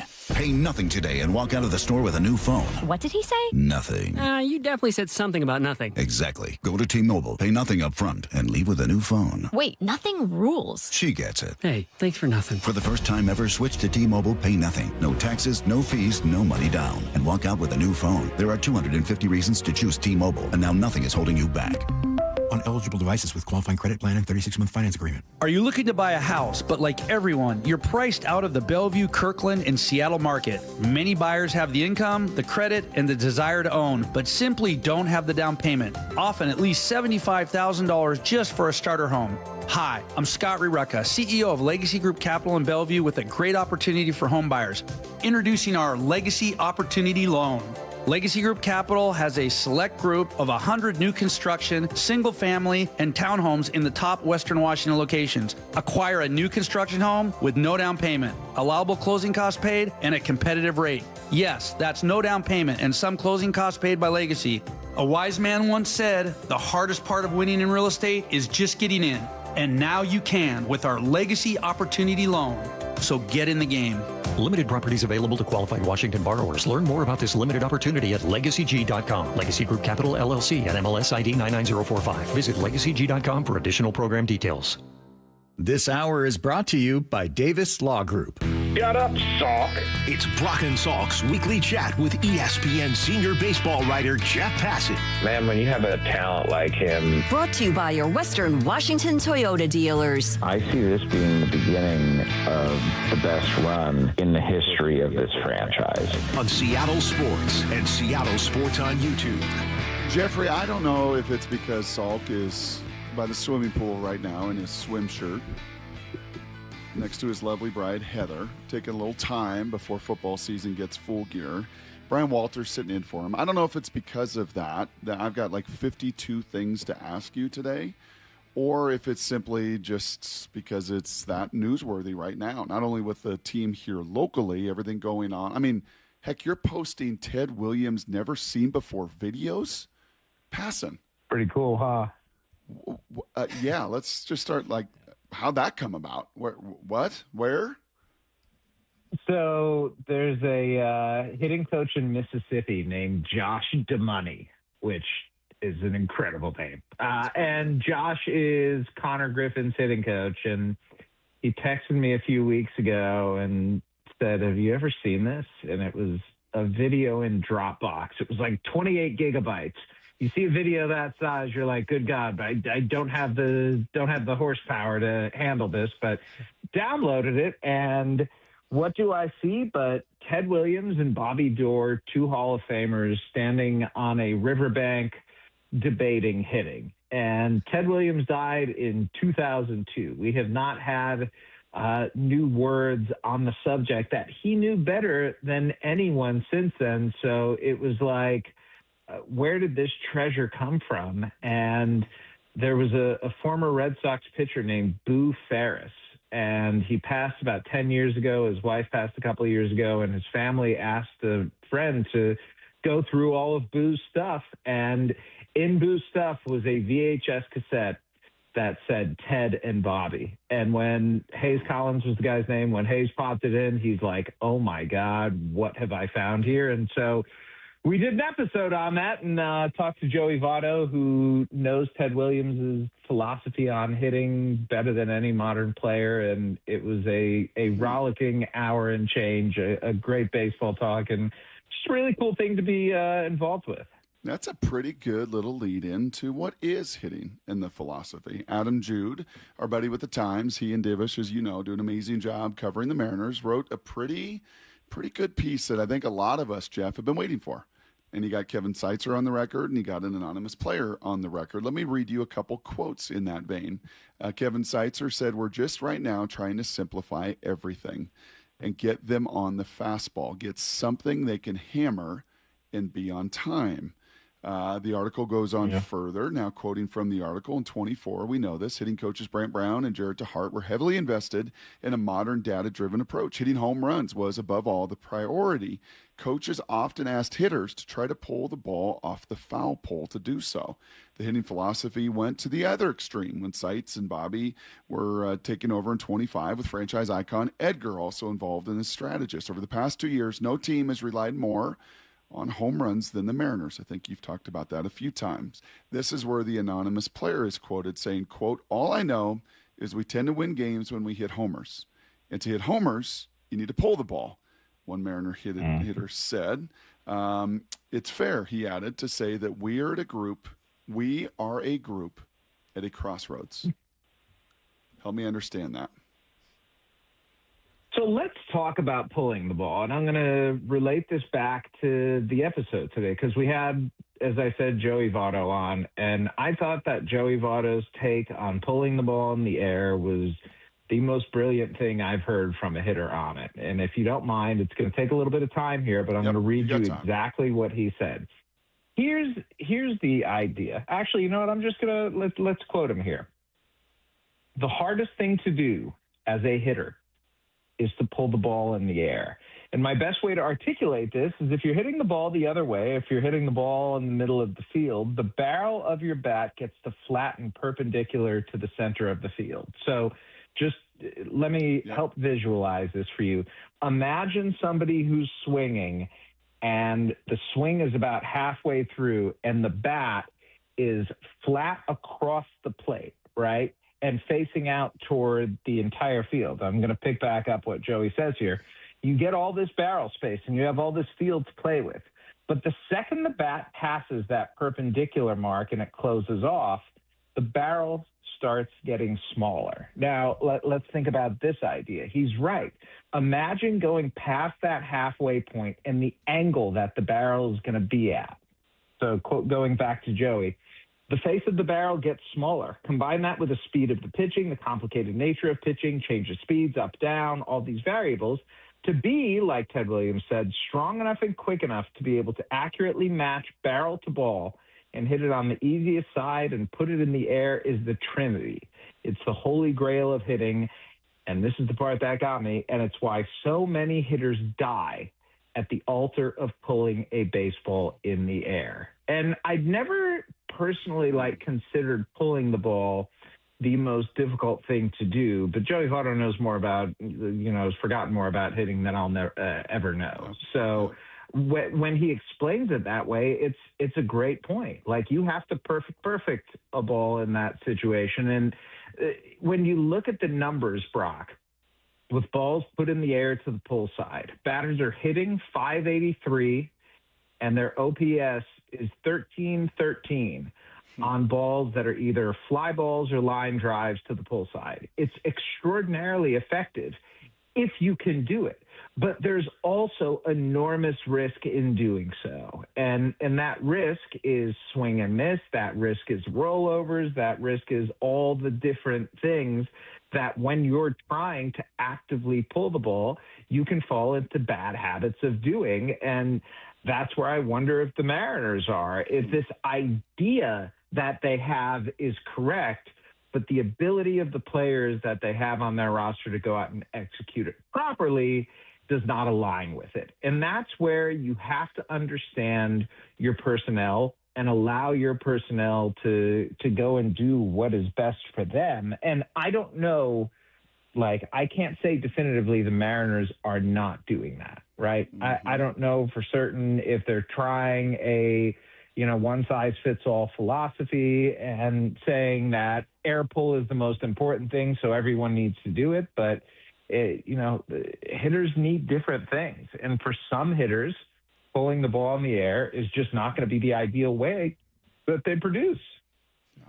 So, Jeff, would you say – all right, let's say this season plays out the way it has been for the Mariners for these next 5-6 weeks, and it's a disappointment to everyone. Do you think the Mariners – kind of stick with their philosophies and have this whole roster reconstruction, or do you think it's more keep the roster and find a different philosophy? I don't even know if a different philosophy is necessary, because the idea that we're, let's just assume philosophical approaches are a continuum, right? And let's say the Mariners are a little bit heavier, if we're going to say on the side of pulling in the air, if we're going to say on the side of chasing home runs, that might be true. I don't think that going and doing the opposite thing is necessarily what's right. Because there might be a point in between somewhere where you keep a majority of those philosophies and those approaches, but you do it from I don't know, maybe a less strident perspective and give everybody the opportunity to figure out what works best for themselves, then I don't think you necessarily need to say that this isn't working, so let's do the opposite. That being said, Josh Naylor is under contract for another 4 years. Cole Young is under contract just because he's not going to be a free agent yet for I think probably another 5 years. Colt Emerson, another 7 years. Julio Rodriguez, yeah. God, I don't even know at this point. Cal Raleigh, there are a lot of guys there. So to me, it's hard to turn over this team, and I'm not sure you want to. I think if the Mariners continue down this track that they've been, and by the way, guys, they're 2 games back of a playoff spot right now, which I'm sure you know, and which is a completely absurd thing that they're 59 and 66 and 2 games back of a playoff spot, and yet here we are. So I think there is still a realistic possibility that the Mariners rescue their season. Do I find it likely? No, not particularly. But if they make the postseason, if that happens, does everyone stick around and they just run it back? Or at this point, are they in a place where the questions about Dan Wilson's future and that of his coaching staff are getting too loud to ignore? Did you get a chance to watch our buddy Benetti Sunday night with NBC and the Astros and the Mariners? Did you get to hunker down on your couch and actually listen and watch, or were you running around? No, I didn't. I'm sorry. Oh, it was pretty good. Sorry, Jason. No, Love you. Jason's always good. Who is the analyst from the Mariners side? Yeah, Ryan Roland Smith stuck around. The rest, yep. And the Astros, it was good. It was a good crew. And actually, the old Rizzo does an excellent job. It's a lot for him to air traffic control. But, Jeff, I think, and Mariners fans have kind of felt this way, man, for 3 games, that felt like the most urgent this team has played. It was nice to see, was it not? Very nice. Very, very nice. And especially going into a series like this, listen, I've been on enough times with you, Brock, for you to understand. I don't take regular season series particularly seriously. Like, I just think they're 3 games out of 162. This series this week, I would take seriously if I were the Mariners. And frankly, we're at the point where almost every series is important. You know, I was looking at the Pirates earlier today, and I know the National League wild card is a completely different place than the American League wild card, but the Pirates, who have had playoff aspirations all year, need to play .700 ball to get into the playoffs by my calculation for the rest of the season. That's not exactly the case in the American League. I mean, you look at the standings right now, and it's kind of embarrassing, frankly. The wild card teams over the last 10 games, the Orioles 5-5, and they have somehow ascended into a wild card spot. The Rangers 4-6, the Tigers 5-5, the Twins 4-6. The freaking Blue Jays are in it, but they're 7-3. Guardians and Mariners both have lost 7 of their last 10. I mean, it is a 6-team race, maybe 7 teams for one spot. And it's going to make for a hell of an interesting last 6 weeks. And I'll say this, like man to man, and we've talked about this a ton, roster to roster, would you rather have the Astros roster or the Mariners roster on paper? It's not even close. I take the Mariners over. I take the Mariners roster over every team that I just named. That's right. That's right. But they got to put it all together. Hey, kind of a funky little story that came out. I'm curious if this got your attention or what you made of it, since you've been down this road for decades in baseball covering guys. Colt Emerson, who we've talked a lot about on this show with you, goes out, gets sent down, was underwater. I mean, there's just no question about it. I think his final game struck out 4 times. It was just not right. Mm-hmm. And turns out, he says, and his folks, that he had a wrist injury. And doesn't just go to Tacoma. He's down and having to deal with a wrist injury. Jerry comes out, Jerry DiPoto, and says, really wish, paraphrasing, he would have shared that with us. Help me make sense of the 2 sides of that.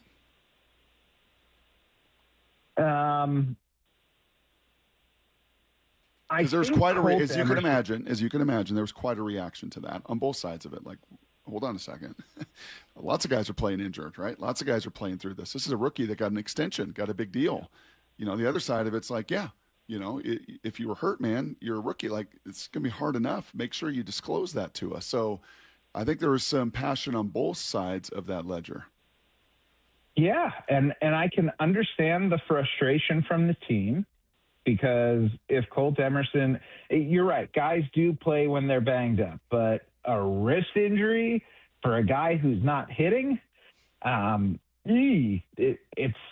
it makes too much sense to ignore. And at some point, if you're the player, you just have to say, I'm hurting this team. As much as I believe that I'm going to turn around and I want things to be right, I have to understand my place with this organization, with this team, with my teammates, with everything, and do what's best for them and not try and be the tough guy. On the other hand, no, I appreciate the fact that he was trying to grit it out and that he didn't say anything and that this is a gamer. But I do wonder what's the trust like between players and organization. And was this just an isolated incident where Colt Emerson was being young and stupid? Because it's objectively dumb to not inform the team when you're hurt. You're missing out on treatment opportunities. If you lose your job, you lose your job. You're going to get it back at some point. But there's a feeling of desperation when you're in the kind of slump that Colt Emerson was. And I understand where his instincts took him. I just think it was detrimental ultimately. And if you're the club, what can you do in that situation? Like, I feel like all you can do is just trust what your player's telling you and what he's feeling. And you have to hope that you forge the type of relationship where he's going to be honest with you. And I would think that $95 million would buy honesty. That was not the case here. I'm not trying to suggest that Colt Emerson was being intentionally evasive or dishonest about it, but he wasn't being as forthcoming as he needed to be. And hopefully this is both a lesson learned for him that, you have to, transparency is paramount going in both directions, but also the Mariners need to ask themselves why was he compelled not to say something? And was this an isolated incident or something that might be happening elsewhere too? Yeah. Yeah, it leads to many more questions. Speaking of which, I got 5 for you in about 5.5 minutes here, Mr. Passon. If that's okay, Brian. Do you have one you want to unload? Because I got like 5 big topics here. Go get them, Brock. Okay, here you go. Number 1. Got about a minute for each of them, Jeffrey, by my count of the clock. Number 1. I'll be quick. What in the heck is going on with Mark Walter and the Dodgers? Selling the Lakers, selling his soccer team, looking. Do we have a little? We have a little Enron. We have a little like. Ocean's 12. We got a little what's going on here? I am not going to compare anything that I don't know enough about to arguably the greatest financial crime in American business history. Fair enough. I did. You don't have to. That being said, when you sell your $10 billion marquee franchise, and then when you sell your stake in one of the biggest soccer clubs in England, the question then becomes, are the Dodgers next? And if the Dodgers are next, then the question becomes, will Shohei Ohtani use his key man clause, which if Andrew Friedman, the president of baseball operations, or Mark Walter, the owner, leaves the franchise at any time he's with them, he can opt out. These are all extremely pertinent questions, and it's going to be interesting to see where this one goes. Cade Anderson watch. Brian Wu, 75 pitches, lifted after 6 innings. Some conversation about maybe a shoulder, maybe not. Wu said not a big deal. Cade Anderson time on the watch. Expectations? I've been watching for Cade Anderson for months now. There's 37 games to go, Jeffrey. There's 37 games to go. He's on an innings restriction. Yep. I get it. I think the Mariners have approached this where if they were in a better situation, Cade Anderson would be up right now. And I think there's, you're still in a position where you're 2 games back of a wild card spot. And I know there are a bunch of teams to leap over. The same exact situation that the Boston Red Sox faced before they ripped off 15 and 27 of 30 and now are firmly and comfortably in possession of the second wild card in the American League. So a team as talented as the M's can do it. What role Cade Anderson is in at this point, to me, would be immaterial. I would look at it like this. If Cade Anderson comes up, is he one of my 13 best pitchers? If the answer is yes, you bring him up. Well, and Jerry's been very clear. If he comes up, he's going to start. We're not doing the whole bullpen thing. So if he comes up, he's going to start. And if he starts, I don't know if they do the 6-man rotation, continue that. Might be time to put somebody in the bullpen. Who would be of the 5 starters, the guy that Jeff Passan would put in, whose game maybe elevates and plays up in the bullpen? Oh, man, this is so tough. for the time he was in Seattle, Luis Castillo was the answer, was he not? Yeah, but it's not Logan. I don't think his stuff plays up in that kind of way, and he's your ace, and he's been your stopper. They tried it with Emerson Hancock last year. Mixed reviews. Did not really grow into that. George Kirby, Bryce Miller, probably not Wu. I don't think you tinker with him. Yeah, I think you're talking Kirby or Miller. I think if you do it, it's Miller. I would too. Yep. I don't like that. I wouldn't do it. Well, he's got a big start today. Then you know that. what? He can silence any of that today and go out and shove for 6 innings in Milwaukee and do what Logan just did and do what Emerson just did and do what Wu just did. And because this thing is, after all, built on pitching. Your ESPN site has the Mariners playoff odds at 36%. Are you taking the over or the under? Under. I think playoff odds are stupid. Thank you. God bless you. Okay. More improbable. Vladimir Guerrero hitting 7 home runs in 460 plate appearances, or Cal Raleigh having 52 hits after 60 home runs a season ago? Oh, geez. I'm gonna go see Vladimir Guerrero going a calendar year between home runs at Rogers Center. How is that possible in today's? I did. The dude hit 7 home runs against the Mariners in the series last year. It felt like in the playoffs. So true. Okay. Yeah, it takes something to exceed Cal this year on any statistic that suggests something has gone amiss. And every time I see Cal Raleigh hit a home run, I'm saying to myself, I hope this is it. I hope this is where my he eye test is figured it out. concerning, Because Jeff. My eye test is concerning. Of just the body. I get it. To me, I'm a blink scout, eye, body, whatever, and he just doesn't look healthy. I mean, and when you're injured, Brian's been injured, I've been injured. It's like you can't work out. You can't do those things. You're just trying to get through to the next game. And to me, that's unfortunately a little of what the body looks like right now.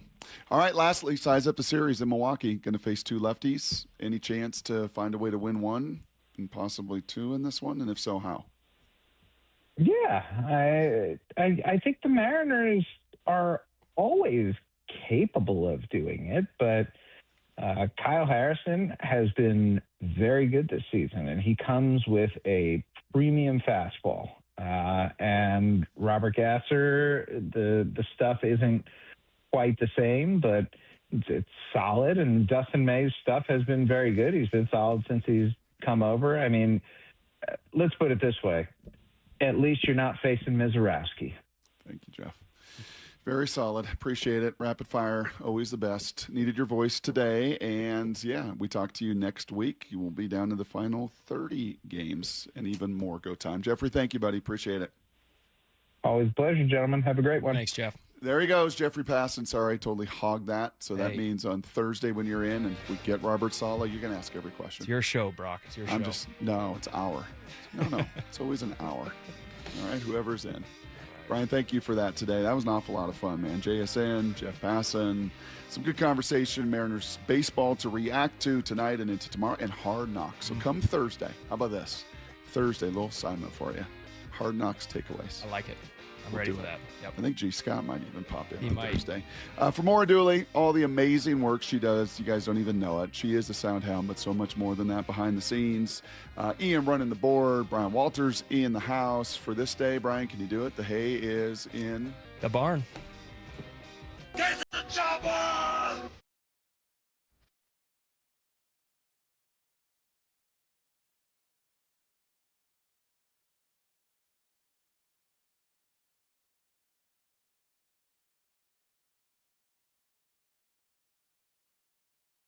Stick around for Bumpin' Stacy. Trademark pending. That's right. Coming up next at 10. I feel like I've solved a crime. You did. Wow. Your defense, slaying like trash, allowed the Seahawks to claw their way back into the game. When I read about it and I start to break it down, it's about your overall team. And I think that's the way people have to look at it, because there was nothing offensively that felt dominant. Bump and Stacy next at 10 on Seattle Sports.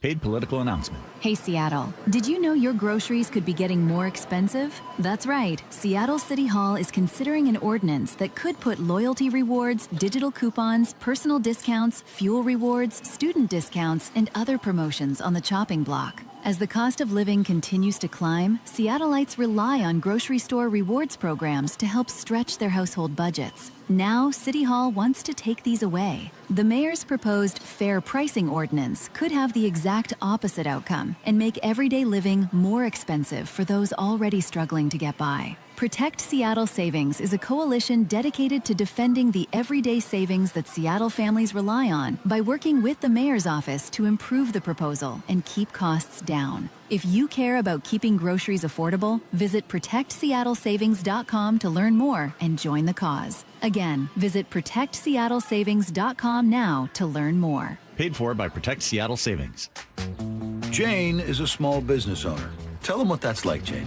Yeah, well, it's like a roller coaster with a lot of ups and downs, and some days things can feel like they're flying off the rails. Yep, it's a lot. But the Total Solutions Advantage only from Comcast Business can help you manage it all. With the largest, fastest fiber-powered network designed for 100% reliability with business internet and wireless connect. Nice. So everything stays on track. The Total Solutions Advantage. No one does business like Comcast Business. The more solutions you add, the more you save. Get started today with a qualifying internet package for as low as $60 a month when you add an advanced solution. Plus, new customers, ask how to get up to $1,500 in prepaid cards when you add 2 lines of mobile to a qualifying gig bundle. Don't wait. Call today. Limited time offer. Restrictions apply. New customers only. 1-year agreement, paperless billing, and automatic payments with bank account required. $60 offer requires 300 meg internet, security edge, and additional qualifying service. Equipment, taxes, and fees extra. Prepaid card offers end 9/13/2026.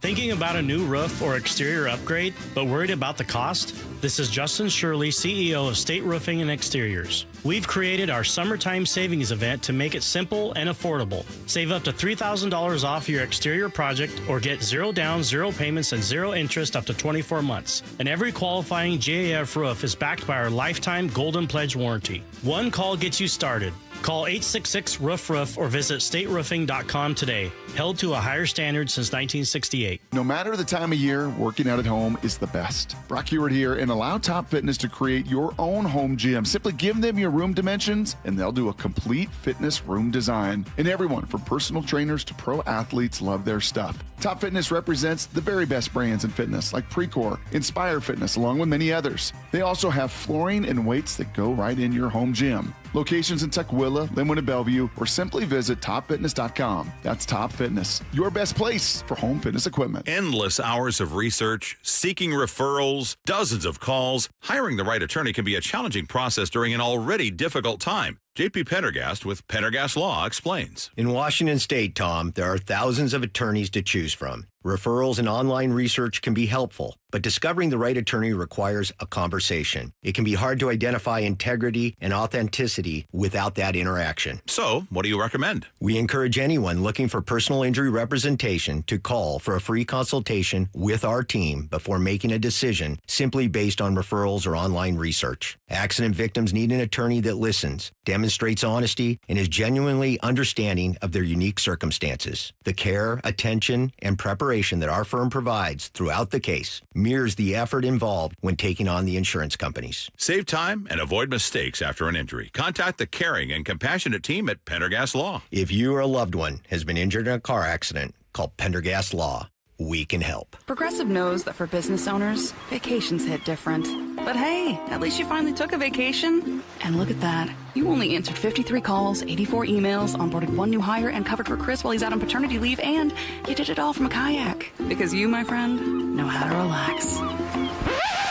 All right, you may not know how to take a day off, but you do know both your personal and business auto insurance needs can be covered in one place with Progressive. So at least that's relaxing, right?